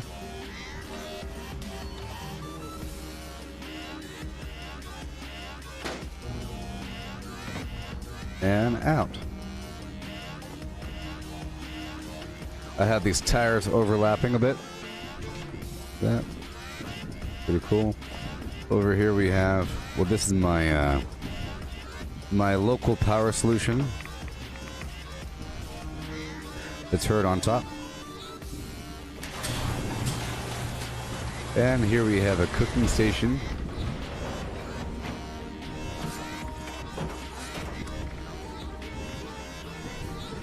Cook some food, you know. We have all the stuff that we need. I have this tire in the middle. The lights. Yep. I could lock this.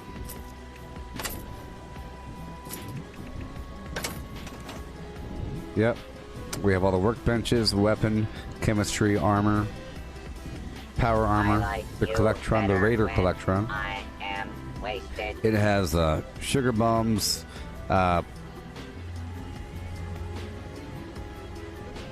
royal jelly, stuff like that, honey, honeycomb. On top there's a couple of these move.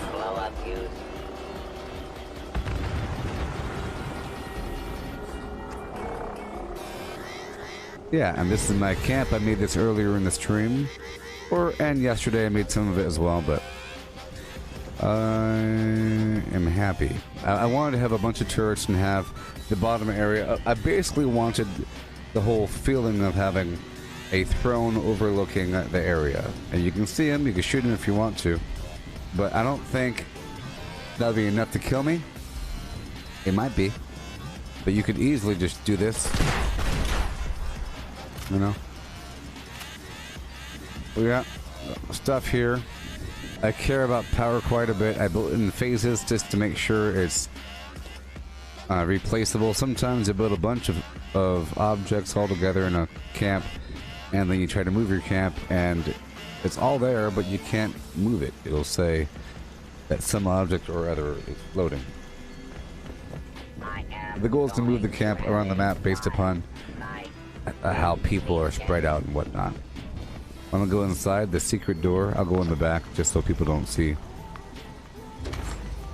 I'll make them think.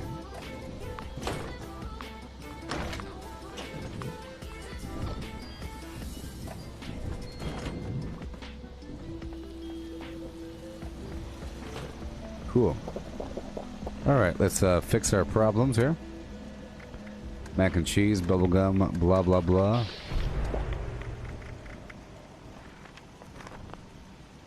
And sleeping. And that's my camp. My new camp. Yeah.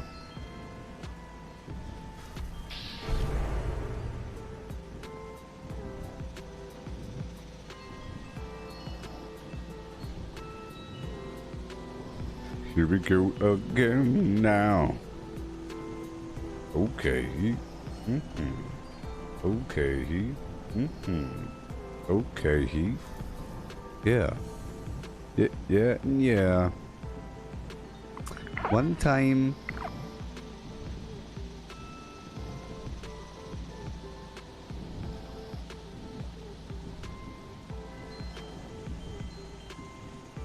Yeah.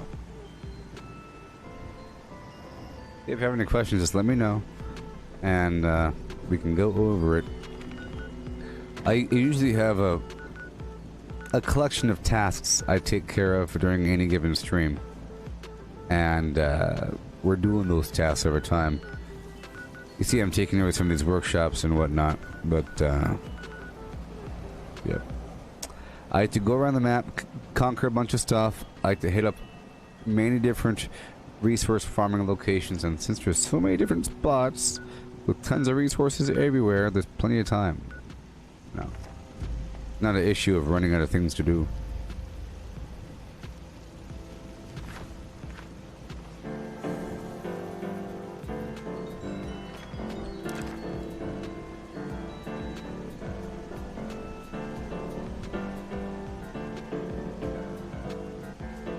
Hey, thank you, Nick.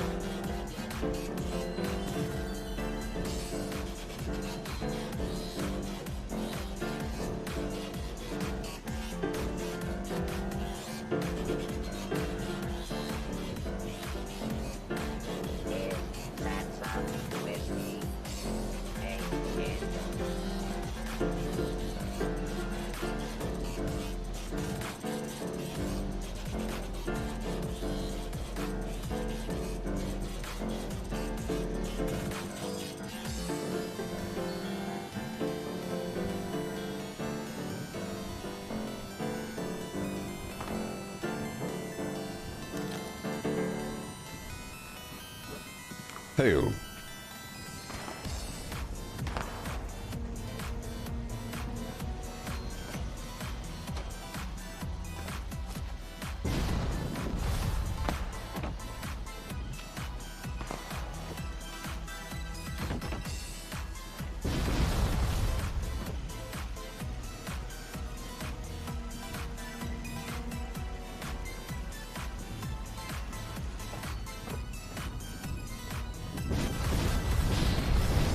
Hey.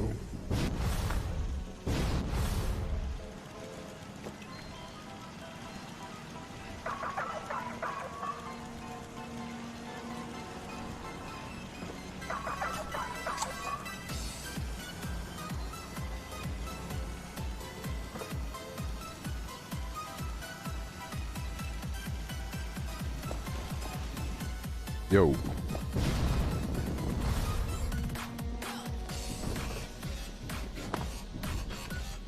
Cool.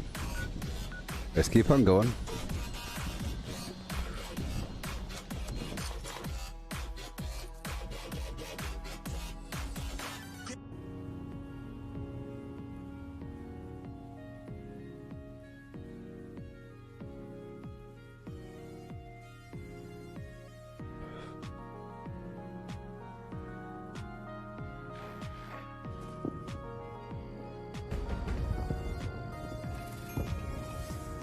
Alright, here we go.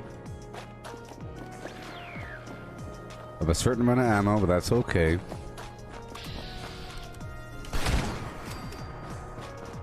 Collecting my loot.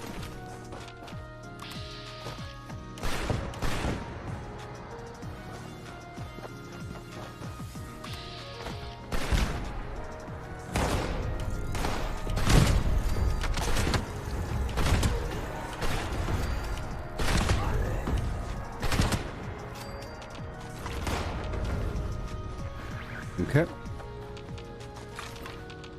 I do want to build a bunch of locked flim-flam to encourage people to take over my workshops. To get a bounty. To do some PvP. To encourage people to come to me and buy my garbage. The goal is to make it where they have to unlock your door and get a bounty themselves to come get you. But in the process, they'll get frustrated and then buy something from you. What? You end up making money. You make money by having a bounty. You get it?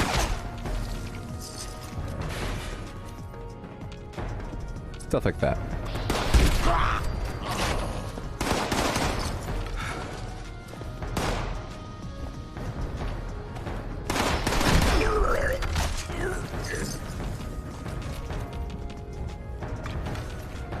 Break it all down.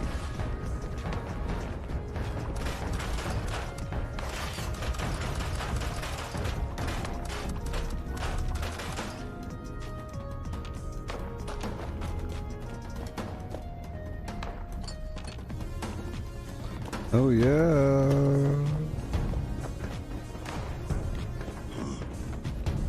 Yeah, so I turned the graphic.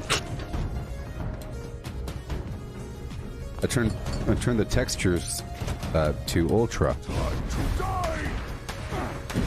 I can tell a difference. I can tell the difference. It's not just a muted blur. Some of these textures are reflecting light properly. Some aren't meant to.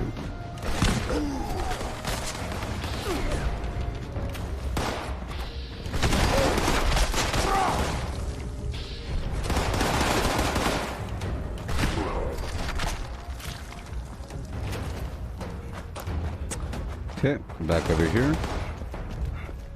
We'll break it down.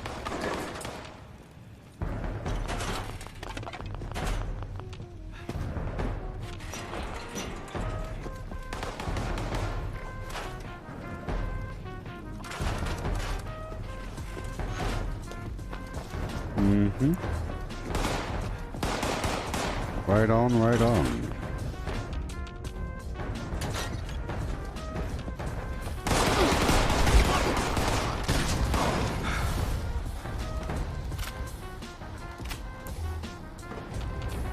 Good.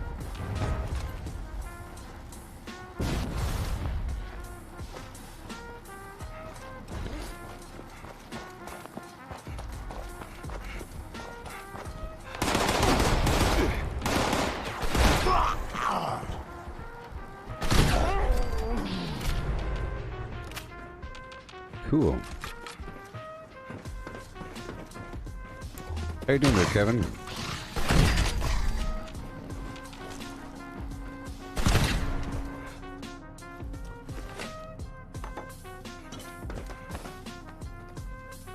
All right, here we go.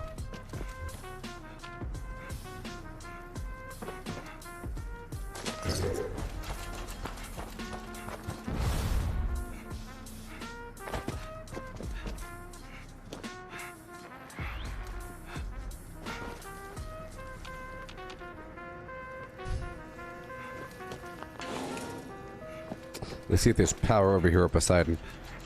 How about this? I'll go to Poseidon first. Oh, hey, I think Poseidon's online.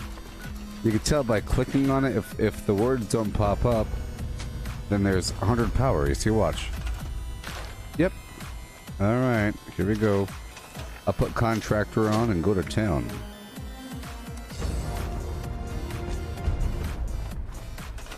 So I'm building a full camp here. I'm gonna lock this water.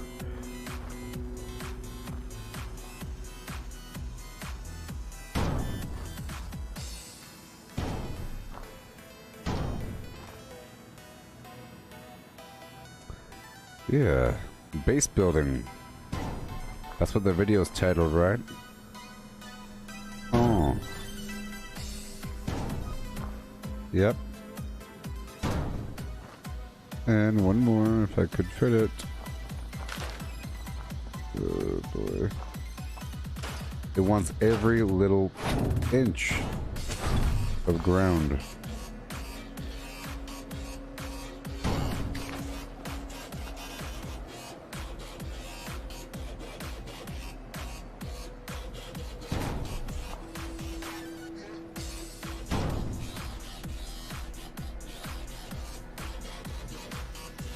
Yeah.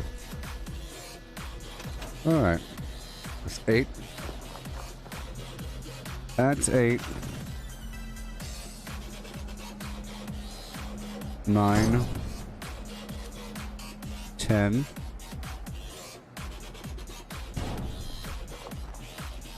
11, 12.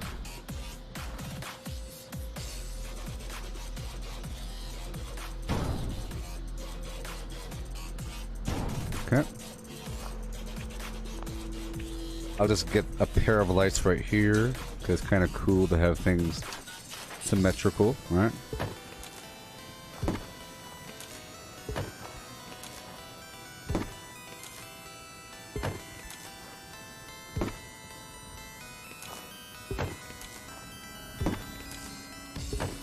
How can you tell how much water you can put down in the workshop? You can put down as much water as you want, but the way it works is, depending on the workshop,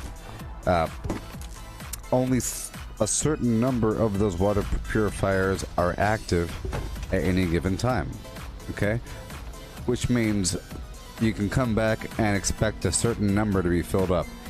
If you look at the workshop from the map, it'll say food 2, water 2, which means only...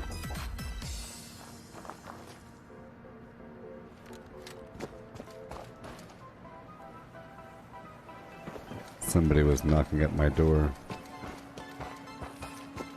Somebody knocked at my door. Somebody was knocking at my door. Yeah, so... yeah. It lists how much water, which means if you come back, only 2 of those water purifiers were actually active, and the rest were not active. That's how it sort of works. But given enough time, they'll all be active. You just have to come back in a while. That's so.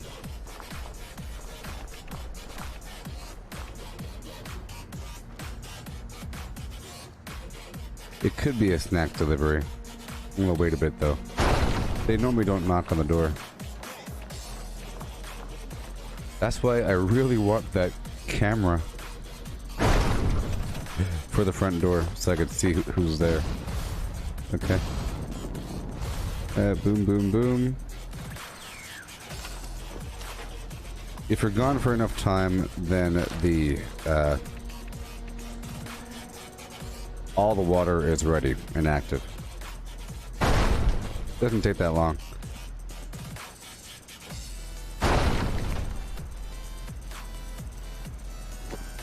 It's based upon the cycles. Or whatever.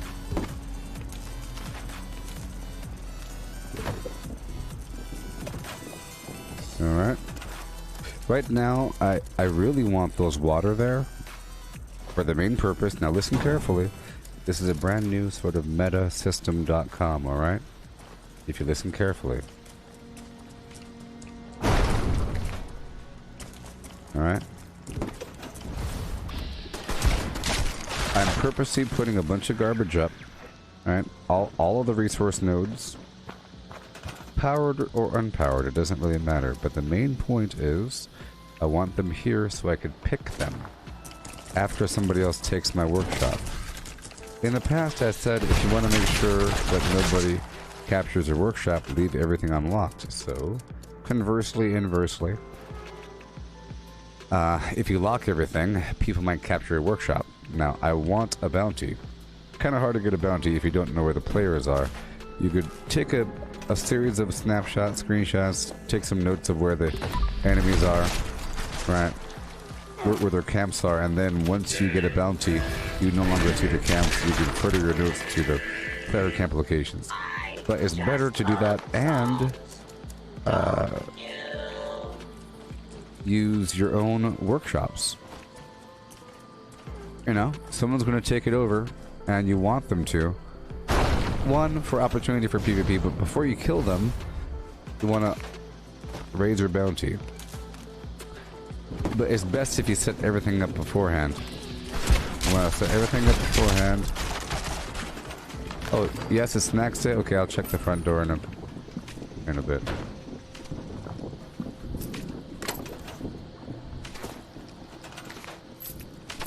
If you tell me that hey Julie, if you tell me that if your thing says it was delivered, then I'll check the front door. There's bad things out there in the world.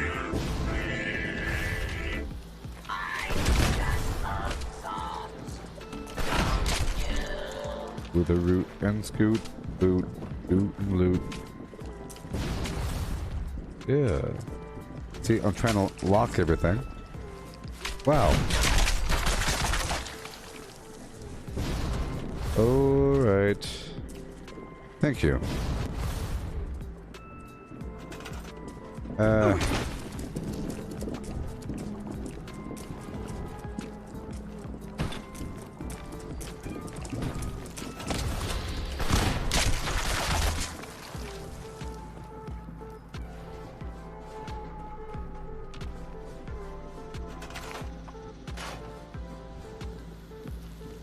Well, what's wrong with it? There's something wrong with this. There's something wrong. Oh well.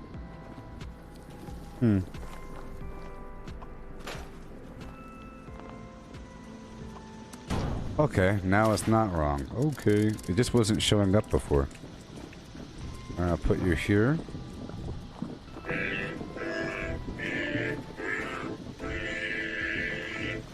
I just love songs. Don't you? It is pretty cramped, so I think I have to put normal generators or something like that. I'll put you here, put you there, and then I gotta check the front door. I want to make sure everything's all set up and ready.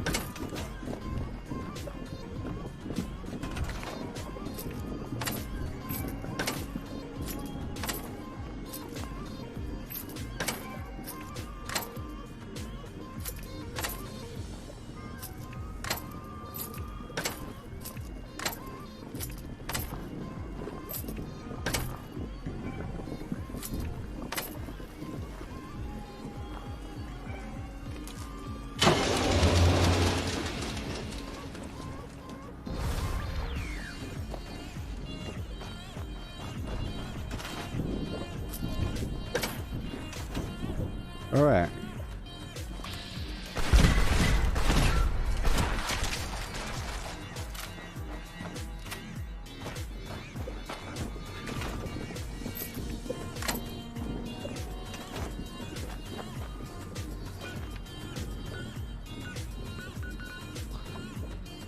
Back to my camp, sit in my throne, and go check the front door really quick. I just came back from a break.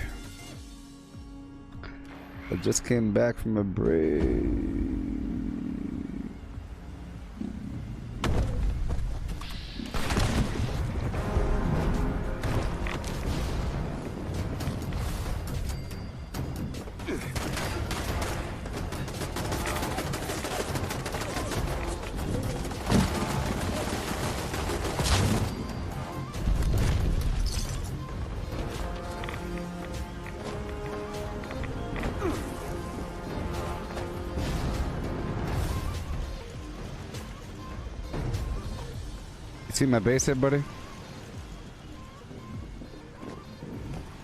It's functional, I can move it, and I'm happy.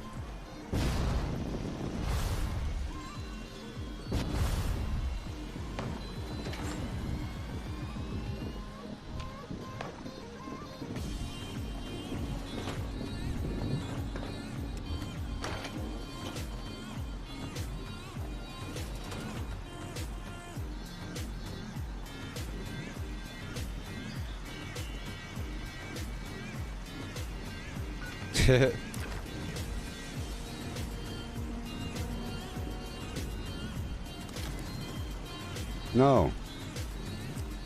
Okay, I'll be right back.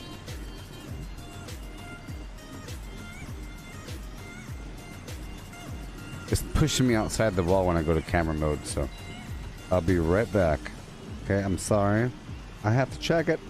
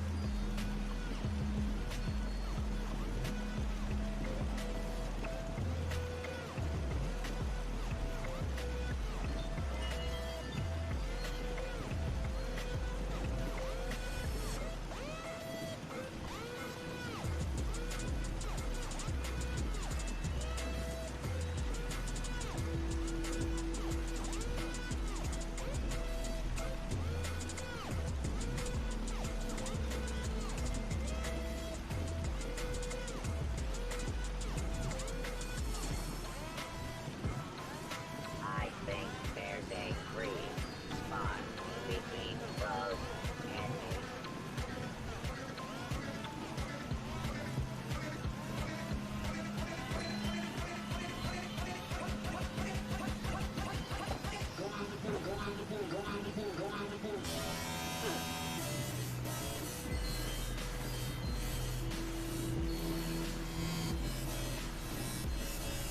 I've returned from the land of the front door.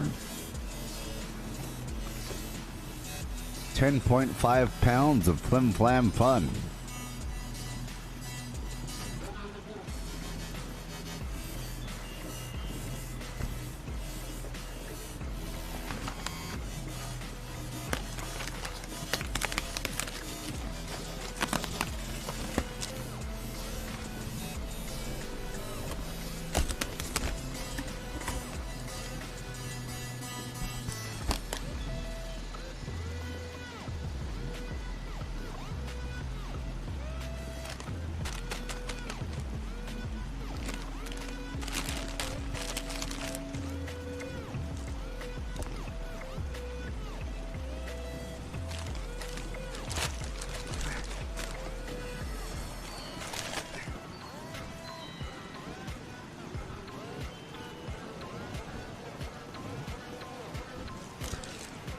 Sour big chewy nerds. Big chewy nerds. Big chewy nerds.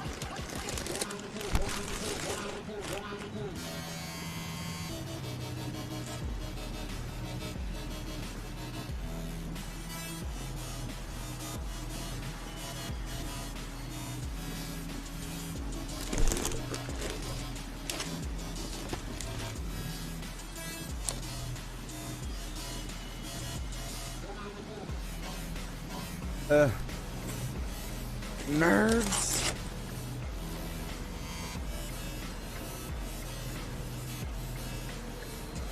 Well, Thank you. Well, I owe Julie a belly slap.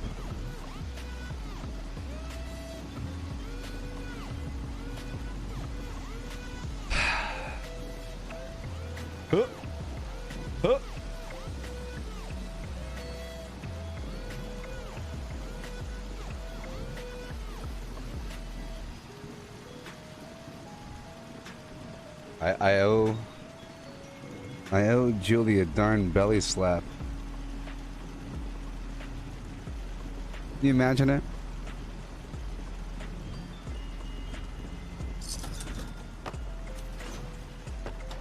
Can you imagine?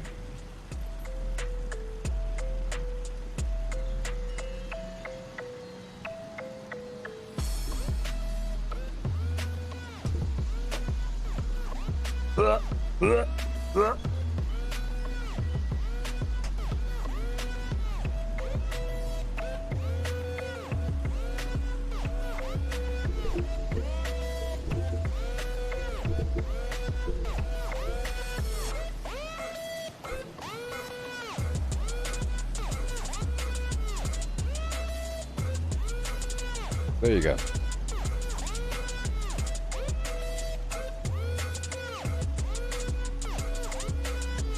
Yep. Belly slapping good time. I am going to have a wild night with... There you go, Julie. Thank you so much.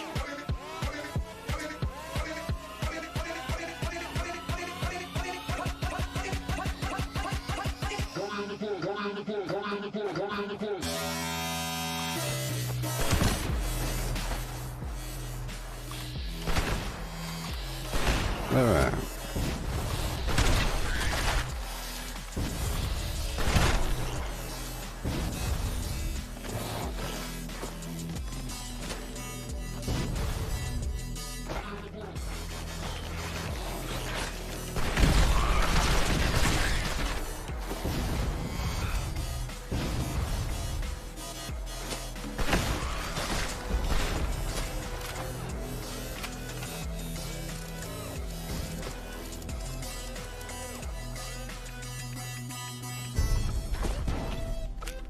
Thank you.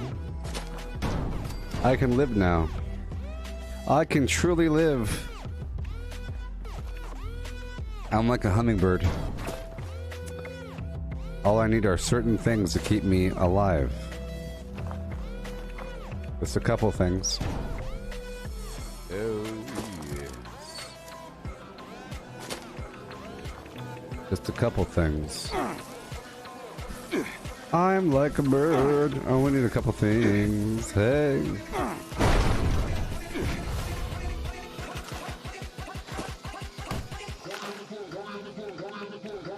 My belly's all slapped up.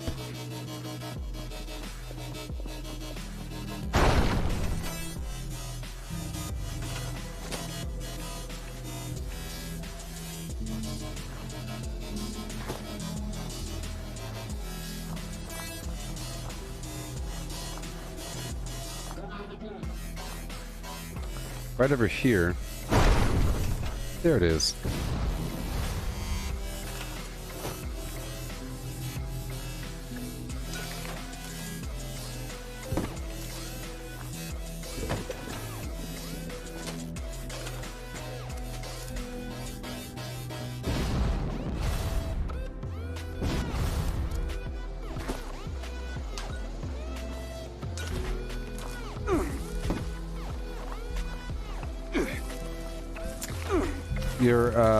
Your rank 88 in Legendary run, Julie? Pretty cool. Pretty darn cool.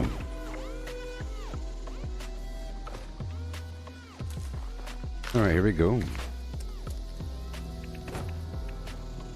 All these things I'm doing.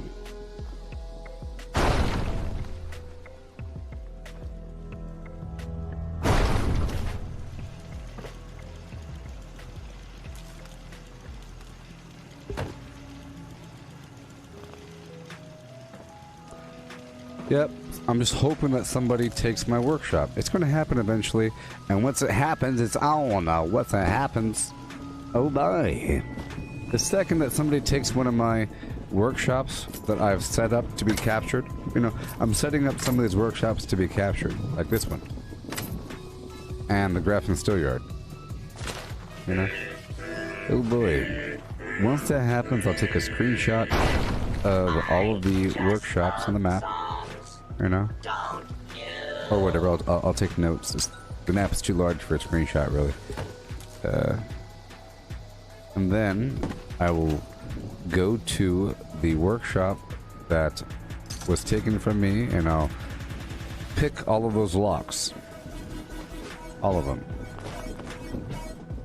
And I will capture the workshop eventually. Okay, everything's set up. We have all the resources going. Everything's fine. We have a couple defensive nodes here and there. I have a couple turrets to place around. I don't want to make it too hard for me.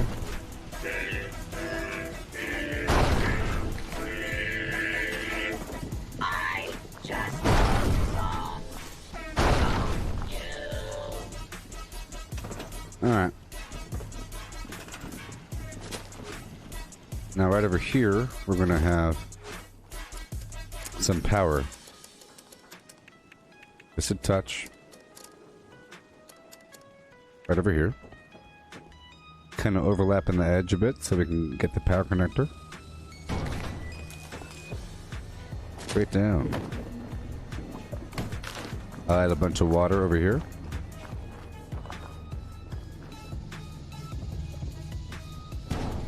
As much as possible.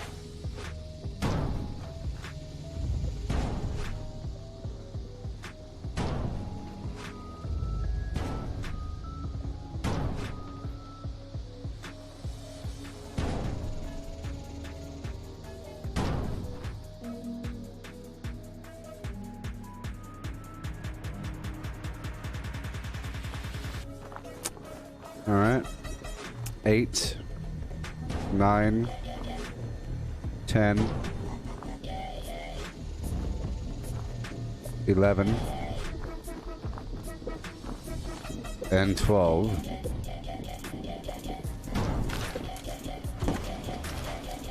I'll put a light over here.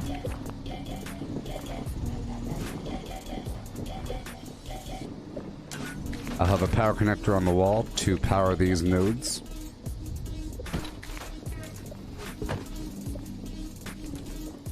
Up and over. Remember, I want someone to capture this. Once I lock all of these and the doors behind me, I want as many locked things as possible.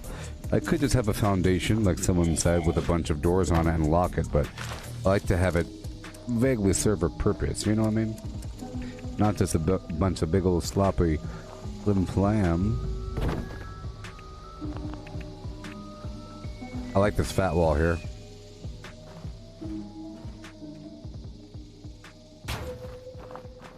It is nice, and I do like the power shooting back out the other end here.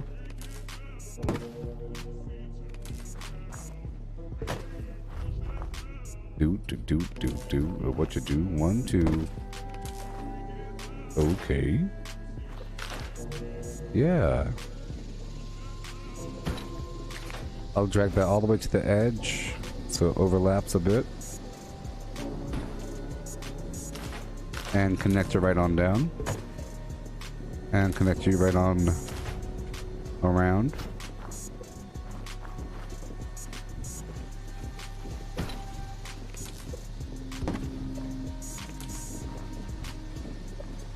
I'll pull this back a couple inches. There you go, with it there, and there you go, ho ho, yeah, boom. Okay. Lock everything with a level 0 lock, because it's for me. I gotta make it easy for myself.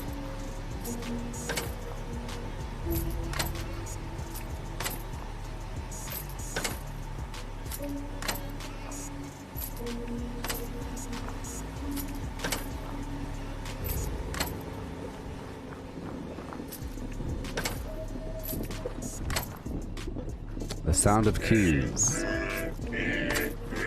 I think that's some of the earliest sounds, especially nowadays, that you have baby toys shaped like keys.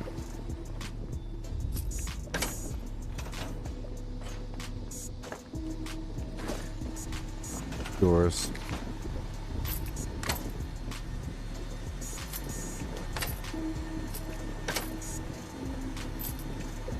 I could rack up a pretty decent bounty. Oh boy, I can't wait. Oh no. Oh ho ho.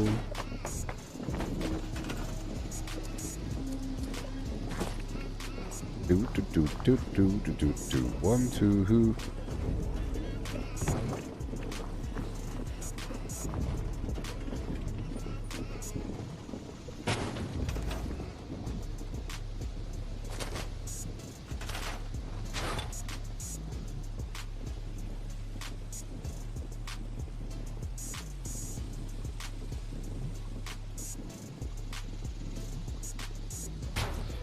Trying to make it flush, you know, gonna figure out what does it really want. Oh, that's kind of weird. I understand. Okay, it's best if I'm not here. Alright, I'm leaving. It's best if I'm not here for this moment. I want the enemy to take it from me. Oh ho. Alright, let's go over here to Dolly Sod's campground and I'll build up there because I already own the place. But it's not really captured all that often. But I think whenever people start to capture my workshops, whenever they start, they'll continue, perhaps.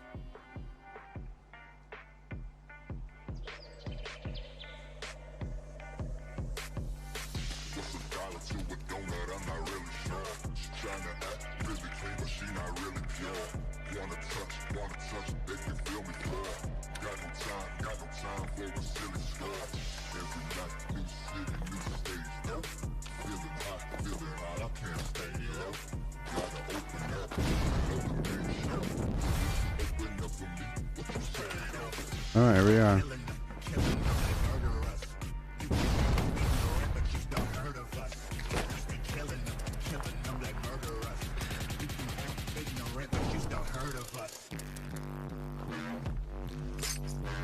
Seven.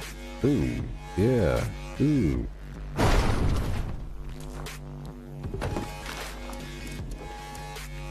Put the house right over here.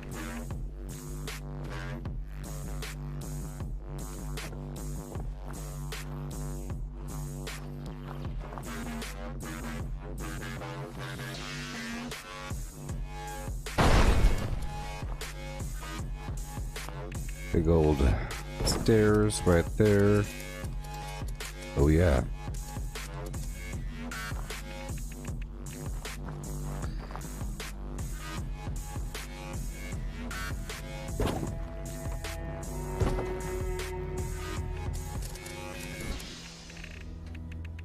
I have this big tire wall over here.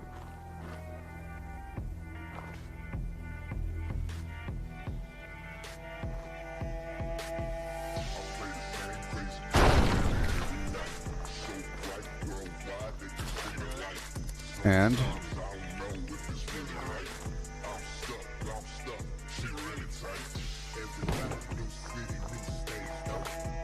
all right.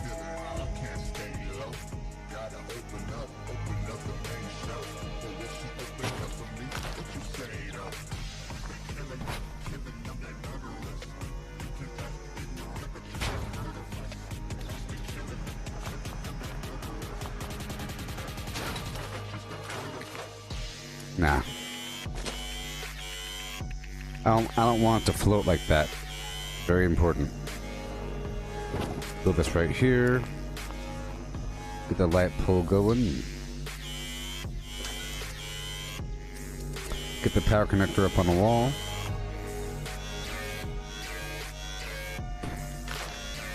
I'll raise it up as high as possible.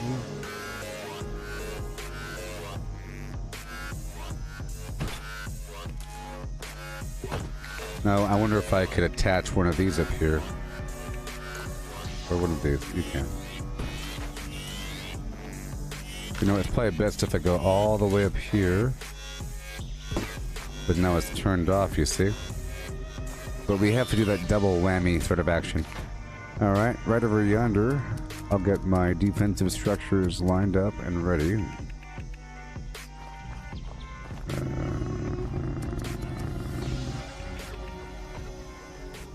Angle it a little bit. Okay. Boom. And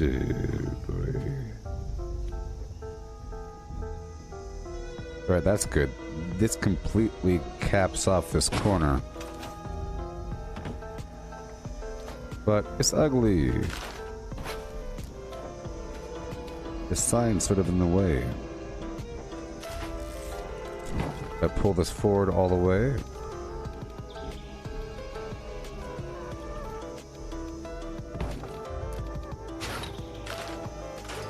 I guess this will be the entryway. You gotta have some form of entryway. I'll make a little walkway. Yeah. Or a barrier. It's up to you. How you want to see it. I'll get the smaller fence over here. You see? Yep. And I'll get a gas lantern. Perfect. And a bunch of waters right on down the lane.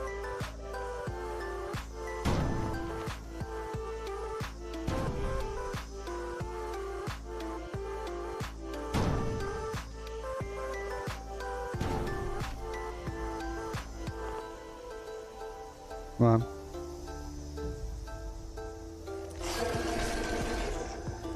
Come on. Okay, 4, 5. They certainly found that alley, didn't they?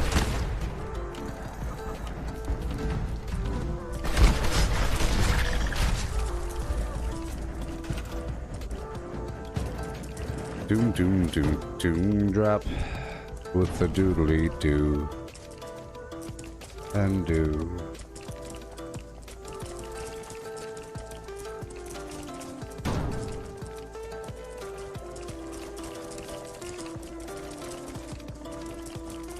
I'll have one facing this way. Oh my gosh, I'll have one facing this way. And this way.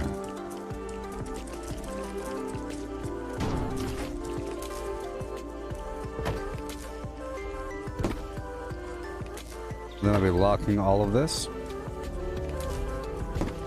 3, 5.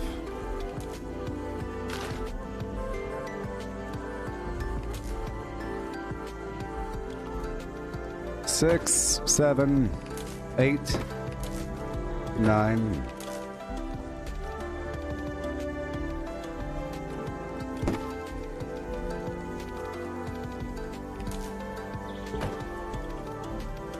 I'll get rid of this.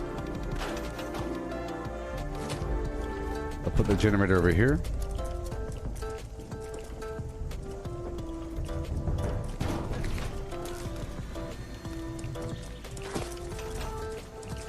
With that do, yeah.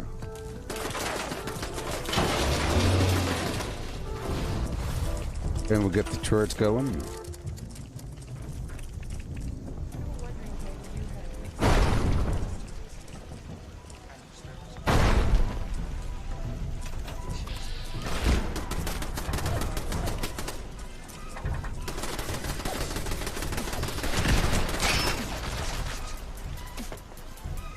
Okay. Pull home.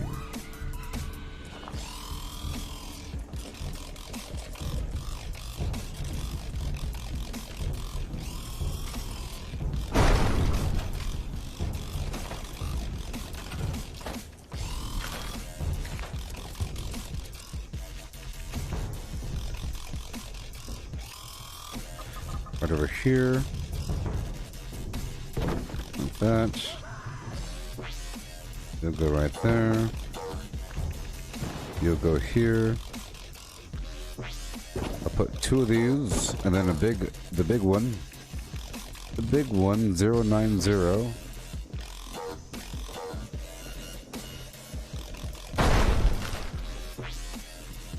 Sure. And then back to the other barriers.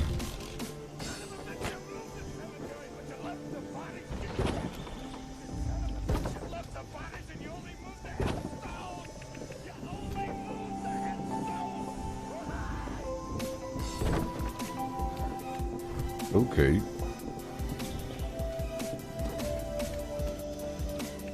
Small fence? Nope. Yep. Right there. And a little lantern by it. This little lantern of mine, I'm gonna let it do all kinds of stuff. Yeah.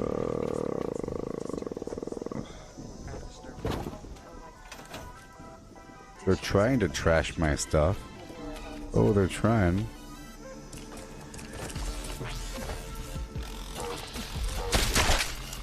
Yeah, yeah. I'll put some trees over here.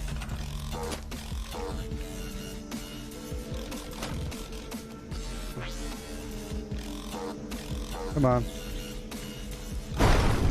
Yeah.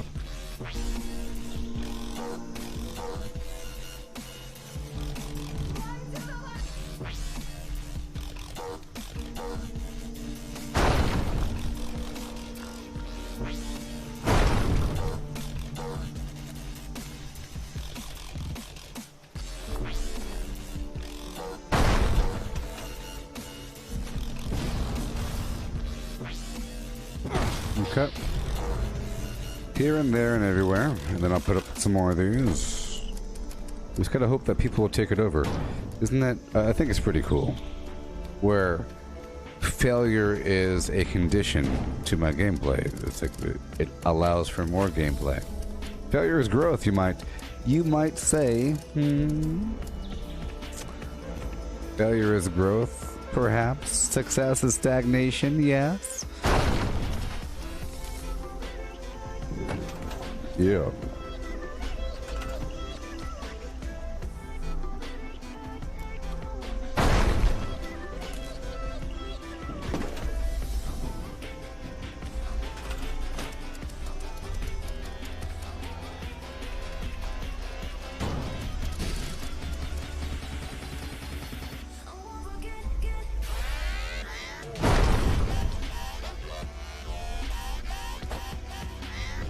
Okay. And now I will put level 0 locks on this garbage. Well, almost, yeah.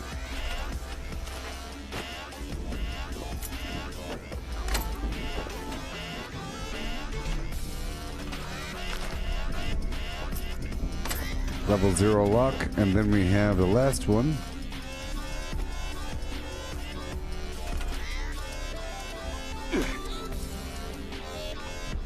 Lead. This is a well-made workshop. Another one in the bag.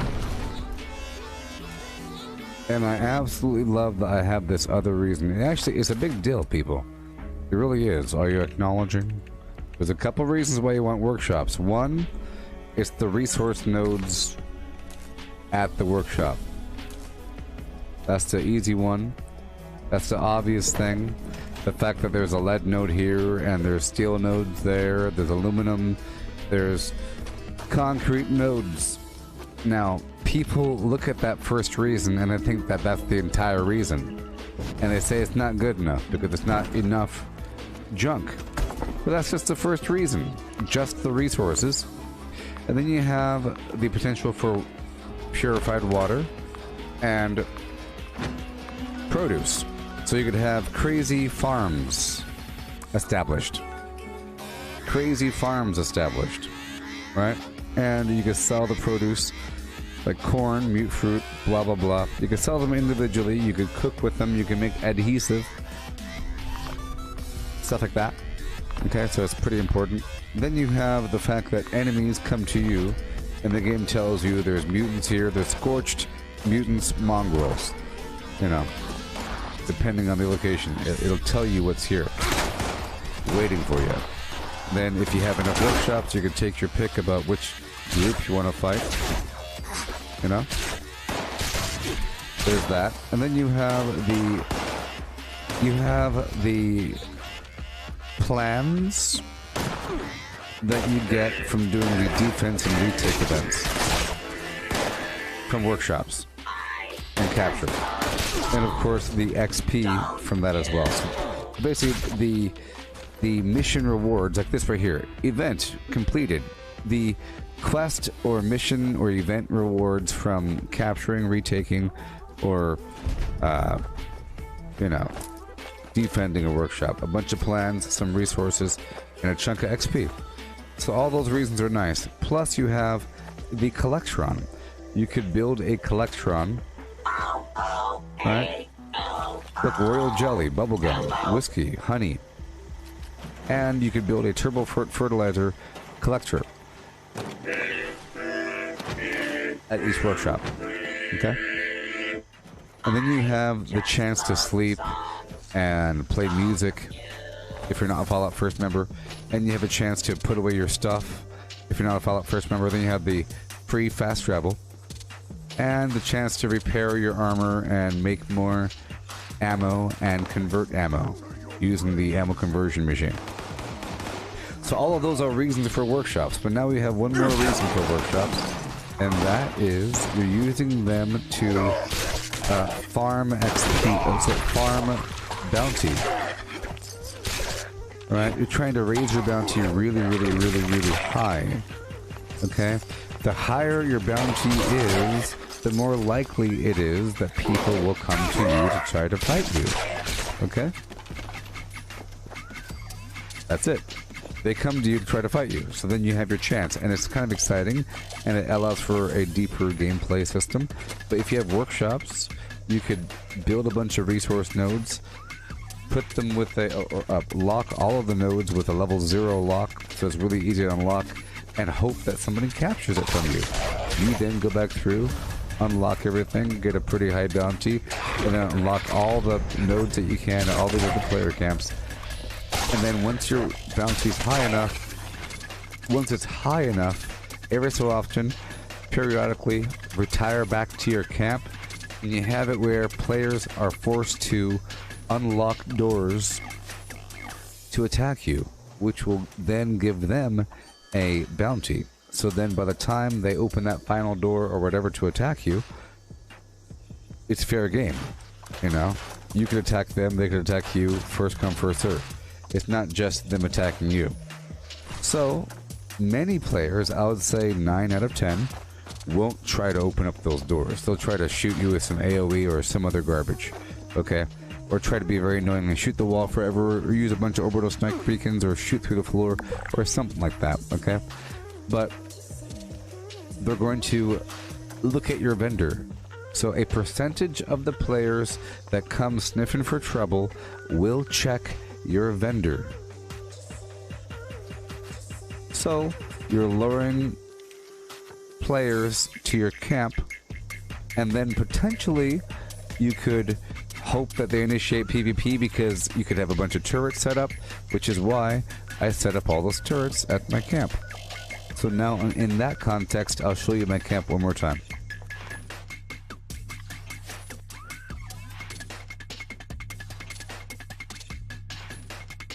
In that context, I'll show you my camp one more time. And that's my goal. And that's what I'm saying. There's just one more reason to mess with workshops. You build all these water purifiers, all of the resource nodes, and you build a house with a bunch of doors on it, and some other stuff with some doors on it. Not just a bunch of garbage doors, but you want to have them sort of serve a purpose. And you make it where if a player captures that workshop, you can just come right back and get yourself a decent bounty, enough where players are forced to come back here. This is my camp.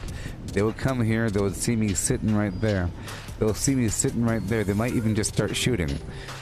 What'll happen is I'll be ready with my life really full in a Vanguard build, you know, just be waiting, you know, And if I see a player on the horizon, I'll be sitting there, and I'll wait for them to try to shoot me, and then I'll quickly spring up out of my chair, because once they do that, because they kind of have to stand right here to do it, you know? They can do it through there, but it's too tempting. There's all these turrets around. All those turrets will start shooting, right? And then I can start shooting them. And then there it is. If they don't do that, they're confronted with all of my awesome vendors right in front of their face, and they're going to use them. See that? And that's what the game is all about now. That's what it's all about. So in that context, I have to make sure that these workshops are at a defensive state as much as possible. In that context, remember, players cannot capture your workshop if it's currently in a retake state. It has to be in a defensive state or normal. Or they have to kill the enemies if it's in a retake state. Meaning, if it's in a retake state, that means it'll say you failed the defensive event, and now you have to retake the workshop from the bad guys. But until you kill all the bad guys, every last one of them, you can't build anything. You're unable to build anything until you kill it. So in the same way, other players can't capture it, but we want them to capture it. So our goal is to make sure that we swing around and do these retake events right when they pop up. Now, in the past, I was still doing this concept, but for my own team. For my own team, because if you want to help your team by having a bunch of events for them to do, then you want to make sure that your workshops are retaken, because if you own all the workshops across the map and you make sure that they're all retaken right away, at any given time you might have 2 or even 3 simultaneous defense events, to the point where one's going to fail because you always end up with more and more retake. So if you have a bunch of people, they have something to do, get some free resources. Alright, so here we are. I'm going to build a bunch of stuff here. Like I said, that's my goal. Before, my goal was simply to try to maximize the budget at the workshop and build as much as possible to be very impressive, so that people don't take it over. But if you make it very impressive and you lock everything, then they might just want to take it from you. And it makes them feel good. So it's pretty cool. It's like it's almost like you're setting up these events for other players. You make it really juicy for them. It's sort of like you're a dragon that wants the lowly adventurers to crawl their way into the catacombs to look for the gold. And you did it on purpose, just for something interesting, or to give them something to do, or to make yourself more renowned and famous, where you could lure people down, scare them away, and have them talk about you. That's probably what Smaug did. He probably didn't really kill people all the time. He just wants you to talk about him, and then he wants you to leave and tell other people. Smaug the Terrible, the dragon from The Hobbit, with the, you know.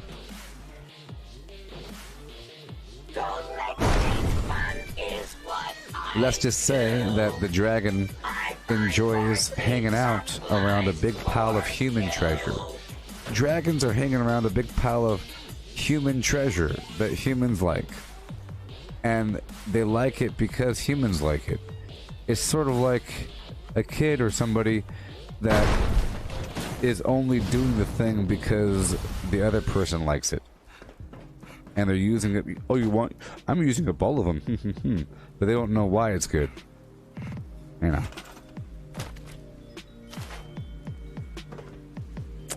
You're right. You're right. Well, Maz, you're right. What? Yes, it's true. So the way it works is, well, that's just how it has to work. It's a consequence. I understand. So, yes.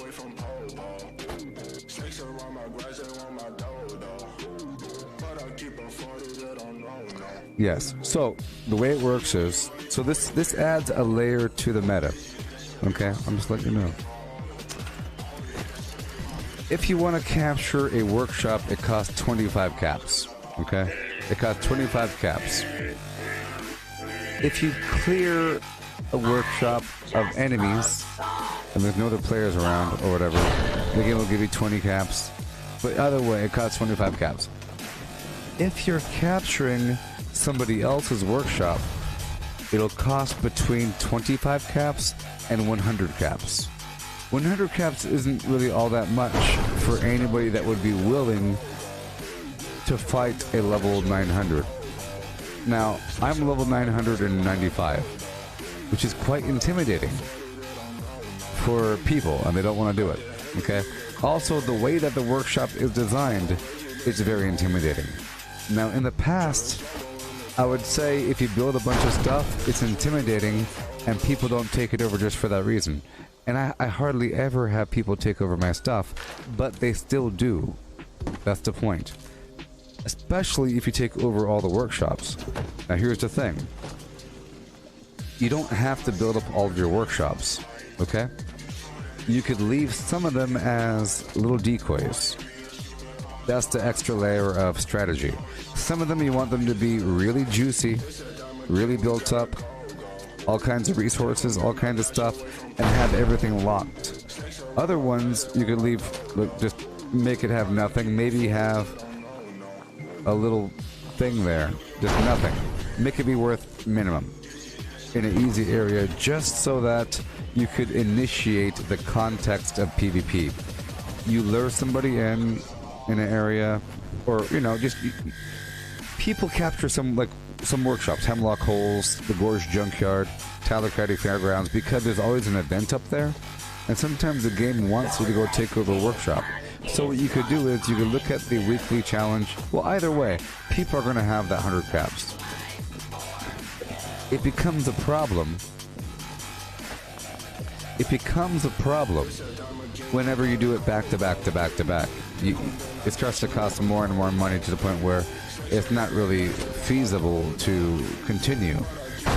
It's costing you hundreds and hundreds of caps, plus the travel fee. Alright, so here we go. Let me just lock everything.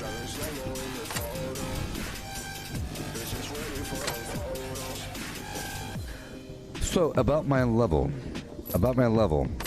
I tell people that people don't really attack me all that often because of my level. And right now I look like a bad guy, so it's even more intimidating. But depending on how I'm dressed and what I'm wearing, people want to attack me more or less. I'm wearing this clothing to be more of a deterrent. But here's the thing, I'm a trophy kill. Okay? The way it works is like this. A level 20 has a higher survival rate than me. Or, I would say this. A level 20 has an equal survival rate as me. Hey there, Sandra, how's it going? So, a level 20, because there's a pity factor. Nobody wants to kill a level 8, you know? Or a level 5. Let's say a level 6. A level 6, nobody is going to be killing a level 6. Or, you know. And as we all know, you don't really get all that much stronger as the game goes by. At a certain point, you're the same strength as anybody else. And the game's been out long enough for anybody to have the capability of killing anybody else, especially a bunch of cheaters. So a bunch of people that use duped items, I'm a trophy kill. Specifically for the kind of players that we don't even want to encounter. You know, the kinds that use duped items, like legacy items. So a level 300 would really love to kill a level 900. They would love it. A level 70 would think I'm the scariest thing on the earth. Because they don't understand, maybe, yet, the fact that everyone's about the same strength. You know. Sure, I have more time to get certain perks, and then I have the legacy, I have the Secret Service armor, and whatever, the certain weapons. They might assume that I'm a cheater or something, and I have a bunch of legacy items, but you know.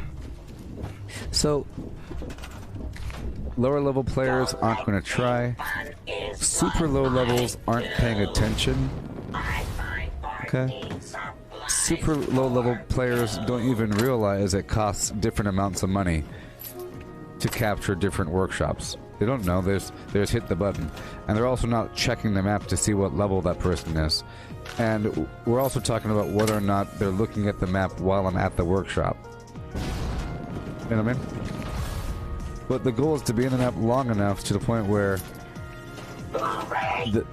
it's gonna happen.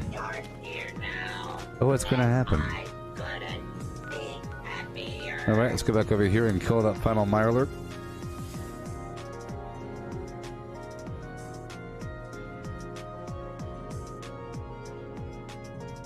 I need some time to think there, kiddo. Give me some space.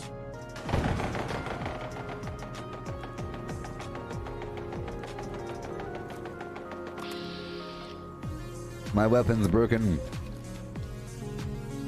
Okay.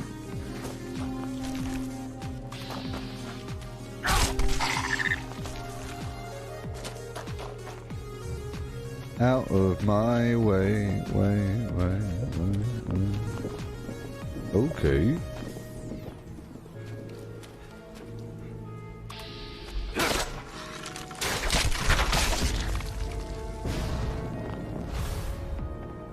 Alright. Cool, moving on.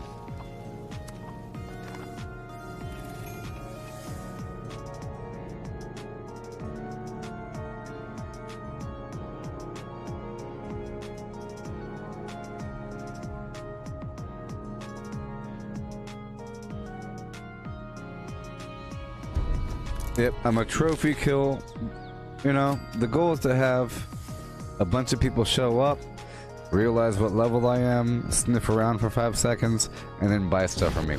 The goal is really, this is all about making money. This is a long-term money-making strategy. My goal is to have a bounty and to have people want to sniff my location. In the process, they get bored and buy some stuff. It's sort of like you build Splash Mountain to sell photographs and souvenirs, and you make more money from the souvenirs from the over time, perhaps. You know, all the souvenirs wrapped up together if you add up them all, not just for the one ride, for all the rides.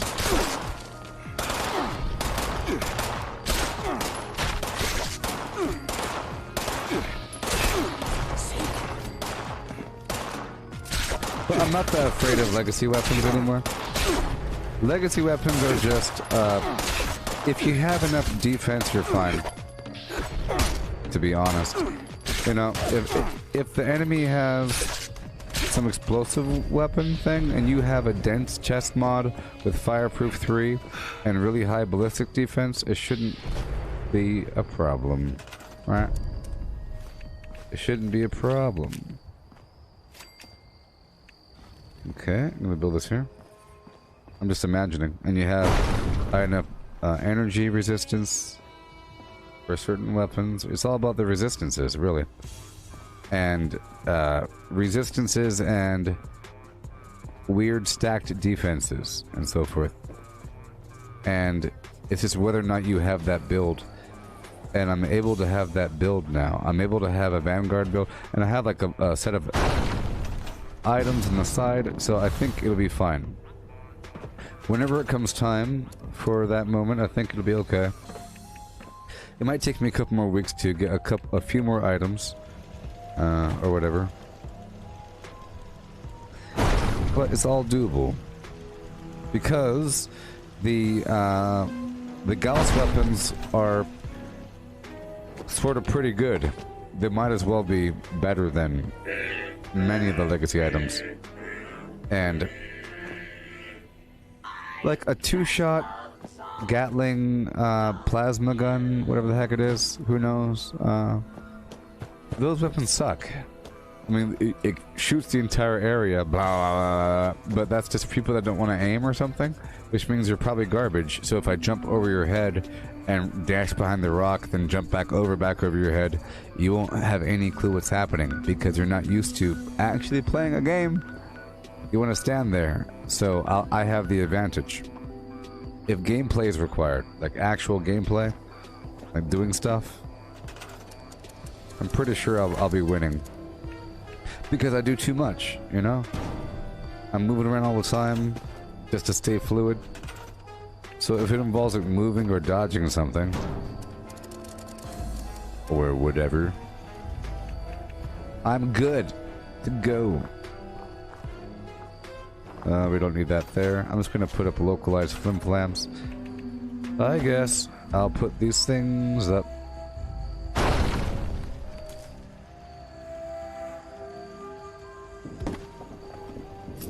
Level 0. An attack is coming.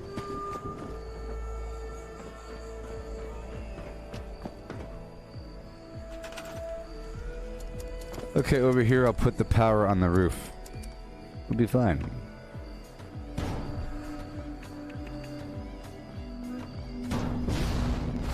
Yeah. Boom, bop, a doom with a boom and a boom, bop, a doom with a boom, bam, boom, bop, a doom and a boom, boom, boom, boom, boom, boom, boom, boom, boom, boom, boom. And also, the more egregious of legacy users were banned, I think. The worst of the worst were taken care of by fate. You know what I mean?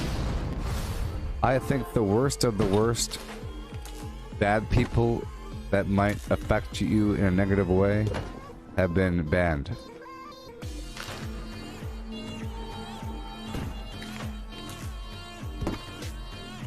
Shiggity schwa.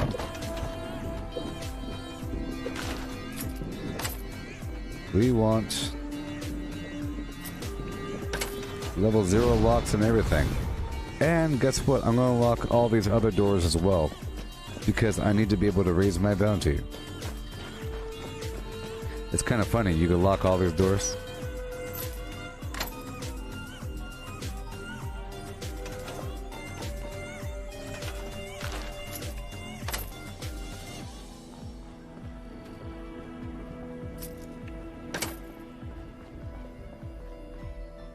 It's actually a strategy. I'm locking doors for a reason.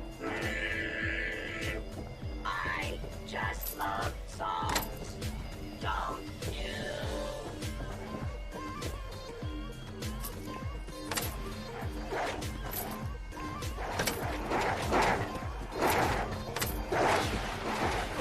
Good goodness.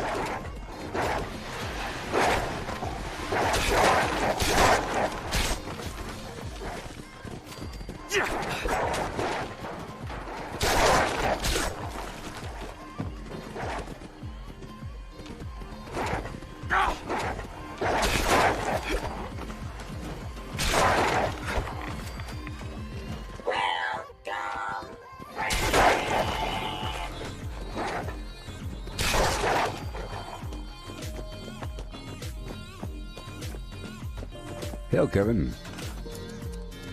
Yeah.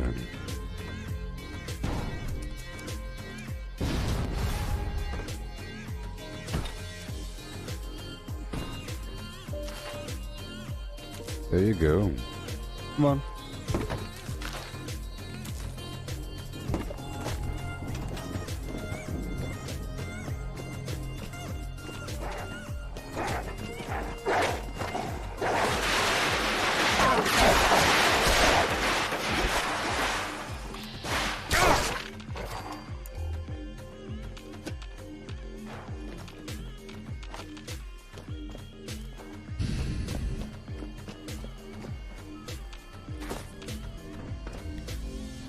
Alright.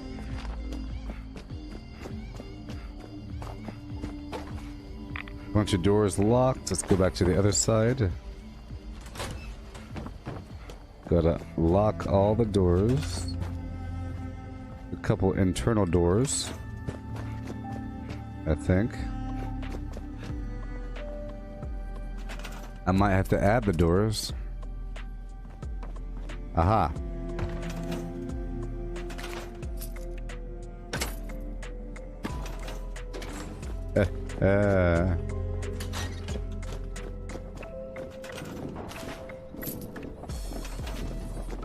Done.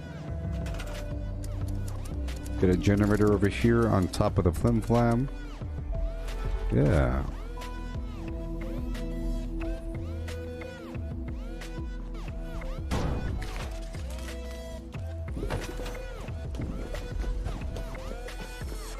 Eugene, you asked me why don't I go play with my friends? How about why are my friends not playing with me? I'm doing the real thing. I don't know what they're doing. I don't know what they're doing.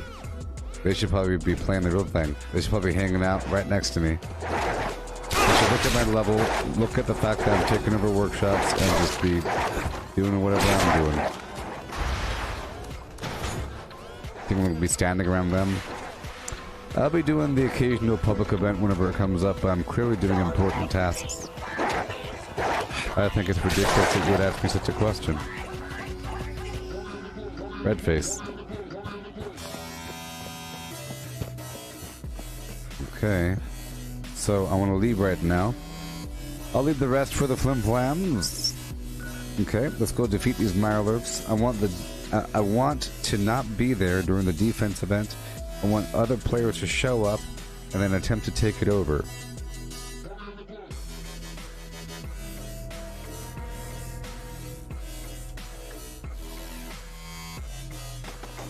Yeah. Thank you.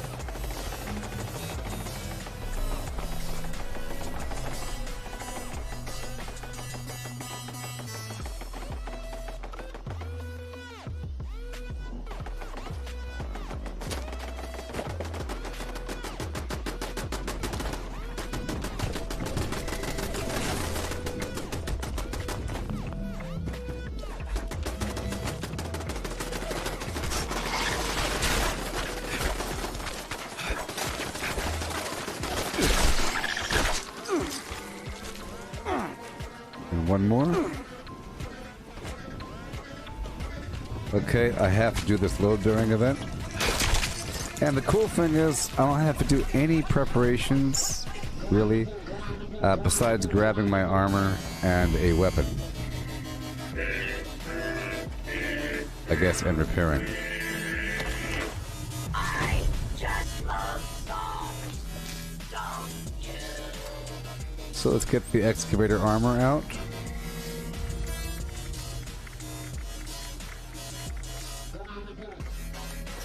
And I'll pull that instigating weapon out.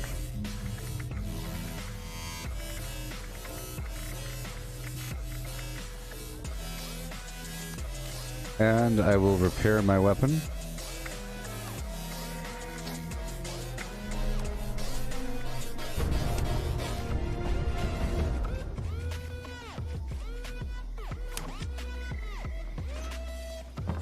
And I have to make some ammo, probably.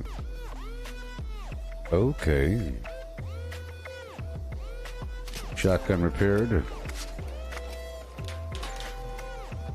How much are we sitting at? 771 is perfectly okay. I'll eat a big belly full of food if I have any.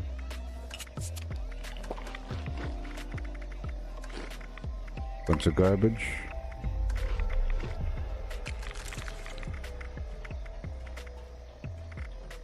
Okay. Boom, boom, boom, and then break down everything.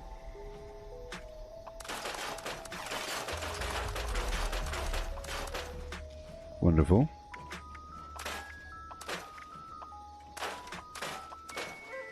And let's make sure that we have a fusion core.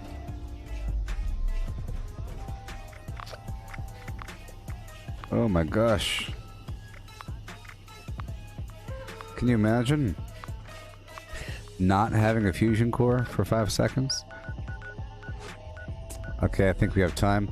I'm gonna sprint on through the Mount Blair train yard to get myself a fusion core. I just need like one. Cluck, cluck, cluck like a duck, like a chicken, y'all. A chicken of the sea. That's a duck. Yeah. Yeah, so that's my next big project on the side. Setting up a second computer to help my streaming experience. Kind of weird though. So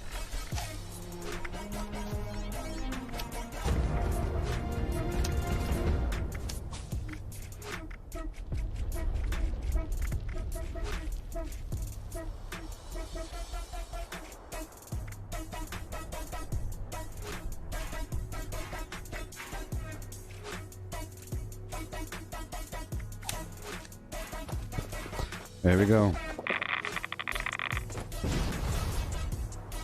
In the past, I would never use Barbarian, Evasive, Dodgy, any of the defensive perks because in PvE, it's really just about not getting hit. But PvP is not about not getting hit because you're gonna get hit. That's the whole point.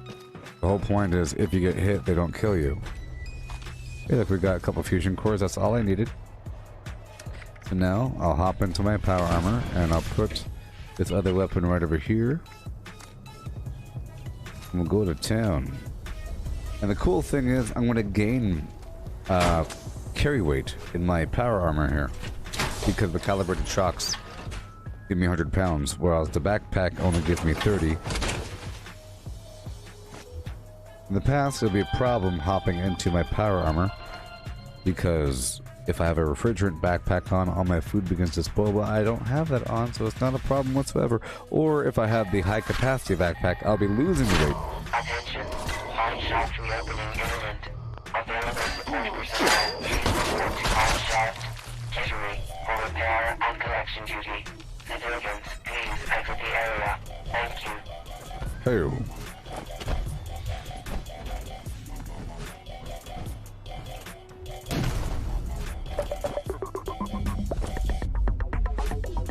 Do the robot, y'all.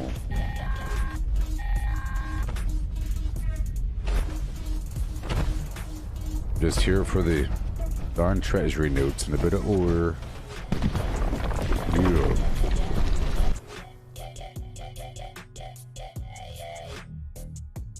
Yay, I enjoy putting on armor. Yeah, I need a bunch of these treasury notes. We turn in one for each one for 10 gold, 20 per day, and each of these events give you a nice pile, 2 or 3. The public events. Any event with an exclamation mark point on it. But we're getting a bunch of iron here.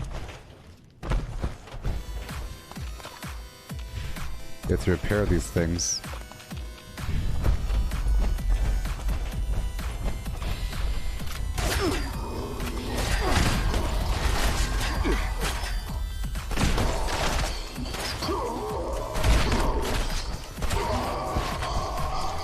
I'll do them afterwards. Let's go around really quick. We'll be here for 6 minutes. Plenty of time.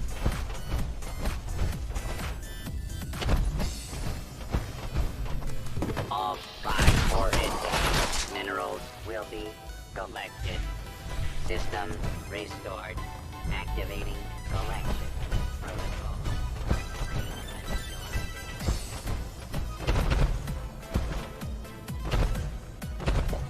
Right over here.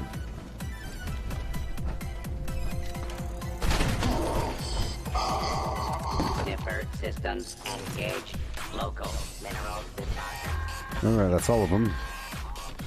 All mining systems restored. Initiating high-yield subroutine.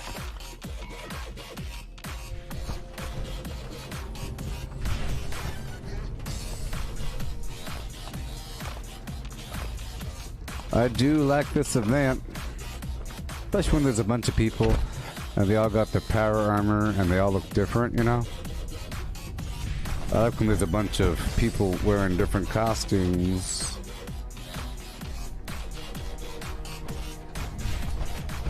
Yes, I really enjoy slaying mole miners. They're like a big old squishy target and they have a lot of loot. They have a lot of decent loot on them. They have gears, aluminum, black titanium, and steel.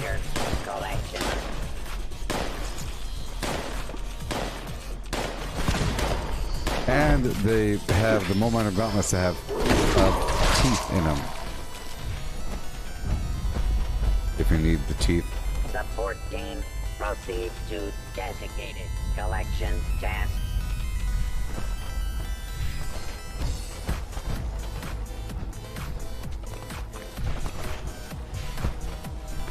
Oh, that's where I came in at? Uh-oh. Mineral collection complete. Issuing.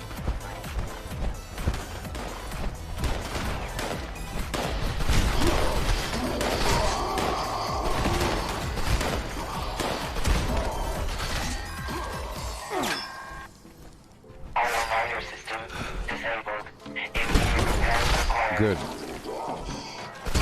It's really good when it breaks because, you know, if it breaks right in front of you, now it's at full repair versus not being at full repair. Uh-oh. Over in combat.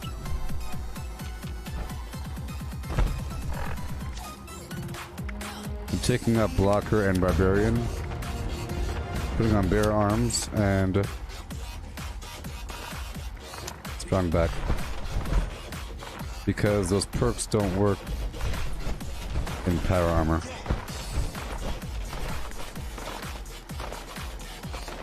Aluminum.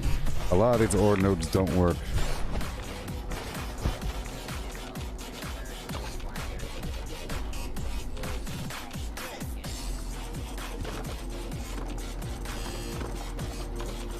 But a lot of them do.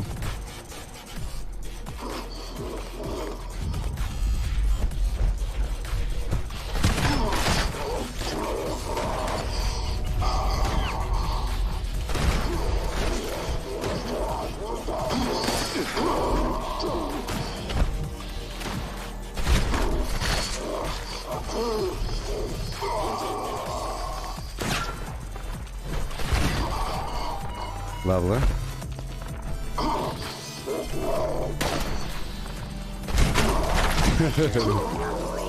Yeah, they are. And they make all kinds of noise, you know? They're not particularly disgusting, but they're gross enough to be okay to kill. And, you know, they kind of shuffle around, and they have a cuteness factor. They're shuffling around. It's really easy to find them because you can hear them.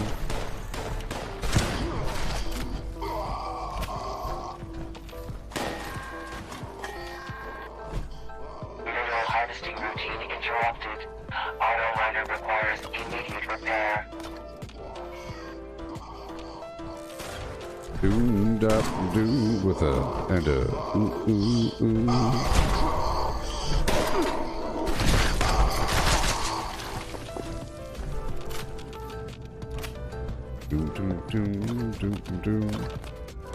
Yeah, like in that mole miner treasure event when you had the treasure mole miners running away.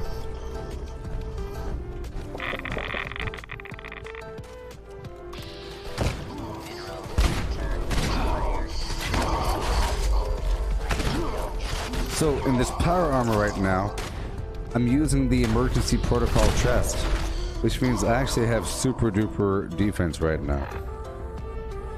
Oh my gosh, it's so low. My gosh, look, I'm at 294. But still, the damage coming in is reduced. But compare 294 to 600 or 700. Isn't that crazy? Like, that's what I am outside of power armor. I gained like 500. And I thought that I had a pretty good defense in power armor. My bearing of what is good and bad is going out the window by now.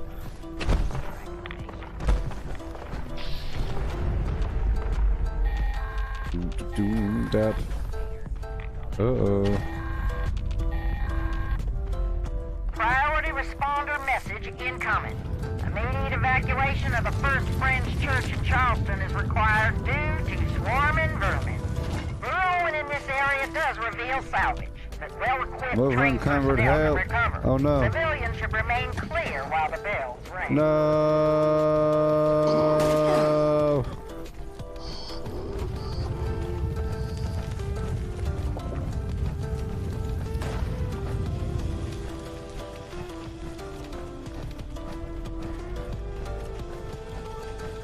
No. 15 seconds out of my way. 12 seconds. 10 seconds. 7.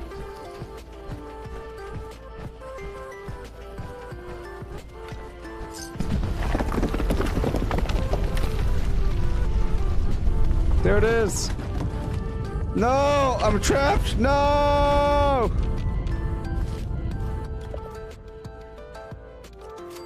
No.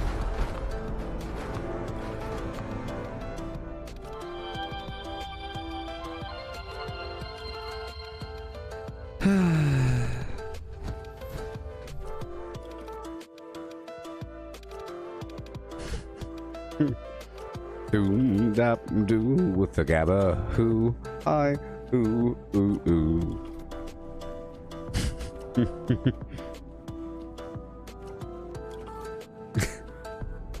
I'm gonna become one of those mole miners.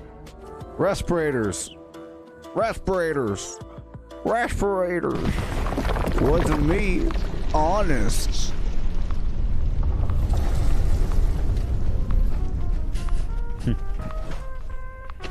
Alright, let me take this tuna can off my body.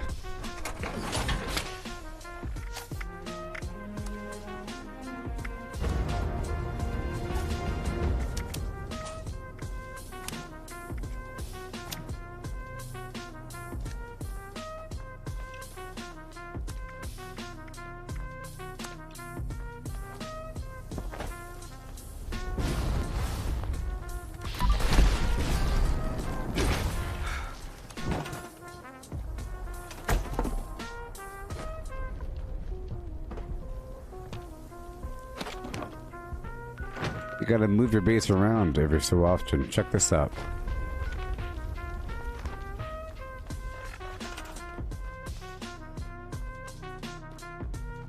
Get some customers.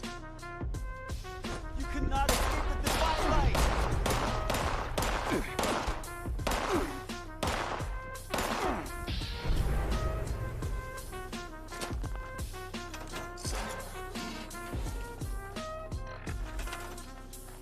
A little bit closer. I want it to be a little bit closer.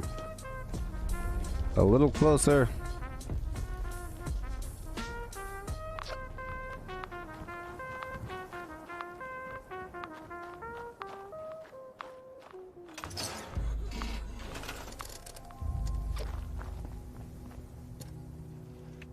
We were wondering if maybe you had experienced any disturbances. What kind of disturbance? Dishes or furniture moving around by themselves.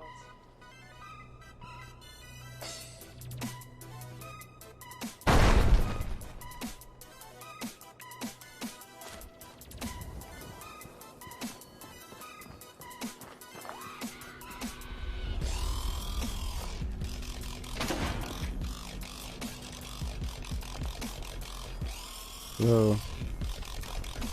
Oh no. What? Oh, what's wrong with it? Oh my gosh. Oh my gosh. I didn't do anything. Oh, I know what happened.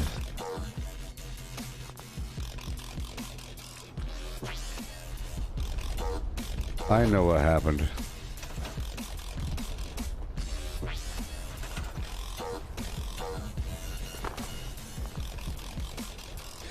What happens is, if you have a collectron in your building, sometimes it spins. You know, it'll spin. Hey, look, you see? I told you I got customers. That's what it's all about. Moving your flim flams. Okay, I got a blueprint. It's okay, I'll use whole home. I will use whole home.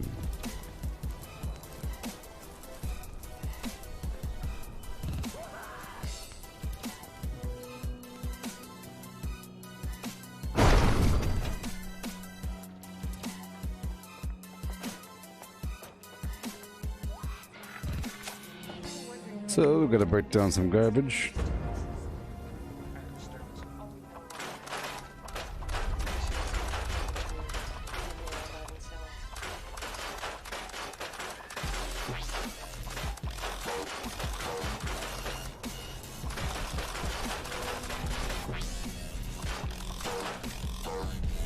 Yeah.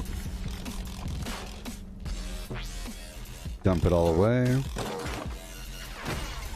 All those teeth. I should have a ton of plans.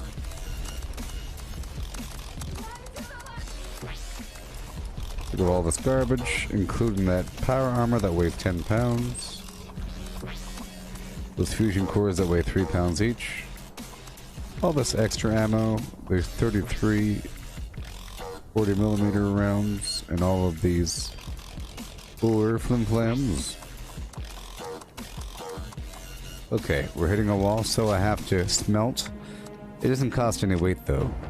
I don't think. No, it doesn't. Okay, hurry up.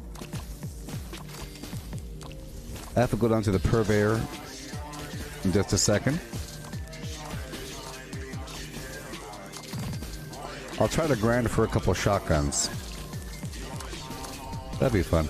Right now, we are in control of several workshops, hoping that people take them from us. And if they don't, eventually, I will. I think I'll just be taking over. I think I'll just get myself a bounty soon enough. You know what? You know what? You know what? If I want someone to capture my workshop, all I have to do is sit at the workshop. They'll capture. Genius! Okay, so if I want to kill somebody, right? Or whatever. If I want to play with a bounty, you can either go to your camp and have them buy from you, or you can go to a workshop and have them try to kill you. They don't need to lockpick, you see? They don't have to lockpick. Oh, either way will make them go aggro. So let's say that you're behind several closed doors at a workshop. They just have to hold down the V button on PC to try to capture it from you. The second it's contested, they could blow up the walls. They could shoot down the walls. So they don't have to unlock it. But the second they do that, you can kill them. Because now they're fighting. If you do it at a camp, you could do it with locked doors. You're hiding behind locked doors. They could lockpick the doors, but once they do it, they're aggro. So either way, if they want to kill you and harvest your bounty, they have to go rogue. Or they have to go PvP mode. That's awesome. What if Bethesda thought about these systems the whole time?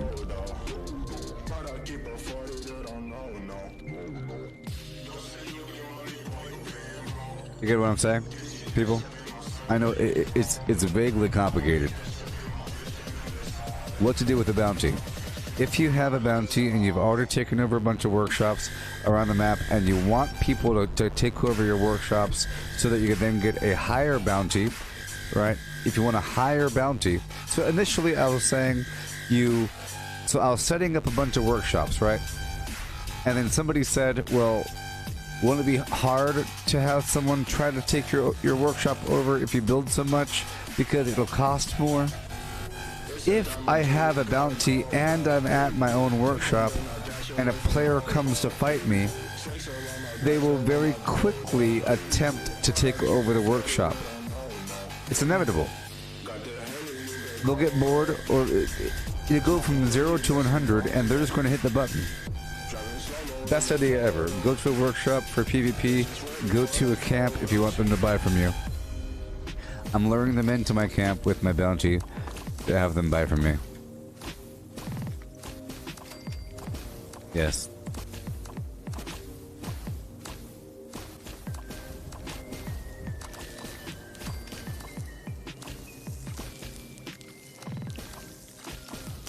Either way, the goal is to arrange it so that if the player wants to harvest your bounty, they have to be killable first.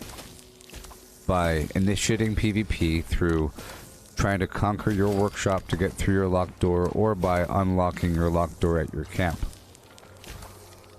Or at a workshop. Either way, they're not going to waste your time. So here's the thing.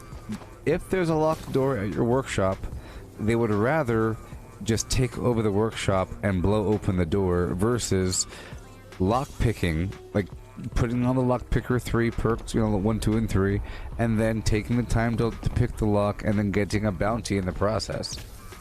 They're not going to give themselves a bounty at a workshop, but they might do it at a camp if it's a low bounty, and like, who cares? And they'll have their friend, they'll say, hey, friend of mine, kill me and get rid of this bounty right after this. But I have to go kill this player.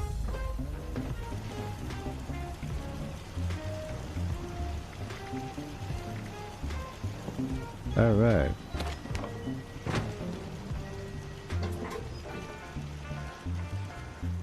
Okay, we're going right over here to get rid of a couple items at the purveyor.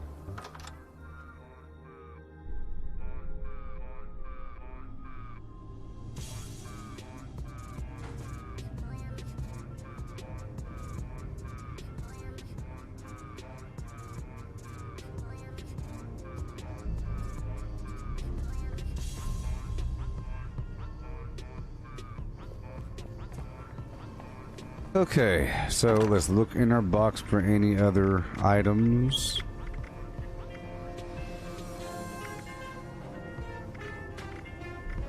Any more iffy items? Oh, this hunter's item. This other hunter's item. Kind of garbage. This mutant slayer's flim flam.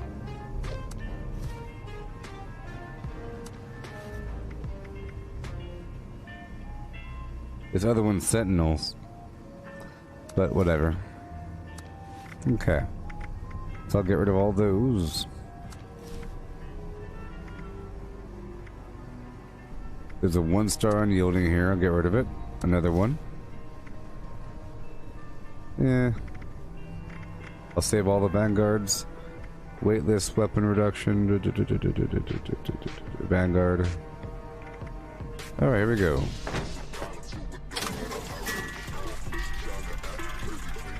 Sort by value, go to the very bottom.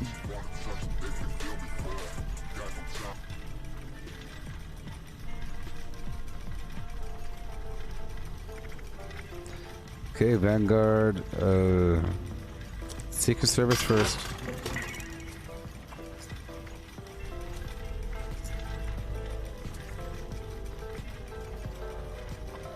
Hunters, Mutant Slayers.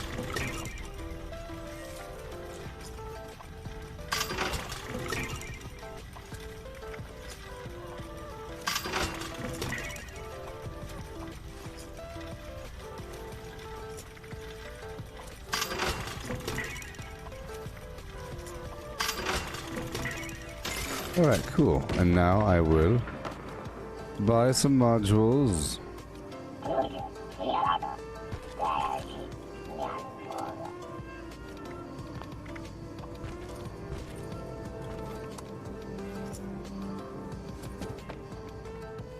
Alright.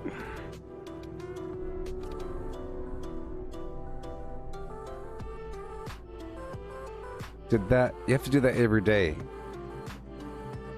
Now here's the thing, whenever, in about an hour or so, or sometime around sometime soon, the Smiley, the vendor, well, I think, did the gold vendor Smiley shift to Monday, or is it still on Sunday night? I think I read somewhere in the patch notes that the gold vendor was fixed, but it was moved maybe? Boom, boom, yeah.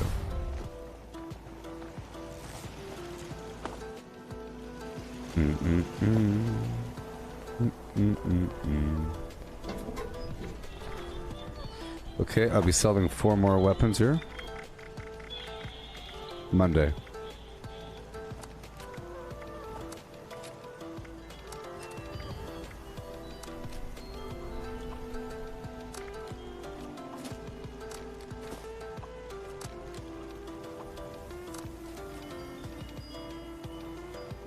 Check back Monday.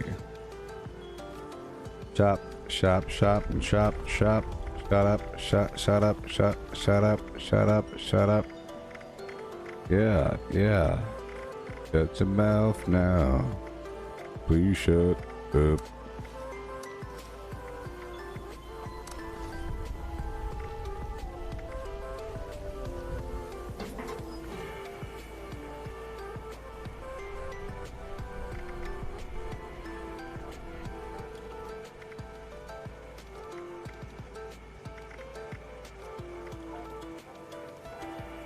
I sell 2 of these key cards.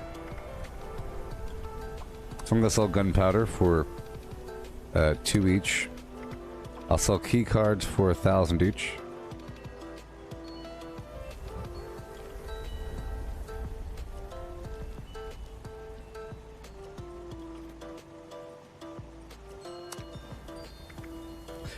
I'll check them.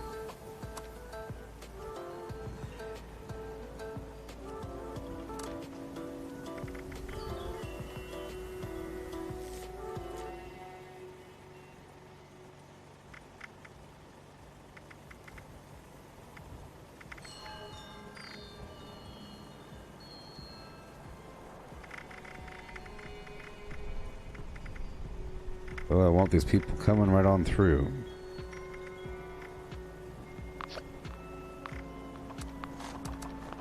I'll pull all this fuel out, or all this ammo out.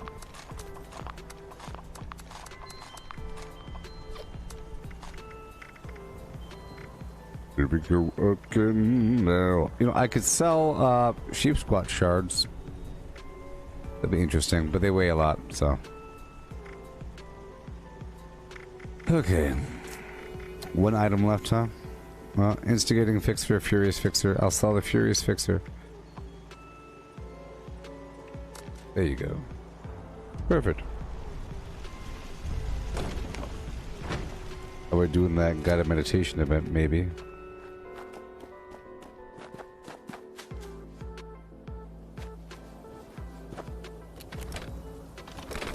Put this away.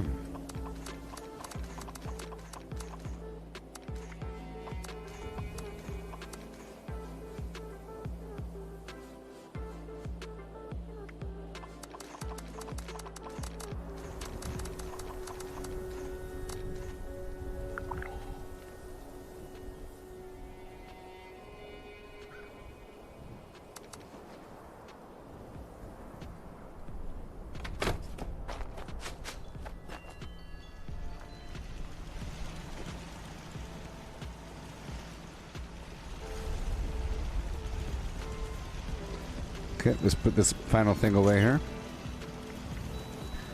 There you go, put everything else away.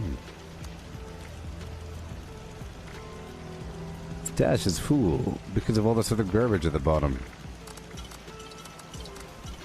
Doesn't need to be in here. That's okay. I'll check Smiley in just a second. Or whatever. Oh, yeah. Sometime.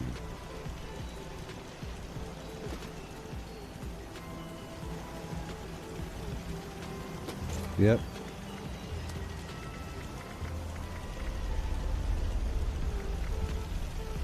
I'll try to sell those grenades. Except for the floater things. Yep. And some of the chems, I'll get rid of them. And the rest. Legendary modules. Bobby pins. Extra notes.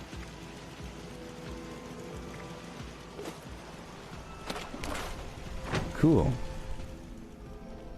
Let's go check that real quick.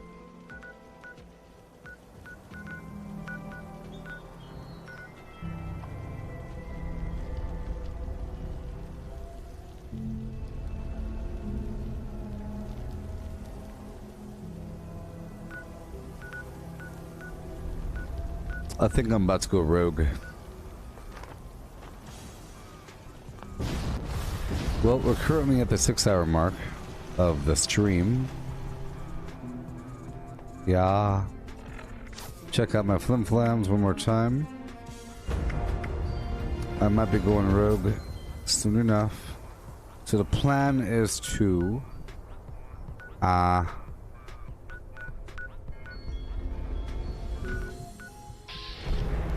get a bounty and then head to one of my workshops and then wait for someone to capture the workshop and then go to another one of my workshops and then have them capture that one and then keep on going around and let somebody else capture these things, and then I'll swing back through and get a higher bounty afterwards.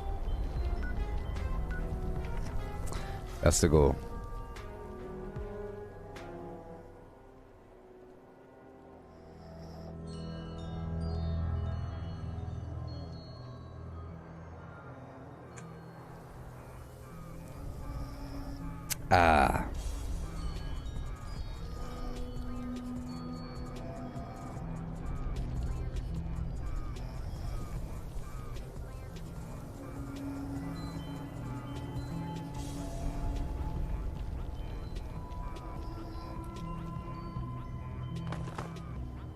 Hey, please peruse my wares and spend your money.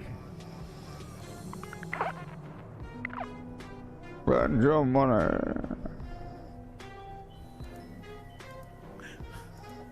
Spend your money.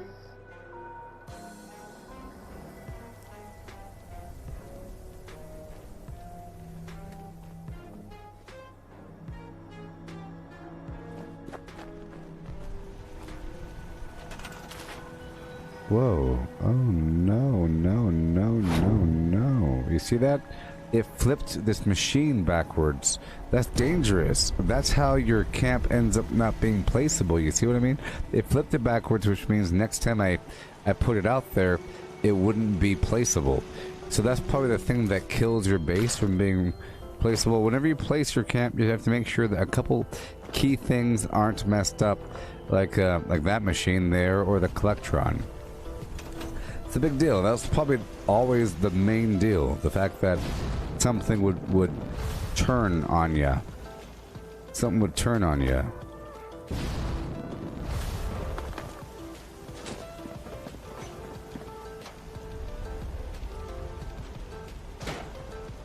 Ooh.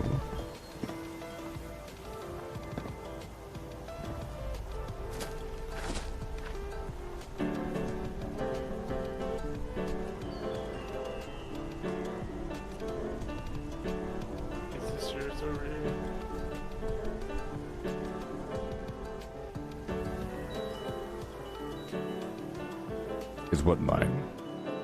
I don't. This thing's full of ammo. It's ice cool. You can have that. That was all my extra garbage.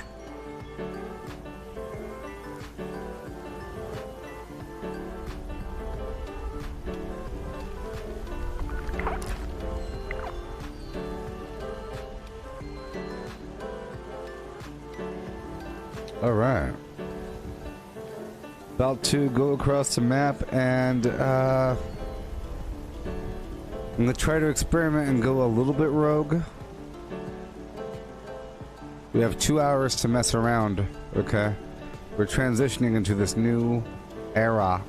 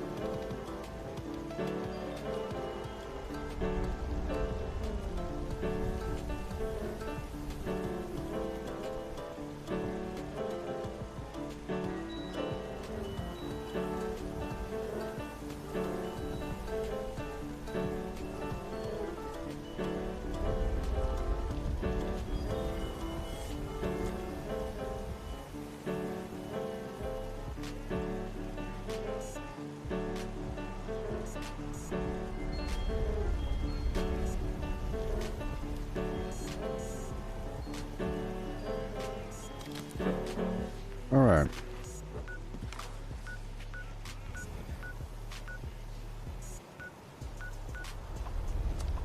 Here we go, up and around the map. About to go rogue, perhaps. Perhaps.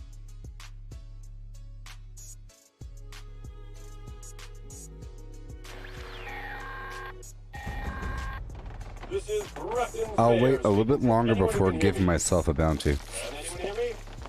Hello? As I was saying, the curator at Cricket's Fort has made an archaeological discovery. He needs your help. Seems he dug up another soldier. He needs a proper burial at the battlefield cemetery. The soldier, that is. Not the curator.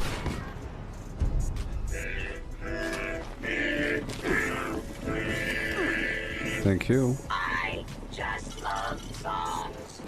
Don't you? Yes. Get some water from around the corner.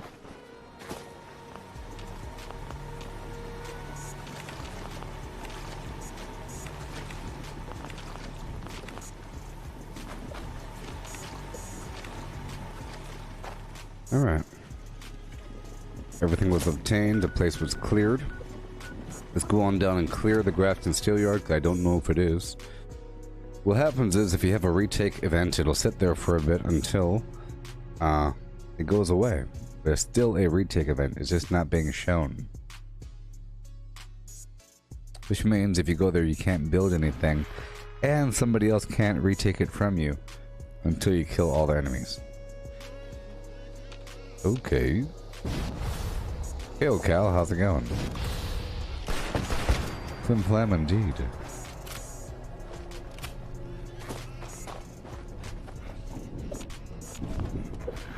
You doing okay?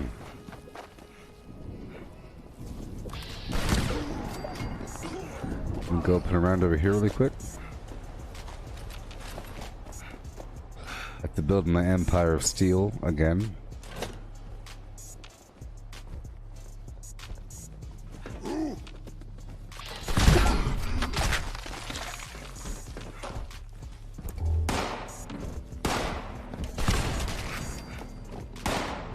Yeah.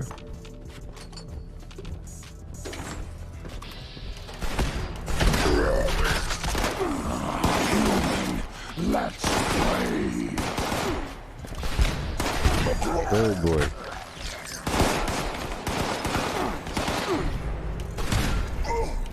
Perfect.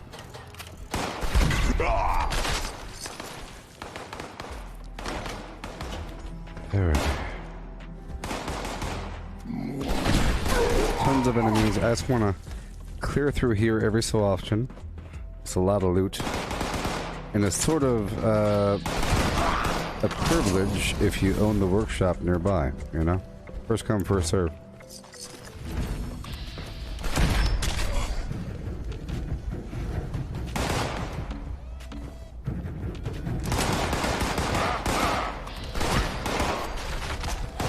Really quick.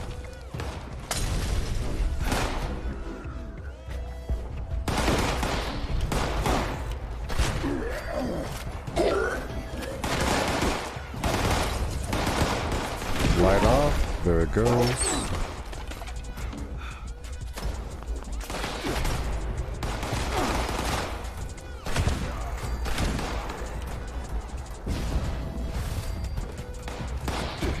Pieces on the ground.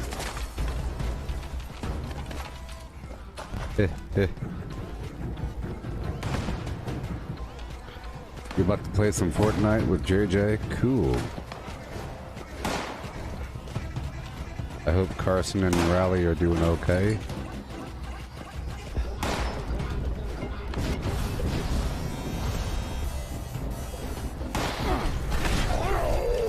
Yeah.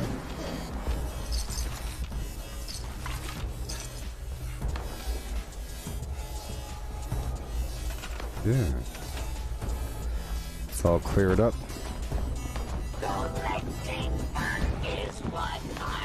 All this water. Mm-hmm.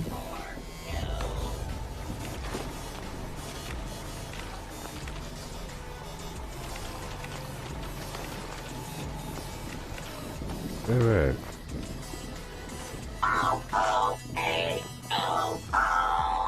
Hello.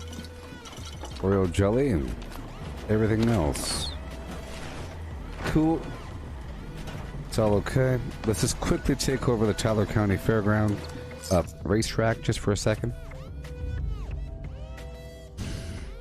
Also, like we mentioned before, it's nice to have some workshops that aren't as developed as other workshops to make them easier to capture.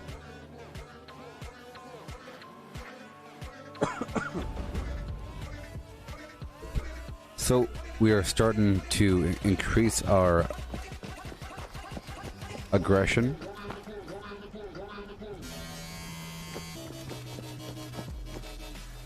Across the map here. Alright. We're capturing this.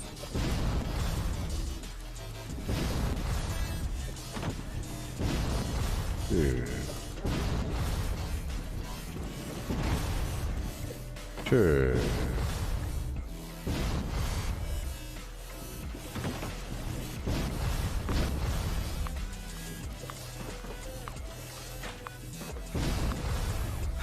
Cool.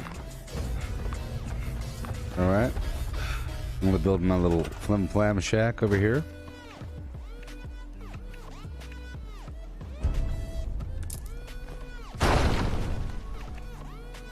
And boom. Okay, sure.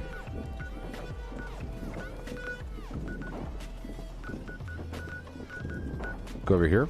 I have to retake and capture the rest of these workshops. I'm trying to go as fast as possible right now because I have a lot of work to do here. A lot.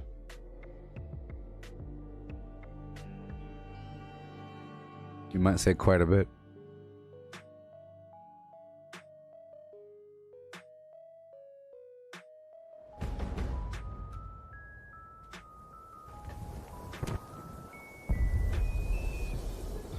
Here we go.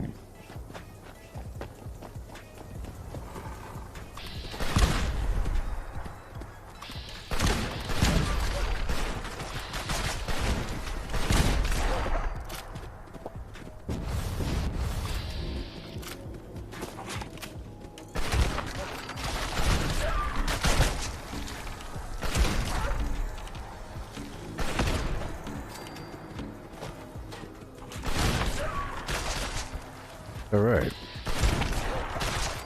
What's my favorite weapon? Well, I like the Gauss shotgun a lot. Well, there's many weapons I like. Many weapons are... The weapons... Every weapon feels a bit different in this game, you know? And that's what's cool about it. Even a baseball bat is pretty fun. Right?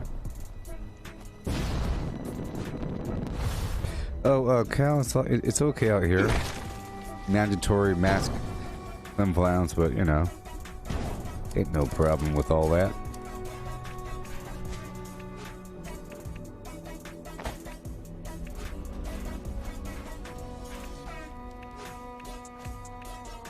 Uh-huh. Okay, so I have to be kind of careful here. I'm gonna build the, I don't have contractor or home defense on. I'm just building the basic resources and getting them locked in. I'm now locking everything. I used to unlock everything, but now it serves me better if I lock it.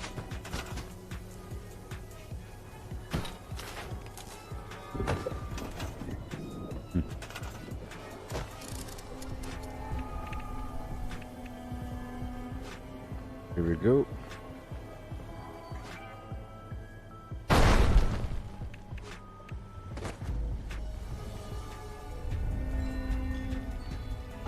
Boom. I'll lock these doors.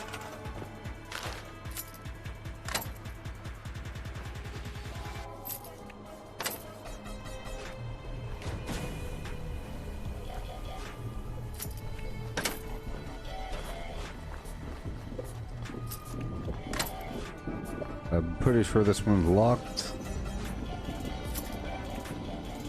It is. Keep on going. Generator.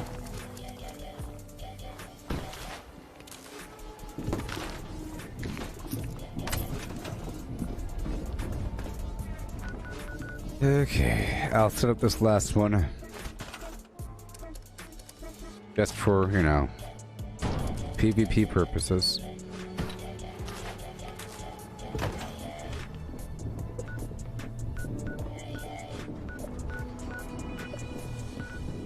Alright. Down to Berkeley Springs, just to capture that.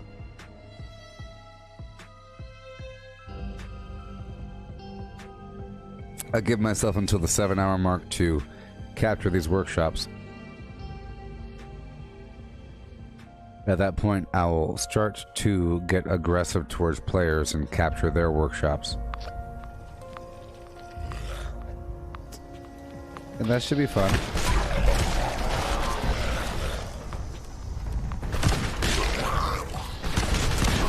Give them plenty of time.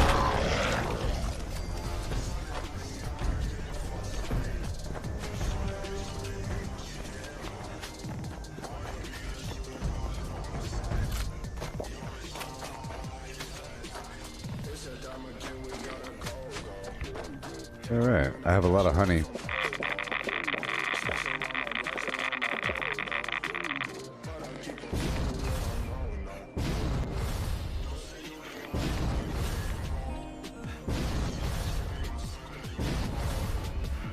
Yeah.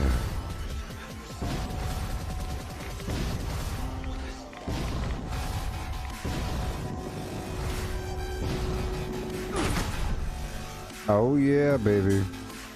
That was a good jump. That was a real good jump.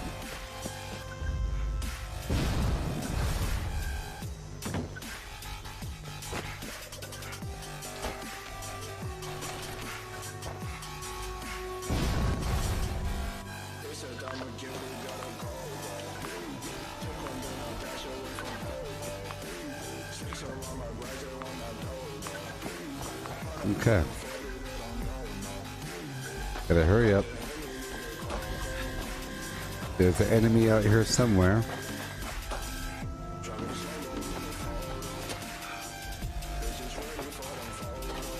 Oh, it's crickets. It's crickets right here. We've got a case of the crickets. The crickets are awesome because they give you acid. Once they're all almost dead, the game will show me where the remaining crickets... Oh well. I'll come back here. This is owned by somebody else. Like I said, we're not capturing other people's stuff yet. I'm leaving.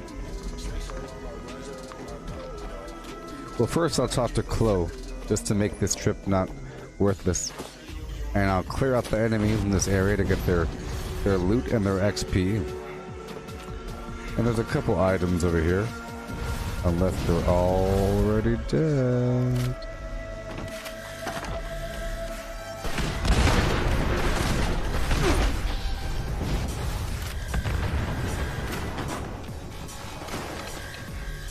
That worked. Uh-oh, they're already dead.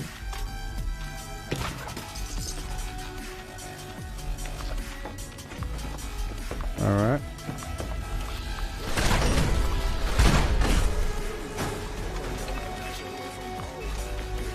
Precious loot.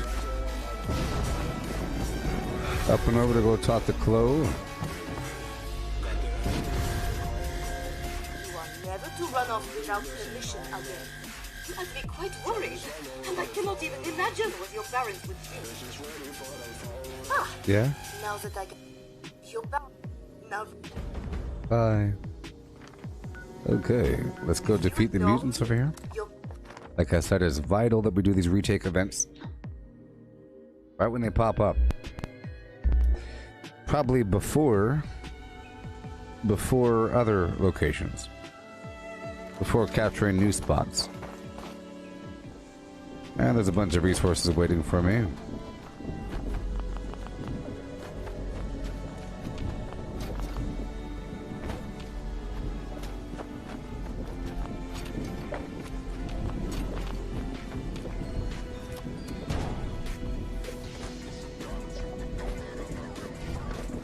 There's some mutants out here somewhere.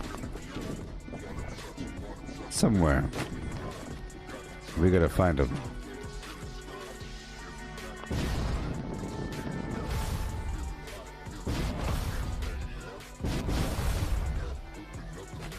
I'm listening.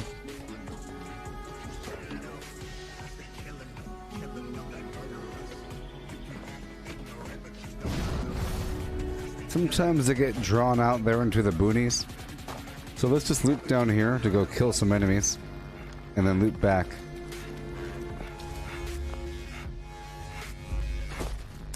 I'll loop down to the road and then loop right back.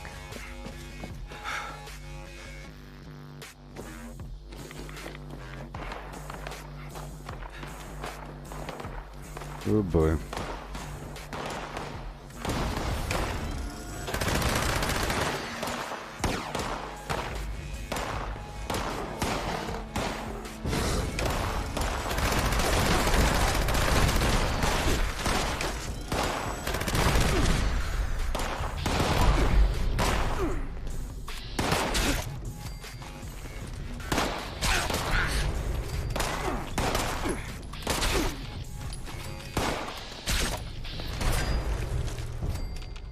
Oh yeah.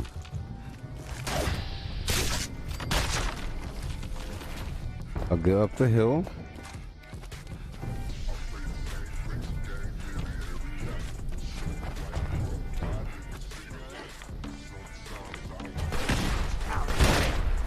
Holy land. Yeah. And now to my final reward. Not good enough. I swear. Not good enough. Attention, citizens. Nuclear strike imminent. Please exit the area at your earliest convenience. Okay, we're heading back down. I'll swing by the structure. I'm doing a big loop around to go find these creatures that are supposed to be over here.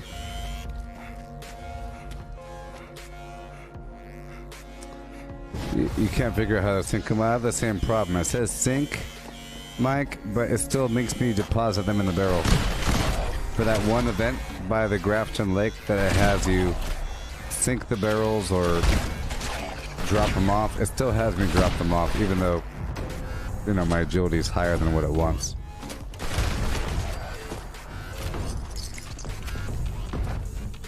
But I know what you're talking about.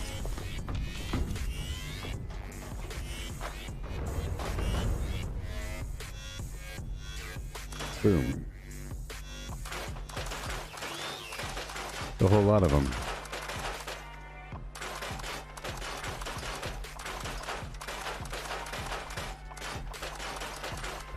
I should probably make another deposit before tomorrow, you know? Of steel.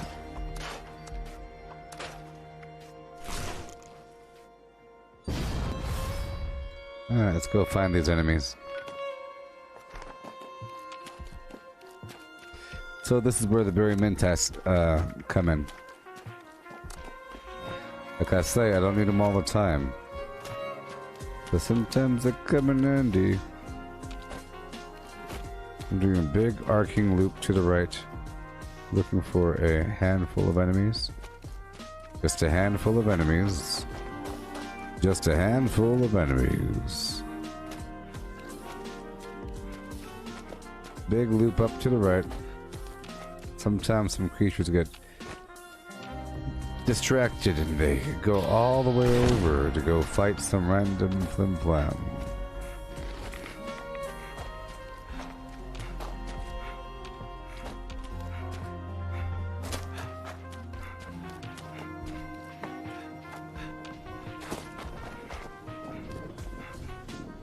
Look, there it is. I think he was like camouflage. But it wasn't making, he was just standing there. Like this guy, look at him. Look at him.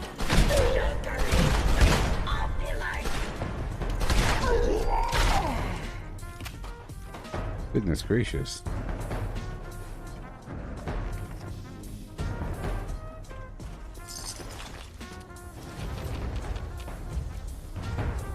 So now the game should tell me where the final mutant is.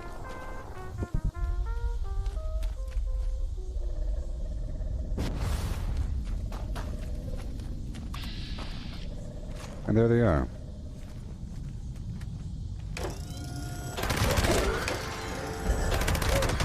Nice try.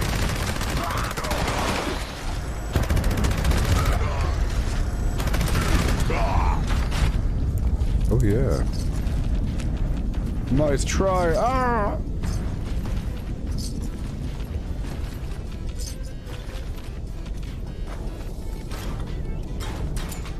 The Hall of Last Words. What did he tell you, brother, when you died? Ha ha ha, I said, one of the stars and it not be you. I mean, what?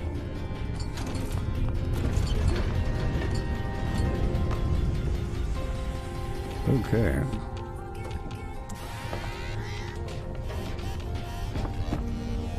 All these resources. I'm just in the area. This is why I'm here. I killed those creatures. We're done with this workshop. Beckley Mine still has a creature out there. Let's hop all the way across. It's free fast travel. It's no big deal. And I have to do the next public event that pops up. And I have to go take over a couple more workshops. I have half an hour left, though. Half an hour left before I have to start getting aggressive, taking over other people's workshops.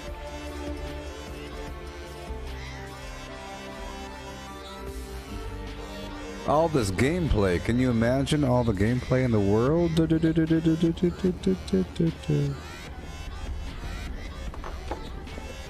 I know where you Whoa. sleep at night. Look at the lighting.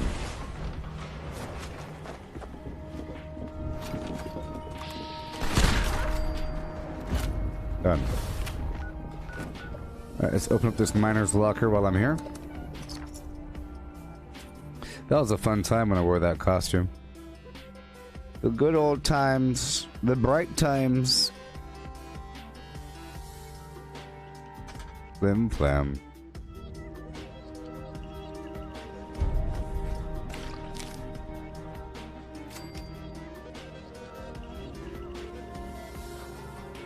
Oh my gosh, is my table gonna fall down? Why am I here? You know what's funny? I wanted to come here for other purposes. So I want to show you all something. Here is a nice resource run. Oh, I gave away my fusion cores. Like a fool. If I have any, I'm doing it. If I don't, then it's whatever. I gave them all away. Oh well. It's not meant to be. But there's a bunch of ore around here. I'll come back later.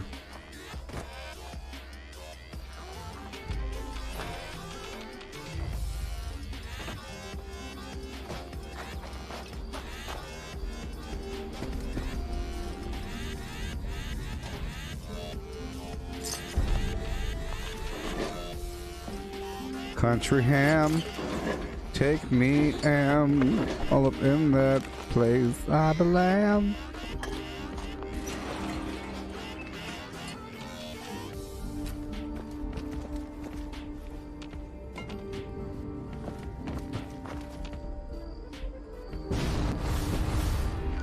All right, moving on. I'm the ham.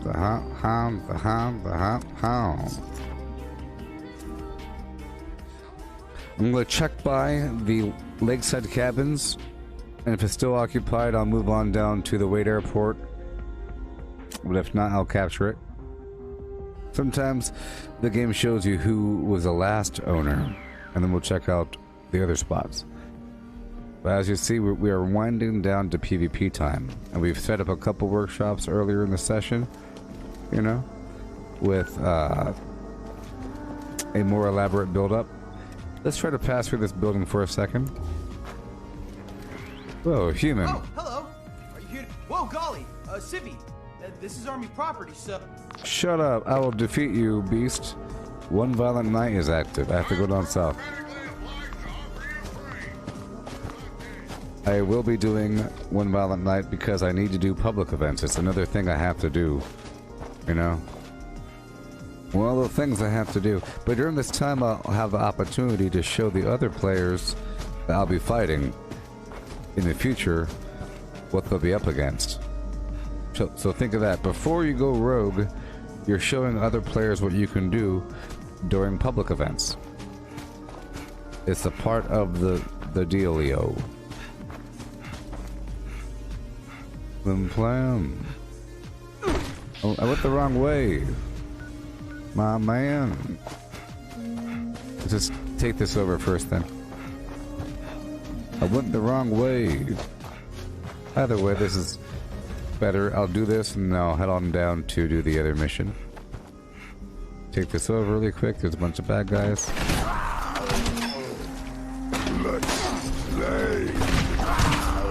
Oh, good news. Oh, bad news.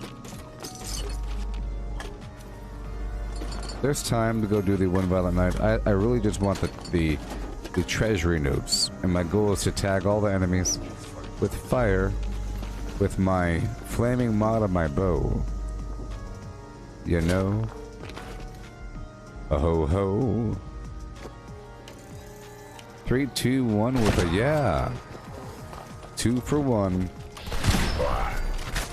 And a 3. 2 for 1, 3.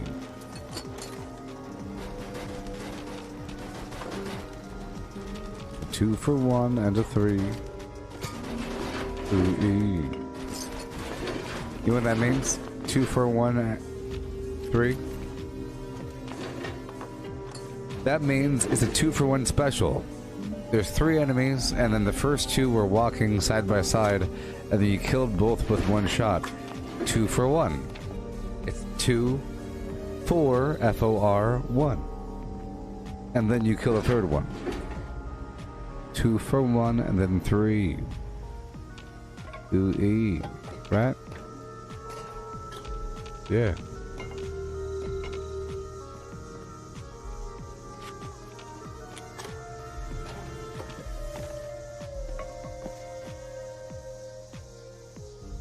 Gotta hurry up.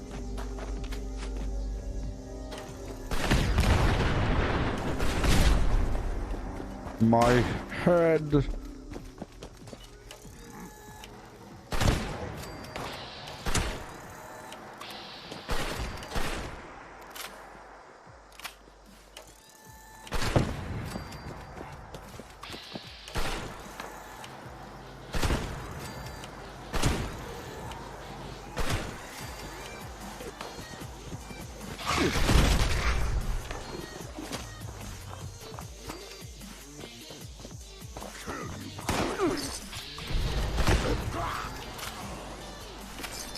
Come on.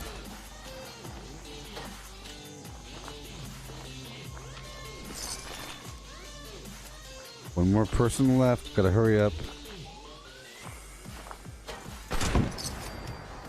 There it is.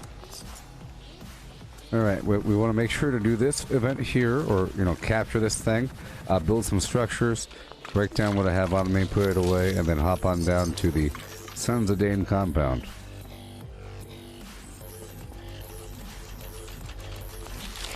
Bunch of resources in these meat sacks here. Meat bags. Alright, hurry up.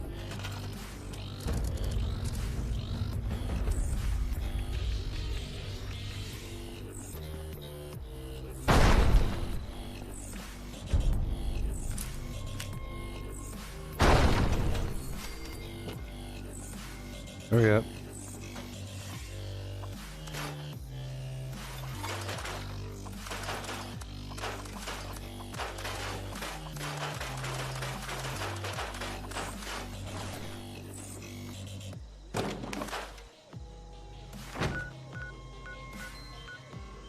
Five, 4, 3, 2, 1. Here I come. With a fire bow, don't you know? Gonna light 'em up and take 'em down. Oh yeah. With that AoE damage, minimal, of course. Doing what we can to show the other people that we care about them and their XP gain. To show my kindness and grace before my cruel side. This thing's been attacking the Buck's Den Beer House every night while we party. We call it the Night Stalker. It's killed some of our best guys. Polly says the loud music is what's pissing it off. So we can make a ruckus to draw it here and set up an ambush. Hell, if some beast's gonna put it into our good time. So we're fixing on blasting the jukebox and jamming on instruments loud as we can. Even rigged up some old busted instruments to shake around. Feed on some of them ferals we caught. That all should make a proper ruckus. Something about all them particular sounds seems to send that son of a bitch into a blind rage. Any good hunters out there want to stop by and help us kill the Night Stalker tonight? You'll be rewarded in all the beer and partying you can handle. Message is set to repeat.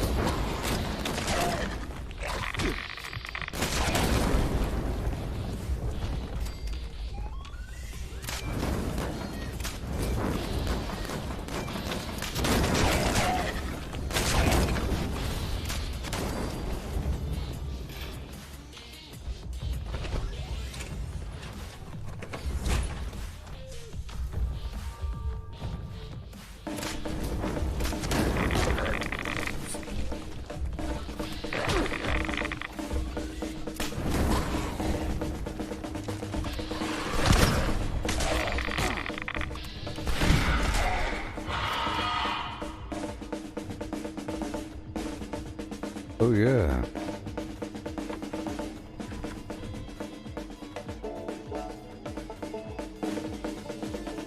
I'll get up right after that person gets up.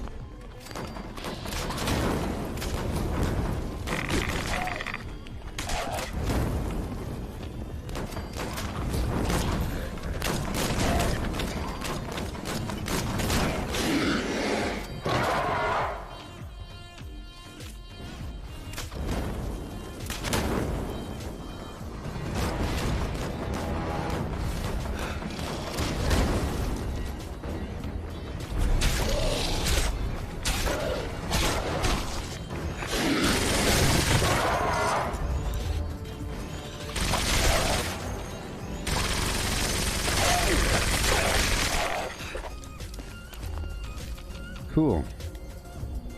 I'm gonna loot out here first. Yeah, there's a bunch of loot back here.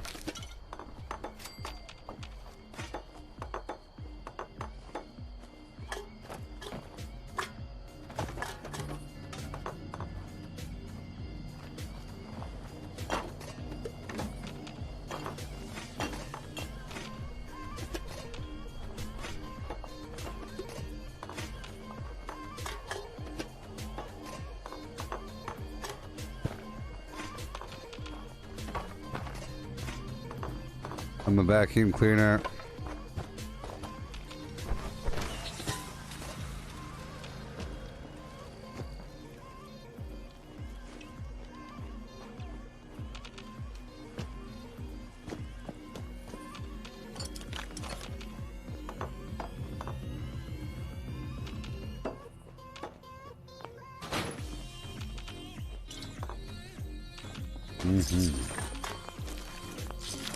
Yeah.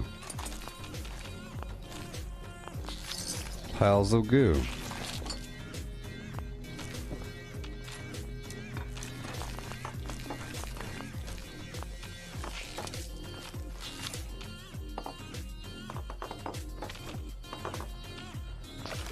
Wonderful. I want everything.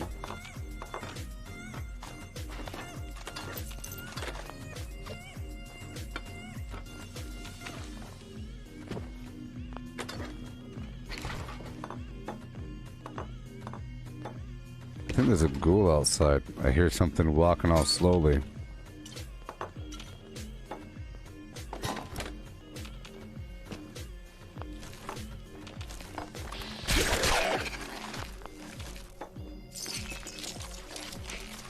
So that was a bunch of loot, wasn't it? If you think about, all in all, the junk nearby, all the junk that they drop.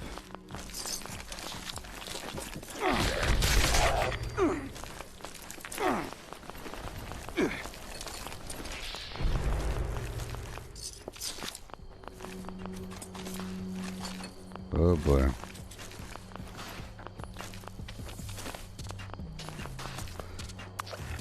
And seeing as we're here, I'm gonna run down the road to to Sylvie and Sons campground or logging camp to get some wood.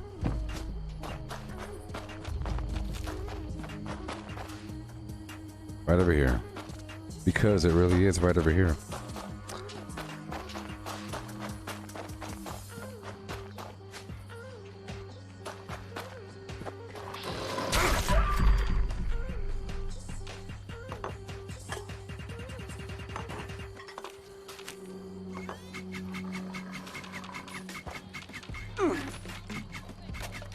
See, you saw back there how I went to where the loot was, and that person followed me and they started looting as well. That was my fear, that if you go to there in a certain manner, you sort of draw other players to that spot. It requires some cunning. Yeah. Are y'all doing okay out there in TV land? Or in audience land? I'm trapped in TV land. I'm in the internet. Help me. Help me.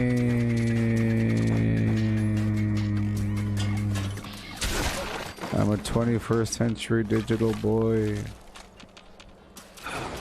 Help me.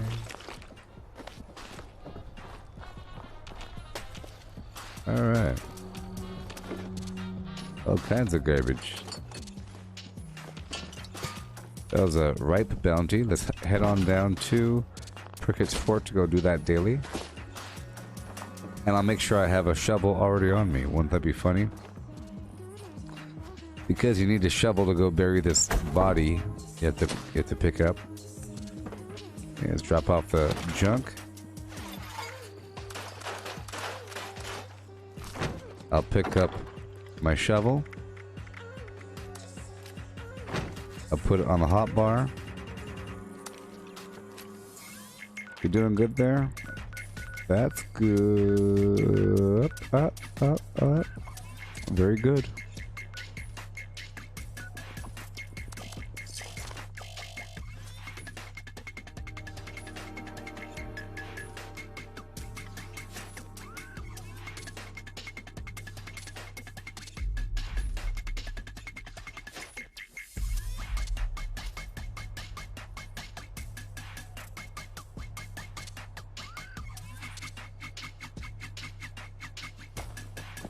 Alright. Hello there. Yeah. You must be from the Archaeological Preservation. Okay. Right over here, there's a bunch of wood. Remember, there's a wood turning coming up, and I plan on dumping all my wood, so we have to, you know, make sure that we're doing this nice and steadily. I used to do this all the time, and I've been cooking quite a bit, so I have been digging through my eternal wood stores without replenishing as much, you know? But you really should do this every server, or whatever, as often as you can do it, or every day of gameplay. Just like it's good to do Lucky Hole Mine every day, even though you don't need it, perhaps. It's nice to have thousands of lead just on call.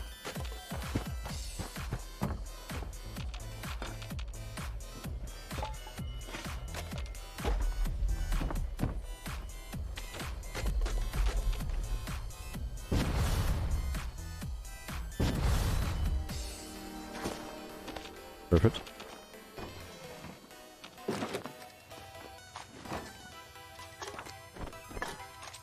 Excellent. Up and at them. I'm really happy that I chose to put the graphics at ultra because it's running better and it looks better. And it's actually making the dead bodies look juicier. I've always sort of complained that the bodies, when they're dead, they look like they're just dried pieces of meat. Like you take some fresh meat and you pat it dry with some paper towels and you throw it on the ground after putting it in a blender or like chopping it up with an axe. Or freeze-dried, like freeze-dried meat, bam. Yes, it's dark red, but it's not wet, and then you have some stains here and there. But now, all that flesh looks really wet because the graphics are better, and it's actually kind of gross. It's triggering my repulsion. You know, that's a little bit darker than before, but the contrast is a bit higher.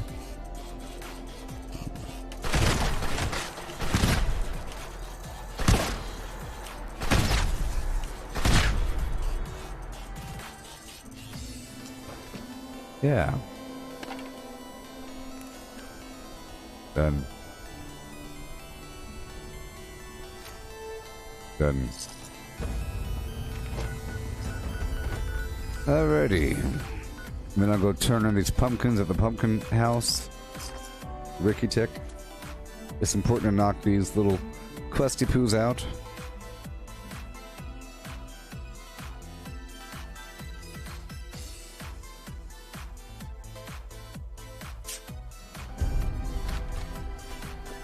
I'll hit up those retakes. So many pumpkins to view there. Kindly fetch.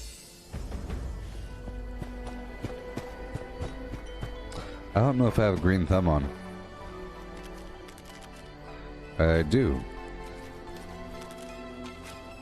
That's good. Yeah. So many pumpkins to carve. So little time. Ew. You there, as usual. Bye. Alright, let's go get the scorched over here at Dolly Slugs. And retrieve these toys, I guess. Sort of annoying, but that's okay. You gotta do what you gotta do.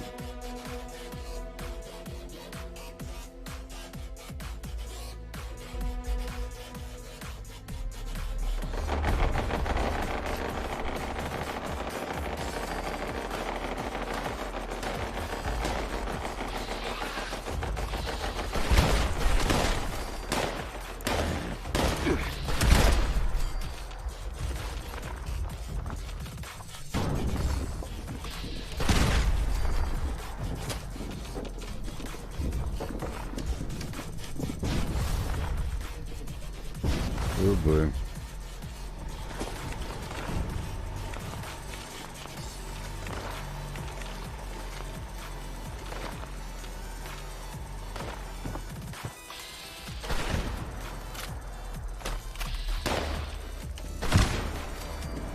Alright.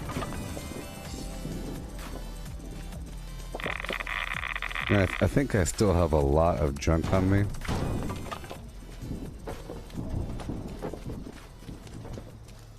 Go all the way across. Do what I can, what I could.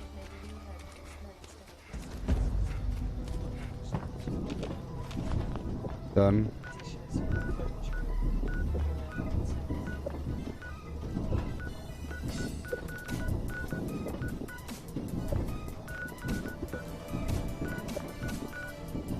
Alright, Tyler County Dirt Track.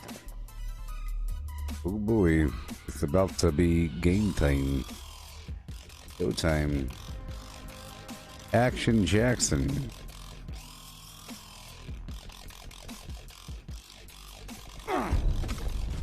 Oh boy. About to test my survival.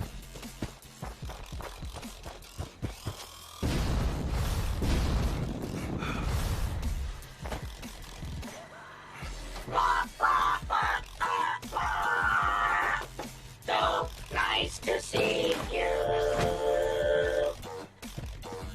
There's a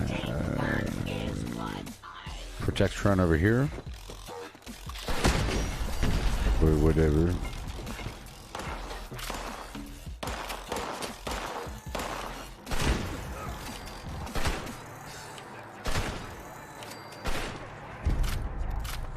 Excellent. Excellent.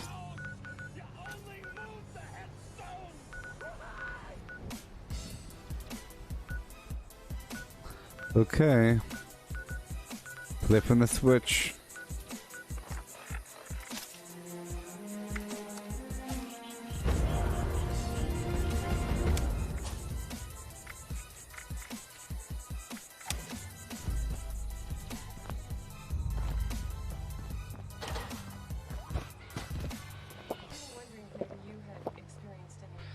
It's showtime.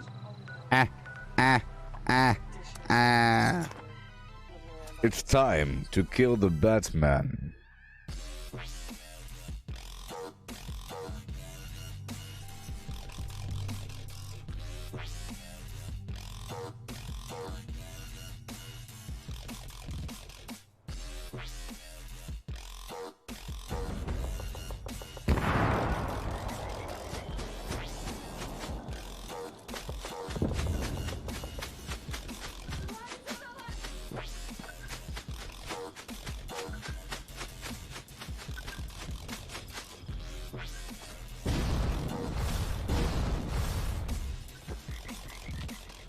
Call the loot.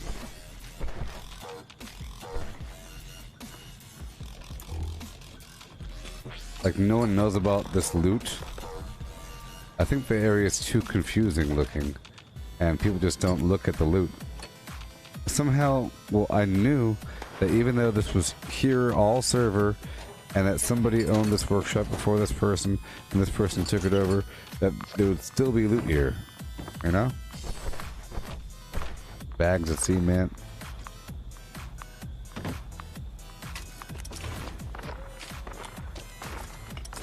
Ooh-wee.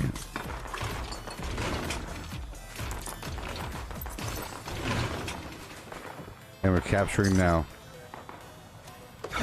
It's like, what?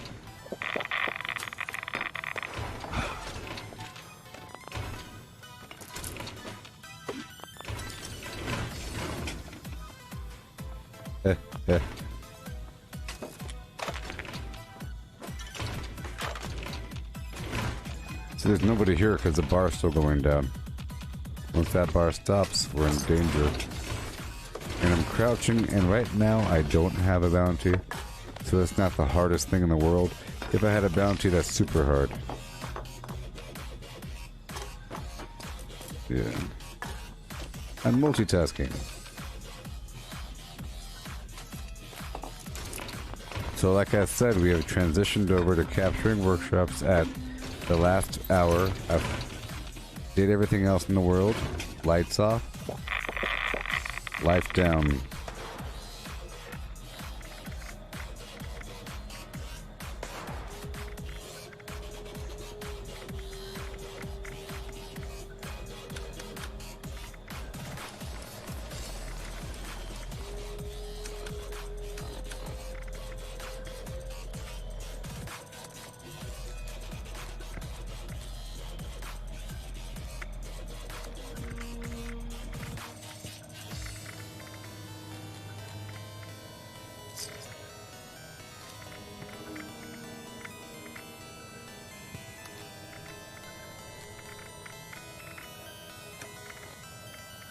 We're done? Alright, we're done. I'll take out blocker, put pack right on.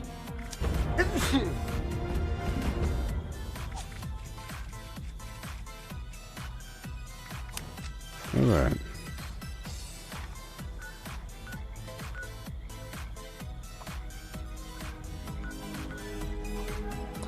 Okay, we took that over. Wonderful. And now I'll clear the squatters from Firebase LT.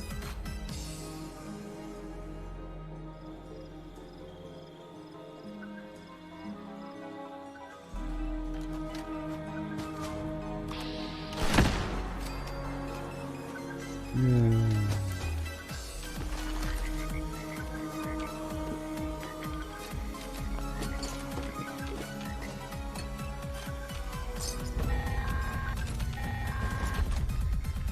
work. Yeah. Sensors indicate the problem spotters have been removed. Check in with me from time to time. I may have additional assignments for you to carry out. Why not?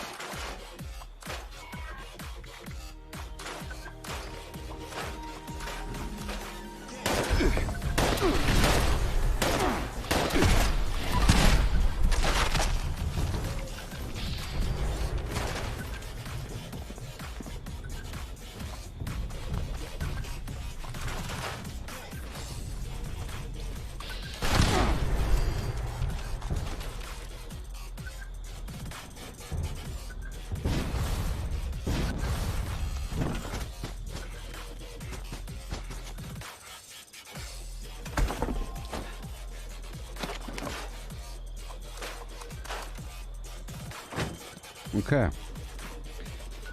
Cool. And now it's time to take over another workshop owned by somebody else. By somebody else. Yep. Let's go over here to mashed potatoes.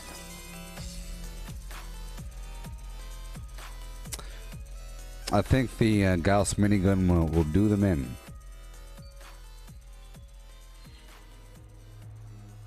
Especially with one gun army. I don't have to have bloody mess on, but I think one gun army will do it.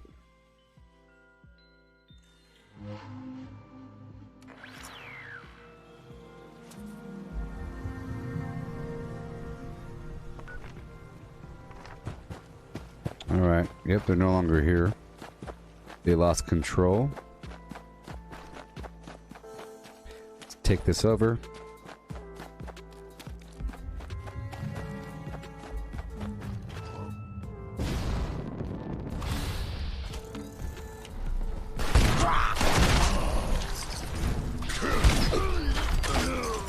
Alright.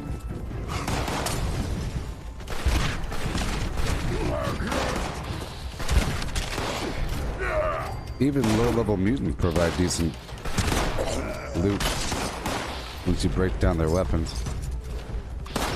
They want either minigun, hunting rifles. A lot of stuff here. Break it all down.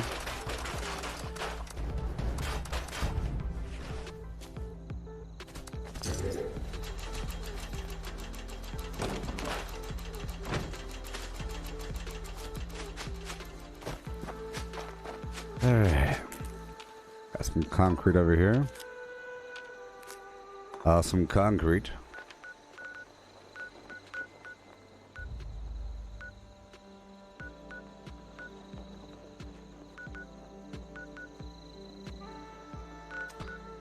Alright, these final few can be taken over very quickly. We're trying to own up all the workshops. At a certain point, people will want to get feisty with us. At that point, we head back to the camp. And we purpose to get a bounty. I'll be doing the bounty thing in just a bit. Let's look at the map really quick and try to remember where the workshops or the camps are. Over here by Ehrenholt. Over here by Gilman. I could also go through the just hop between teams. It's no big deal. Because your team will also want to kill you, so it's no big deal.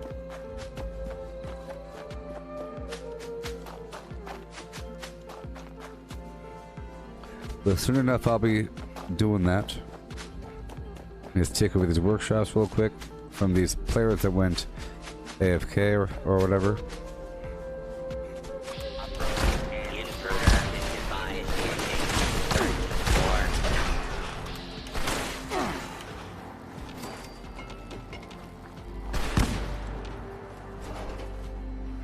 Thank you.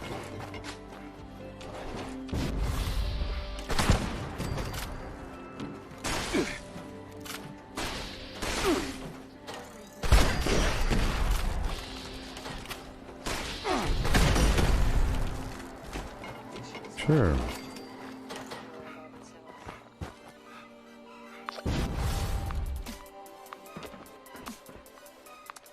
There we are. There's a few items of loot throughout this area. Giddy up, Buttercup.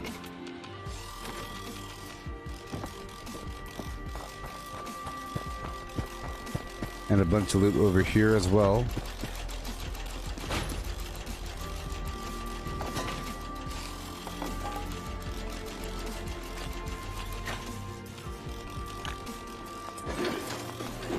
Alright.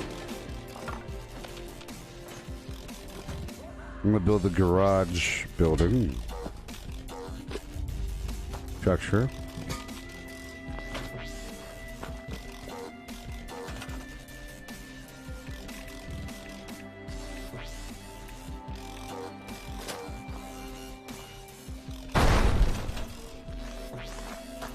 Drop down what I have right now.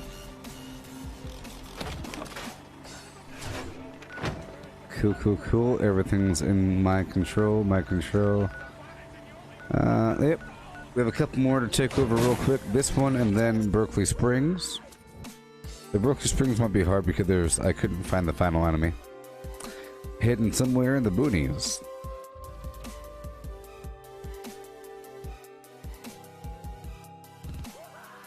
See, I'm 995 by the way. That kind of snuck in on us. I was 994. I don't know when I hit 995. That just happened. That's sort of a milestone, by the way. 5 levels left. I was thinking it's taking me a while to level up. I will be live again later on this... Wow, it's getting late. Later on this afternoon. I did start later. I had to renew my driver's license and so forth. Yeah.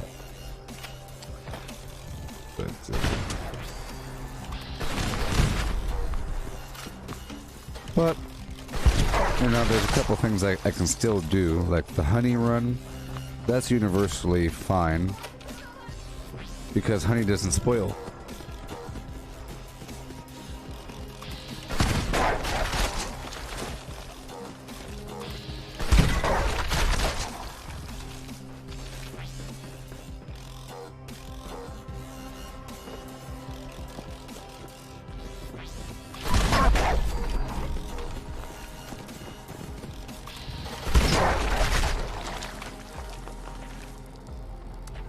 Alright.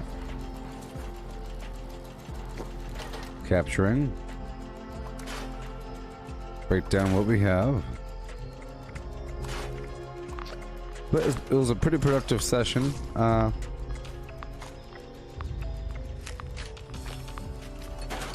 Able to move the camp, pretty sure. Besides that weird rotation feature, it rotated on me. Yeah. Snuck up on me.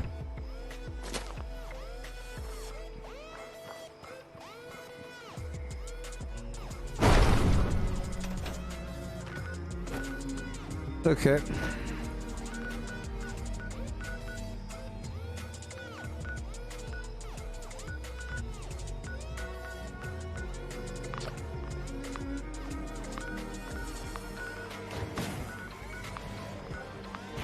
Let's go down to the Sunshine Meadows Industrial Farm because nobody owns that right now. Nobody owns that thing. 5 levels left.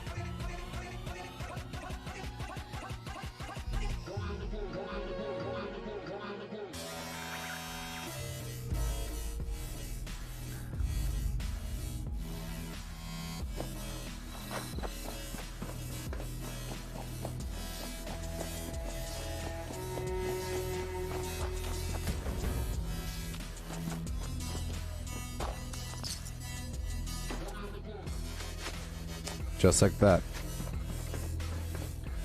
It's already capturable.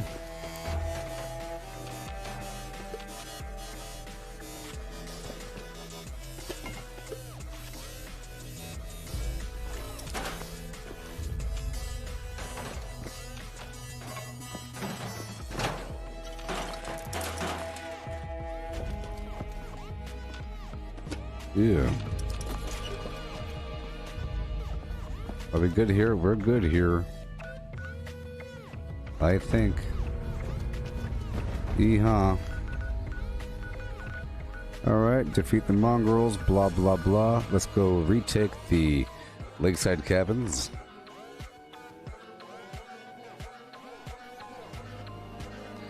We're down to just a few final workshops that are not owned by anybody. I'll check out Monongah Power Plant and the Thunder Mountain Power Plant in just a bit.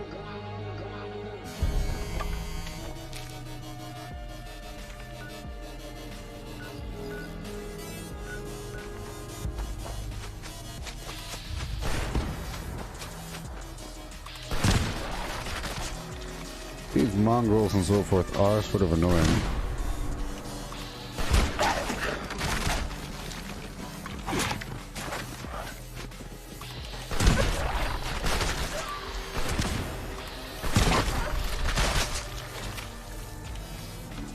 That's a lot of them.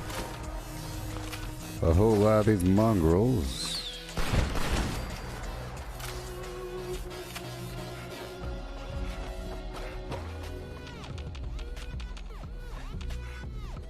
Alright.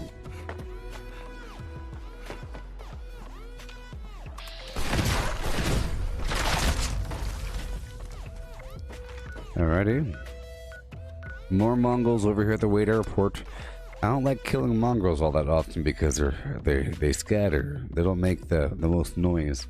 They take a second to find, and they don't really drop anything. I'm not a carnivore, so I don't need the meat.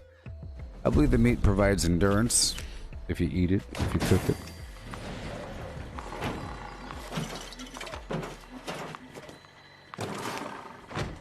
How about you stop Plus, sometimes they wasting whimper. my time?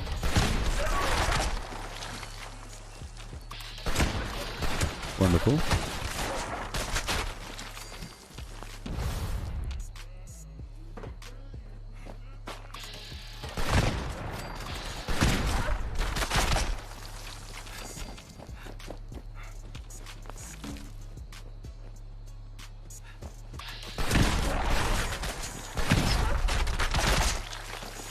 Gonna get as many dogs as possible, and I believe the remaining dogs are trying to find me.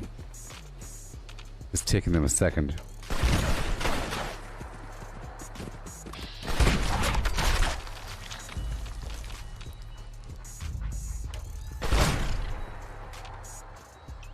See if I can get a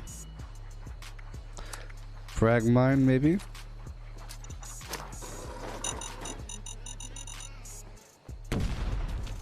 Nope.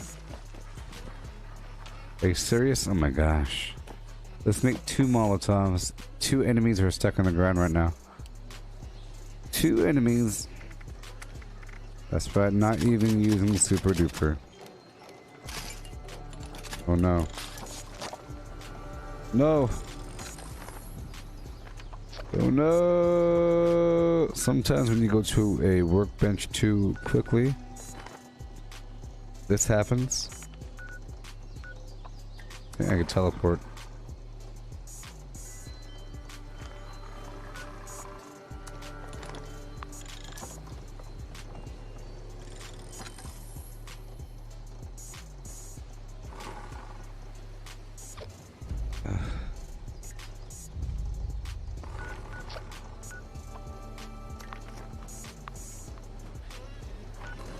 Okay. Well, I could fast travel away, I think. I'll come back. I think there's a green spot between Rose and me. There we go. It's gotta wait 14 seconds.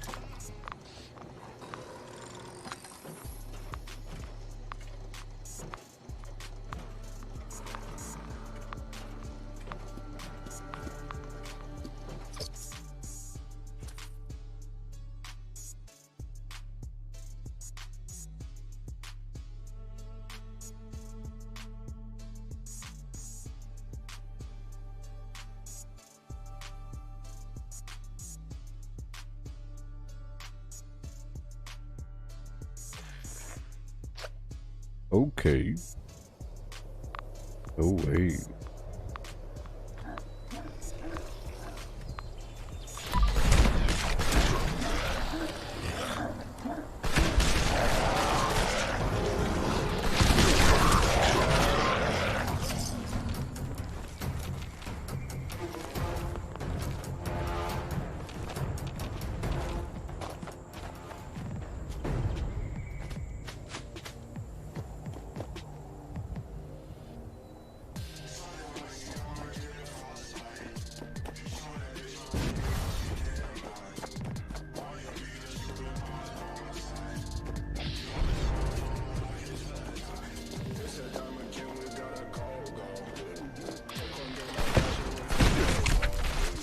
Alright.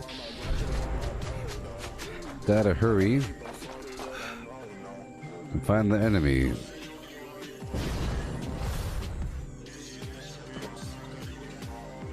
I'm trying to find that last enemy or so. And I believe we were having a problem. Oh, here it is. Lucky day.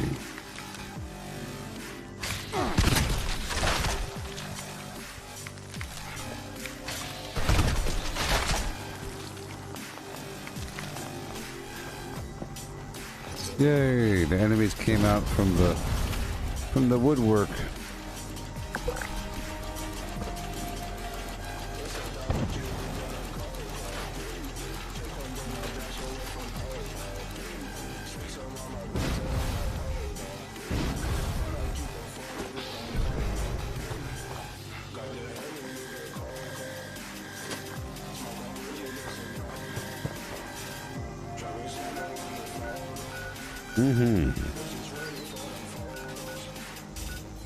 Okay, let's go clear through these protectrons.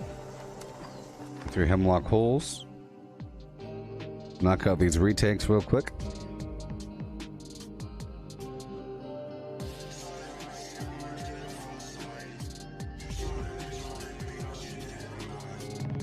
The goal is to have a bunch of these defense events across the map, luring enemy players in. And I'm just saying, the longer the defense event, the more likely it is for the player to take it over and leave. I think it's a possibility. If it's a single wave defense event, they'll just capture it and roll on. Or, I mean, they'll just clear the enemies and roll out. But if it's like a 3-wave enemy situation, they might not want to wait, and they'll benefit more if the defense event fails, if they capture the workshop and just leave.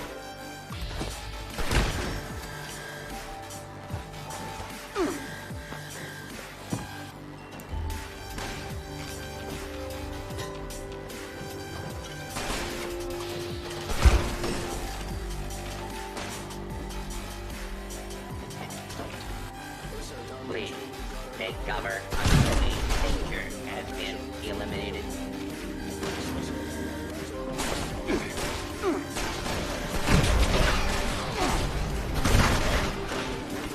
Wonderful. Couple things here and there.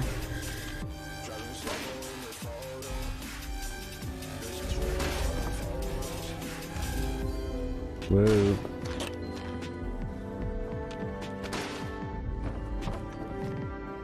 What's going on over here?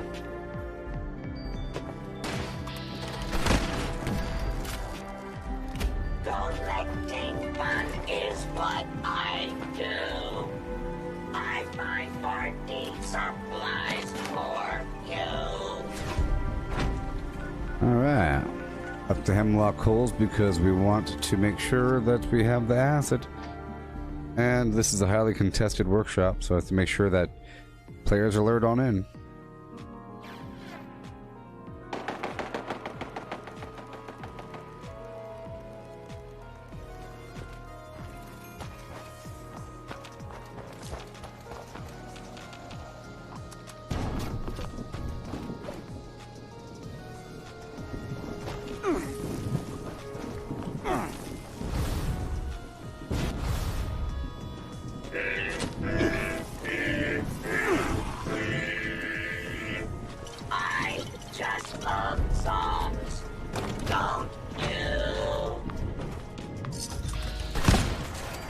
Alright, someone bought some garbage.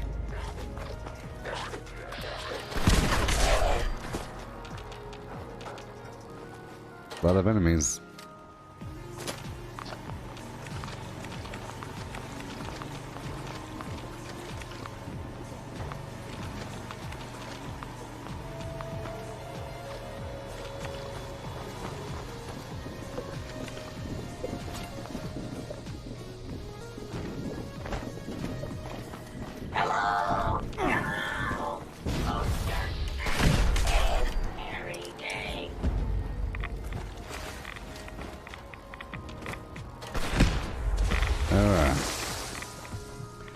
All about here and get the Grafton monster.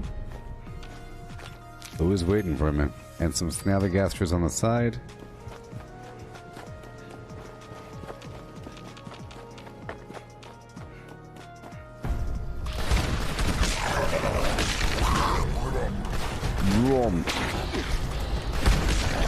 Sideshow snallygaster.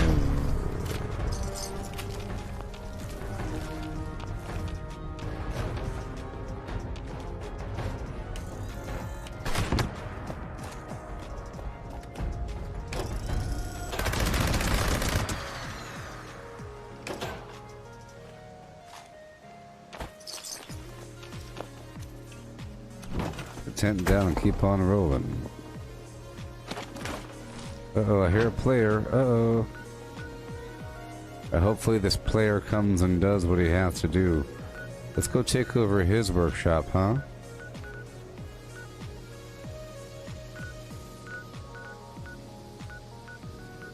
Let's go. The free range event coming up.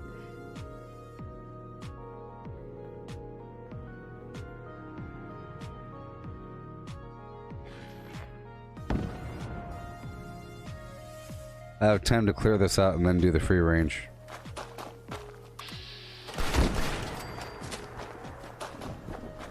Get some resources.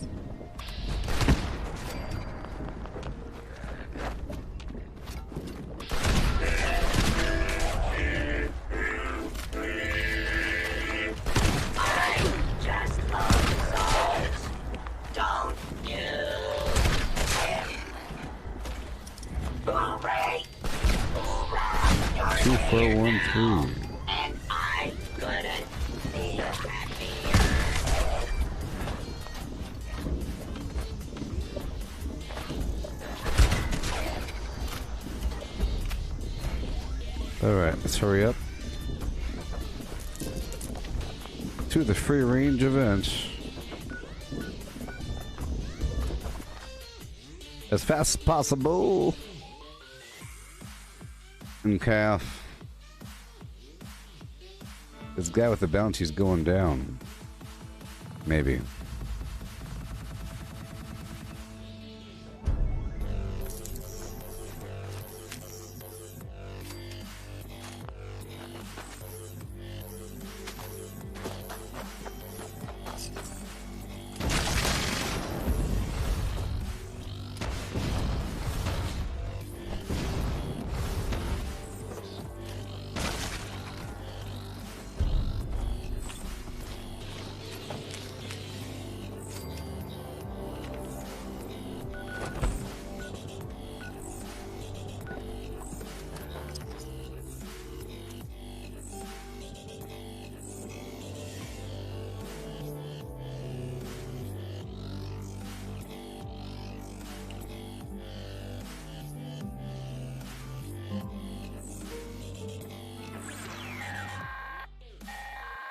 Yeah. Attention.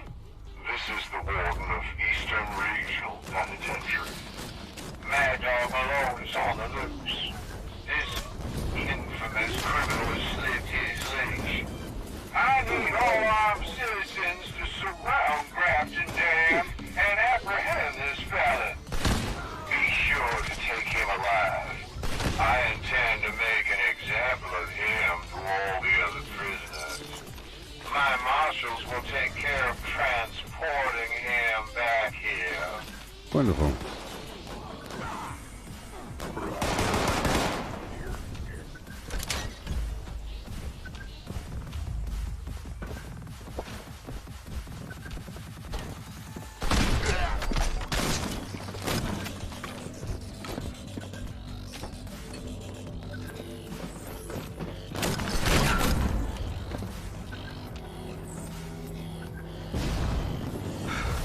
We done?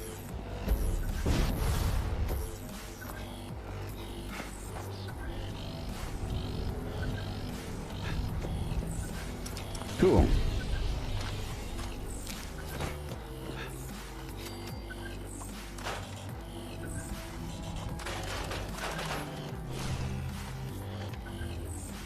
And retake.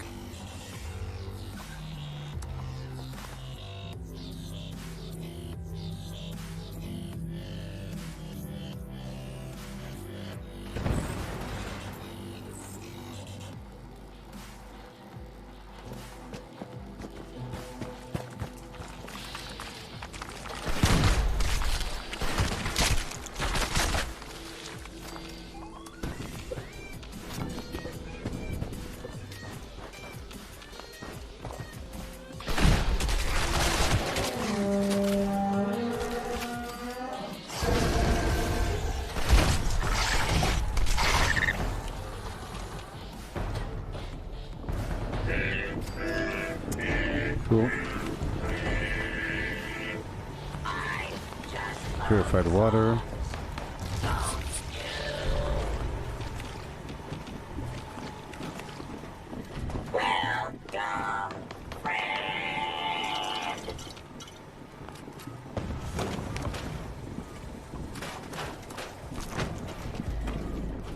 Alrighty.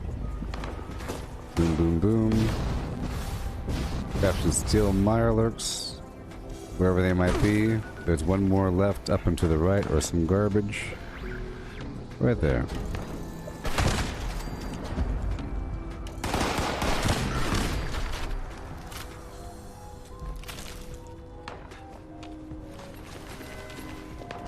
Yeah.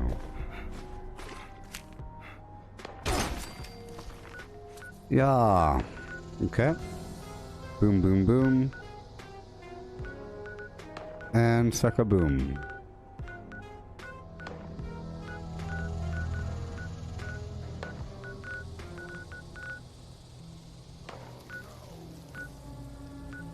Alrighty, I'm gonna go straight to the Charleston landfill.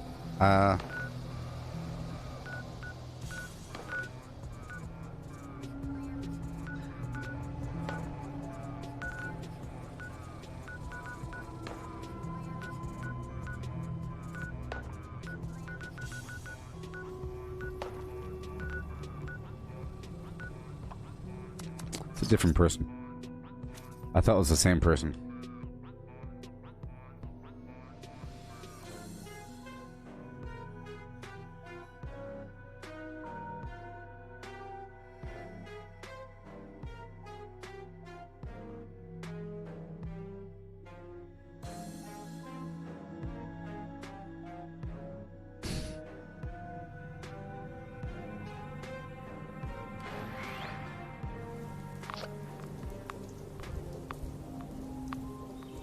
Okay, check the map.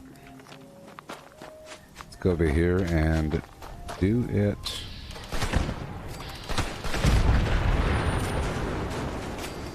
I might want to make more 2mm for my minigun.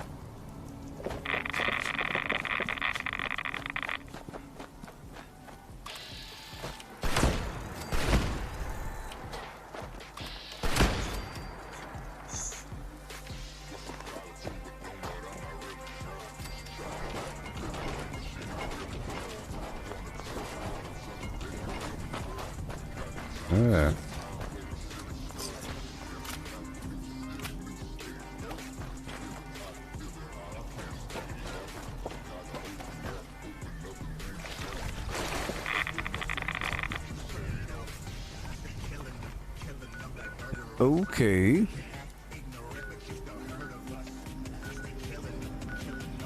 Rad rats.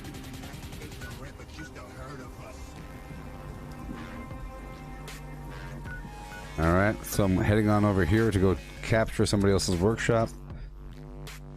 I'm still in somebody else's workshop right now. It's a wide open field, so you have plenty of wiggle room. Plenty. Plenty. Right over here.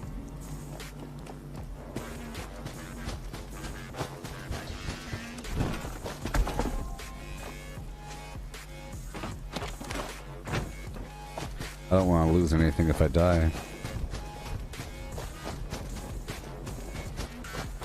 Boom.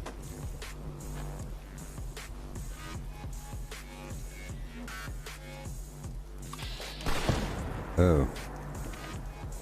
Well, it's not owned. I just have to clear it out.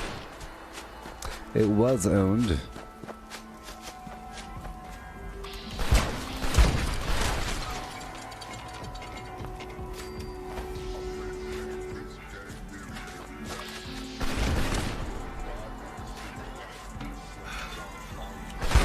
Wonderful.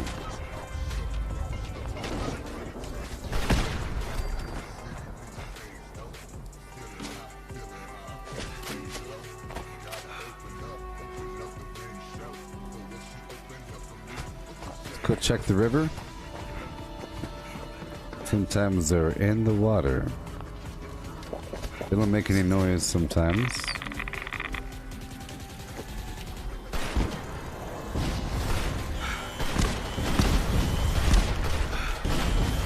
Nope.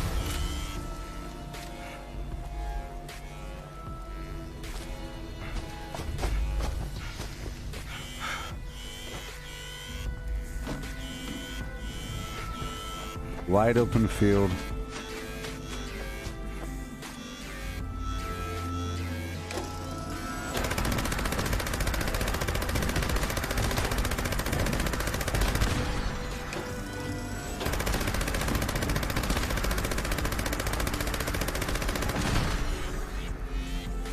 Go check the house.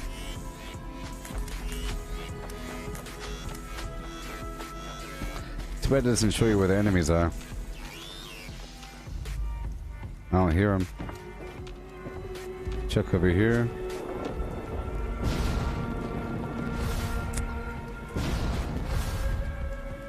Well, ain't that just a pity?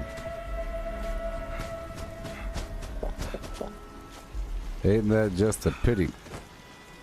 Uh-huh. Mm-hmm. It's a shame, shame, shame. Hop on down here to retake.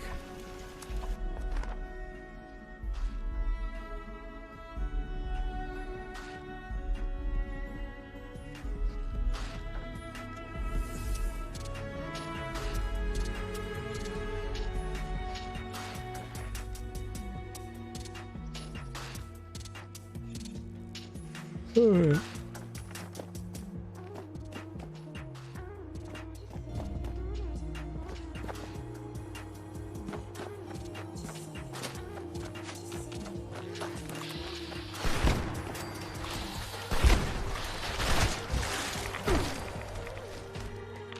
It's so fine to. Cool. Couple more remaining somewhere.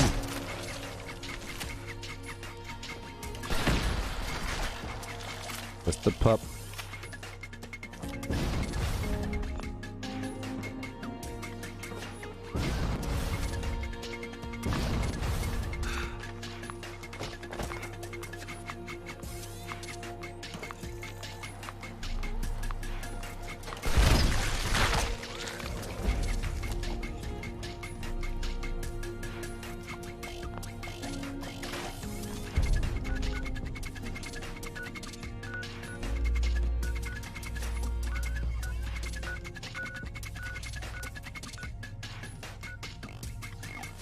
Yeah. And yeah. Alright, people. Well, we got all these workshops. I think it's about time to do what we have to do. I don't really want to betray my team like that. Like, lead my team and then attack the guy. Let's go get these toys over here by this workshop first. Before we're forced. I was hoping that somebody would be the aggressor towards me first, by, you know, because then you have a righteous, it's a righteous slay. It's righteous.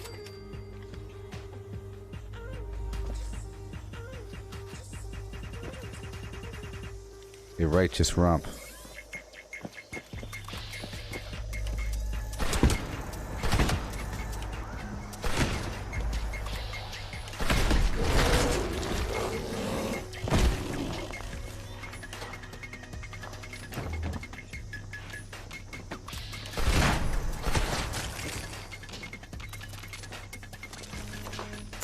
I'm almost 996. It makes me doubt whether or not I started this video at 995. You know what I mean? Oh, sorry, at 994. But maybe I was already 995. Possibility.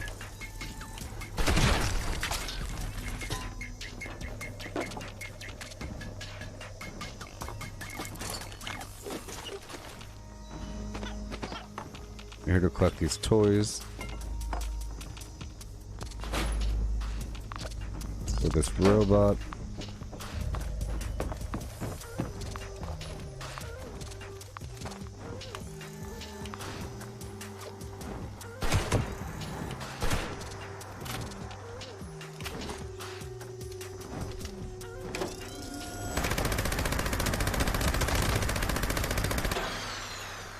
Got him. Couldn't escape my wrath. Now that is loud. Why is it so loud? Because it's bugged.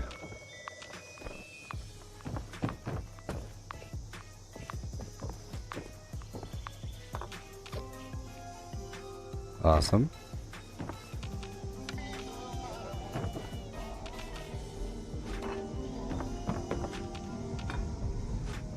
Radiation Rumble, huh?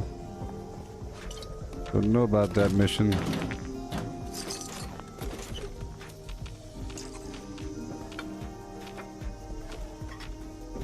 Alright.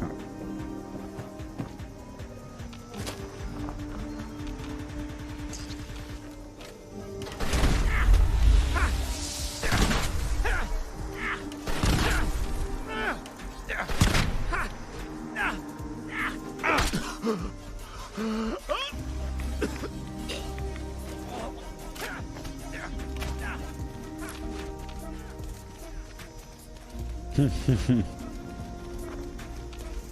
supposed to die, not make a bunch of pain noises.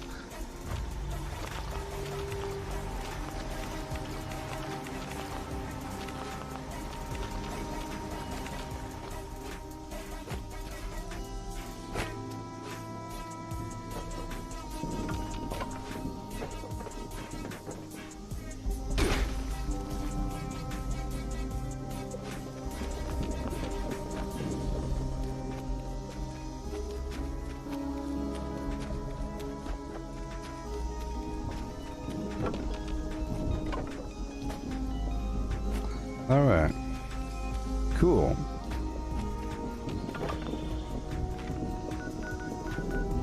Let's go back down to the robot. Let's try to get these remaining creatures at Berkeley Springs first. Yeah, it's sad.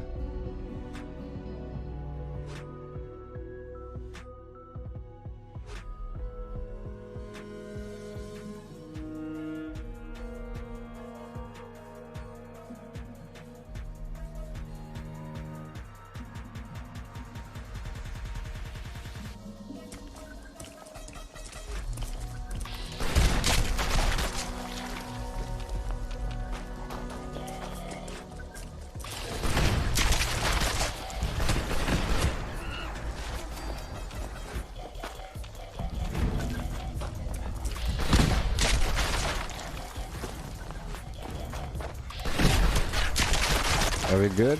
Are all the Mirelurks gone? It looks like they have found their way out of their little hidey hole. Wonderful. But I must say we're doing fine work every session. You are biggin'. Cool.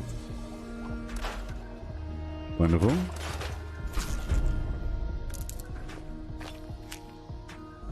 Okay.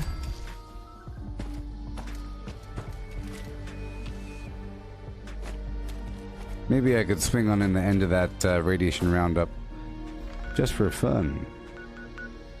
Nope. Okay, we're all good to go. Good to go. Good to go. Those dogs are stuck in the flim flam. Oh boy. Let's go down the smiley and see if I can double tap that gold.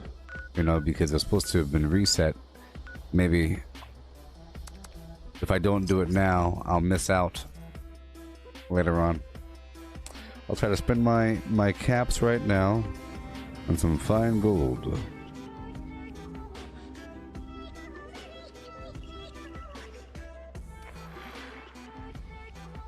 Yeah.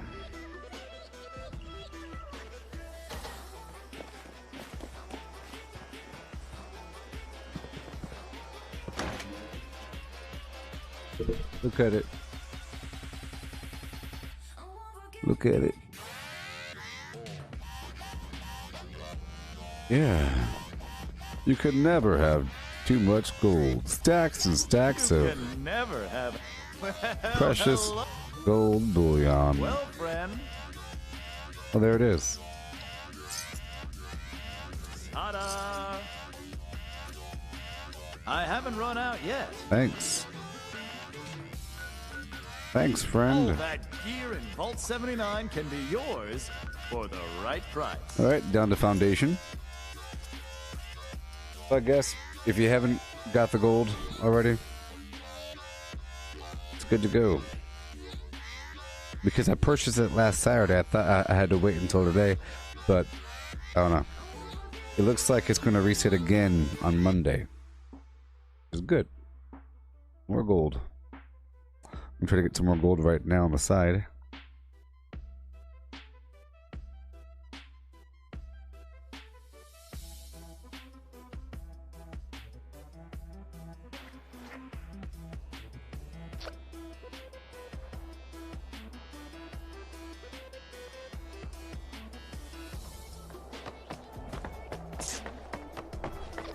Foundation and those bums up at the crater just don't get along.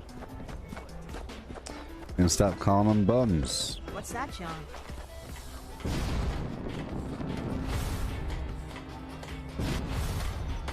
You bought some on Sunday and then it reset on Monday. Nice. Okay. A few more. Let's go talk to Ward. Do a few more transactions. Great Mentat.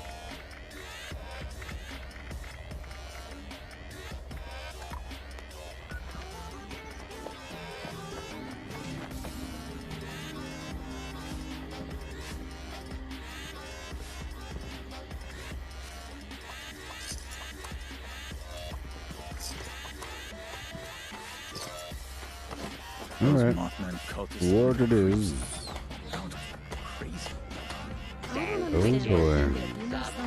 Grinders and Finally, some quicker. Have you? Excellent. I see you. We'll get this reinstalled. Sure you will.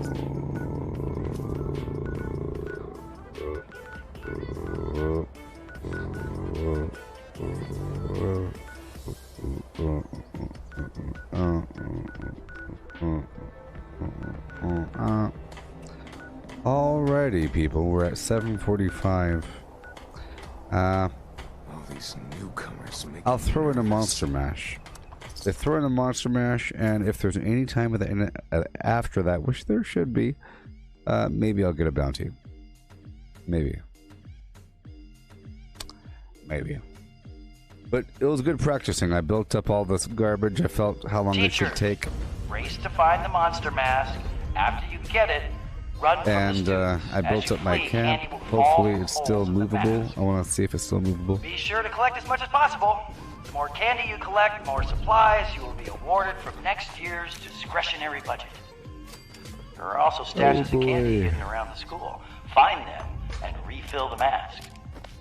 Might as well start You multitasking. must chase and hit the monster mask Start with your baseball bats multitasking. like a pinata. All the stuff in the world. You can keep any candy that falls out of the mask, or you can make the smart choice and turn it in for prizes.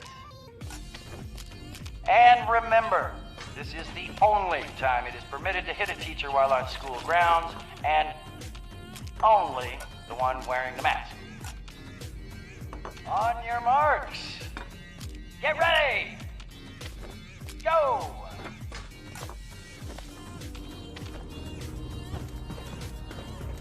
Get the mask. Real quick, you're gonna hear some screaming. That's the game.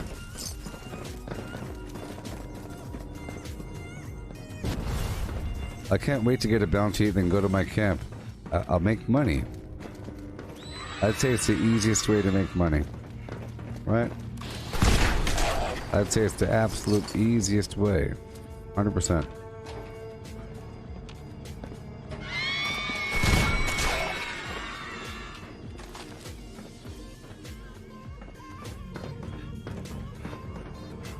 Alright.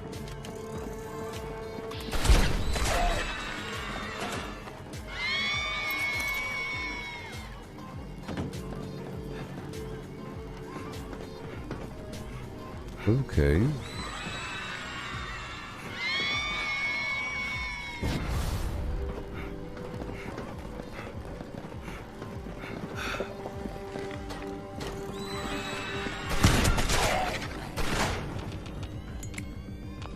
Perfect.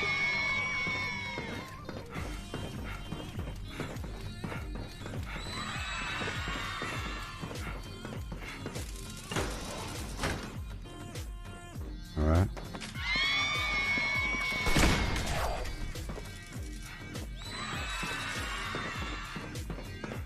Halloween candy's nice for that AP, especially with the jetpack on.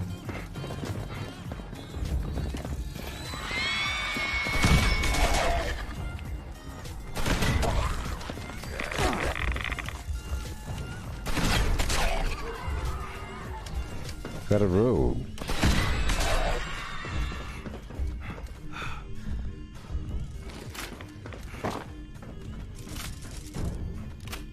Yeah, that's what this event's all about. Just running around this building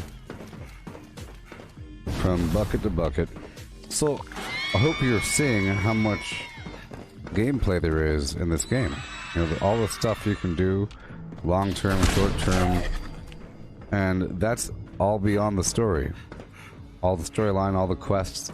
I'm just showing the general end-game gameplay is just a bunch of stuff.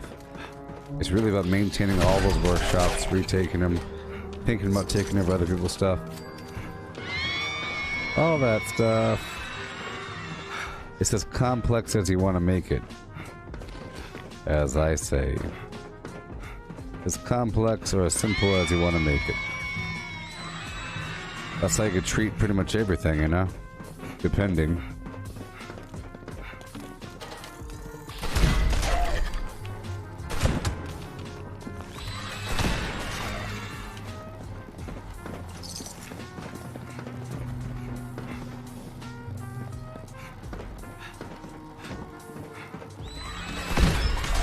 To give you a weird analogy,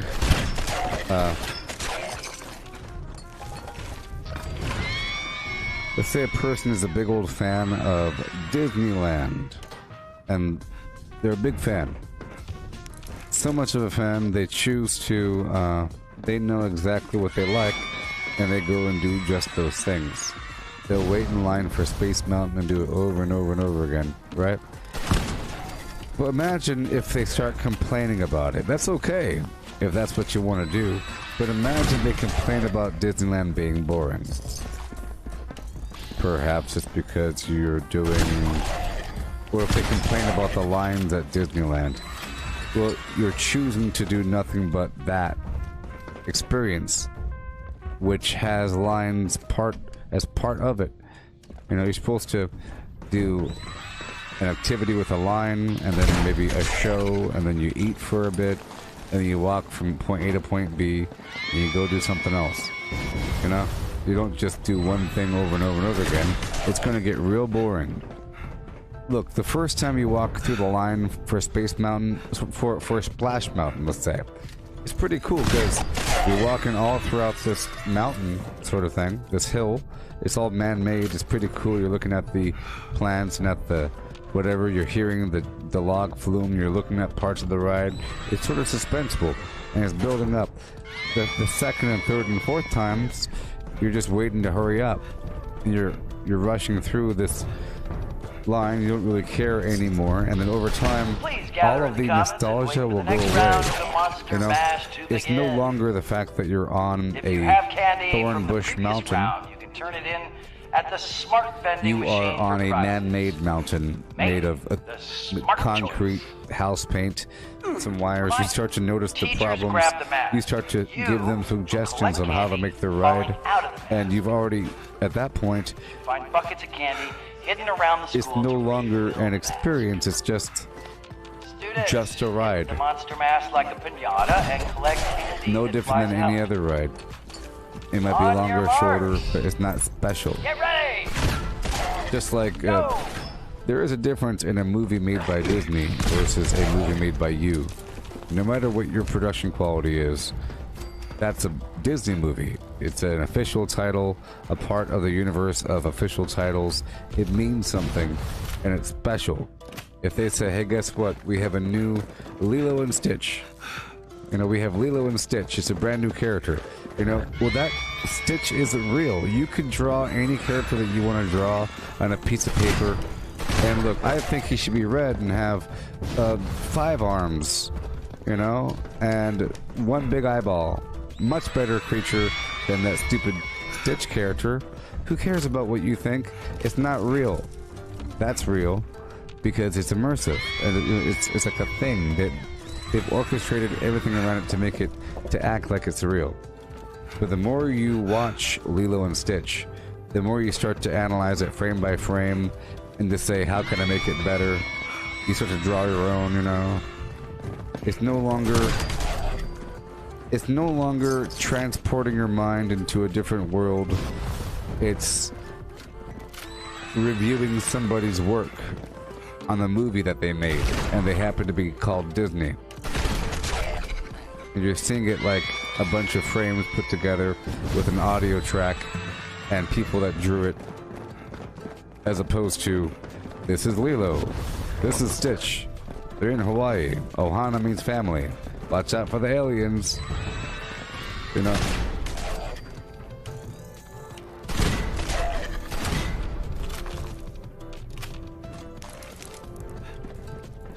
Just like how some movie reviewers are completely detached from the essence of the movie, and they're watching it more in a technical standpoint, and they're talking about camera angles and costume design and lighting, you know, and maybe they're not considering it all together, whereas maybe a wiser film reviewer, they'll say, oh, they made it look dirty on purpose. I gotcha. They're using old film stock on purpose.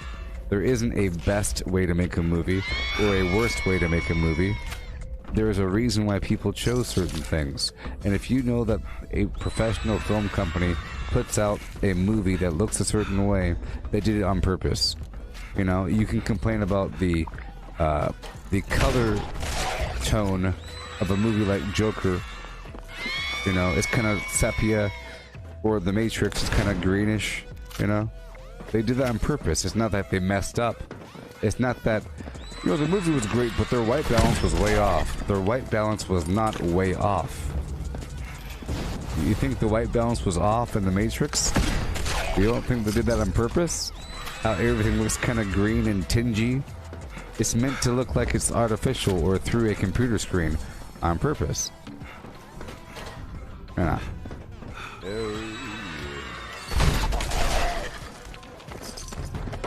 But that's just a consequence. It's as complex or as wonderful as you make it. With everything. How you doing there, Julie? This stream's almost over.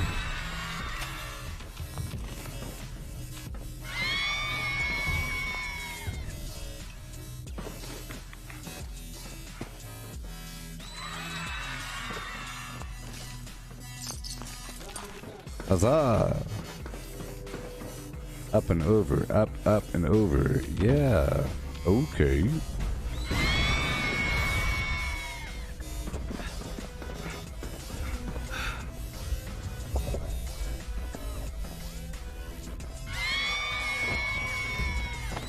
I'm doing okay. The stream's almost over. So that's a factor.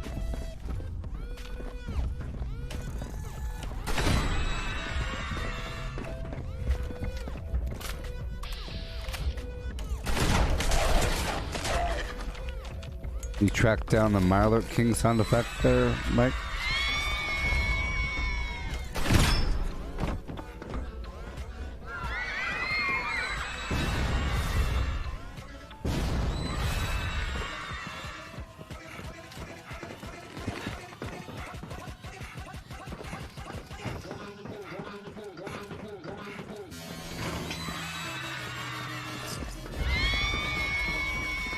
Please gather in the comments and wait for the next round of the Monster Mash to begin. Will do. If you have candy from the previous round, you can turn it in Hey, at the I smart will be vending live again machine later for on there, prize. Julie. Make the smart Once I eat something. You know. Teachers Usual, grab the mask. You will maybe collect like an hour candy from now. falling out of the mask. You know. Find buckets of candy hidden around the So if you school. want some late night flim flams, come on down. Students, hit the monster mask like a piñata and collect candy that flies out. On your marks. Get ready. Go.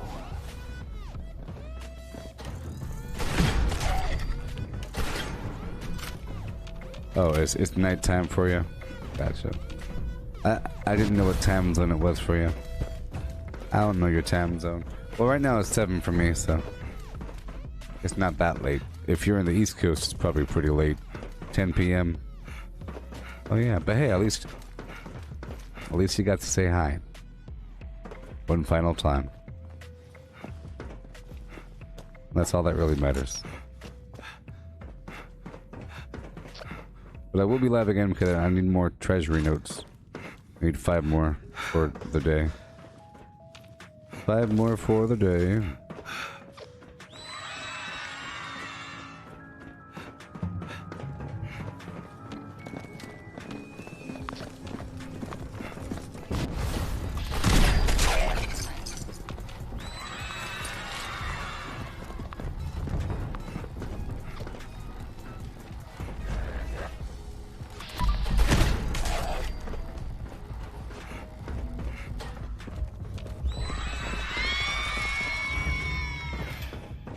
All these creatures. They run through this whole building.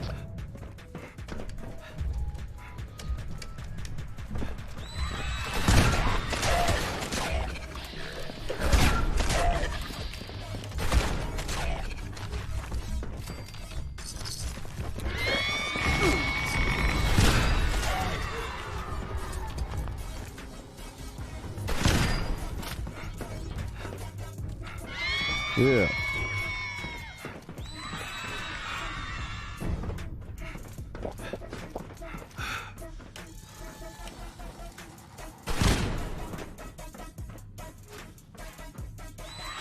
Cool.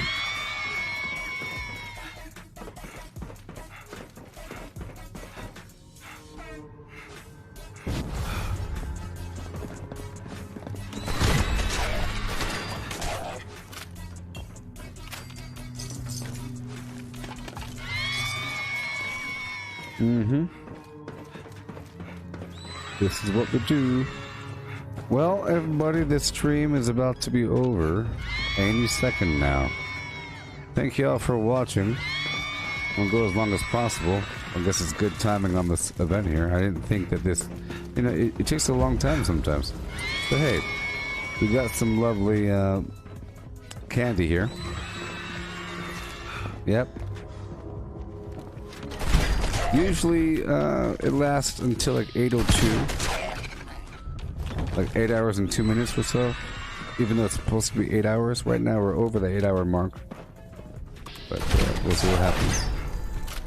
Hey, thank you for hanging out there, Mister. And thank you again, Julie, for all the flim flams. Yeah. I hope you enjoyed the belly slap. Yeah.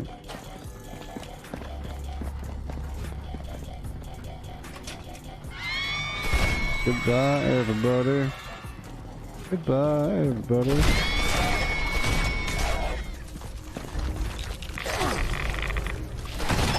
Goodbye, everybody.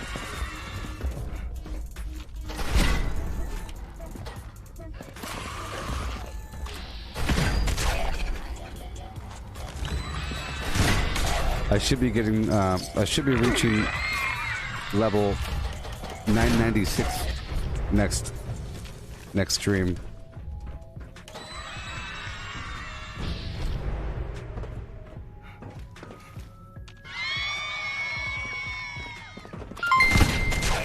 Hey, thank you all. Whoa, Mike, Hey, thank oh you. my gosh, thank you so Thank you all for stopping by.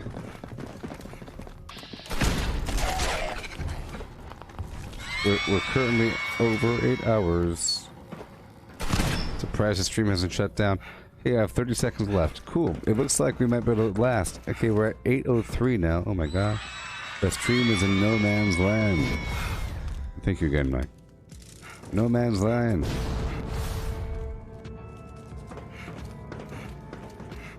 I was able to complete the event. That's the important thing. This concludes the Monster Mash. Please wash your hands and get the heck out of here. That concludes the Monster Mash. Thank you to our teachers, students, and volunteers All right, thank you for watching. who made the event possible. And remember to make a smart choice this year and turn in your candy for healthy and wholesome gifts and surprises. Have a safe and pleasant Halloween, everybody. Goodbye. Vortex, vortex, vortex.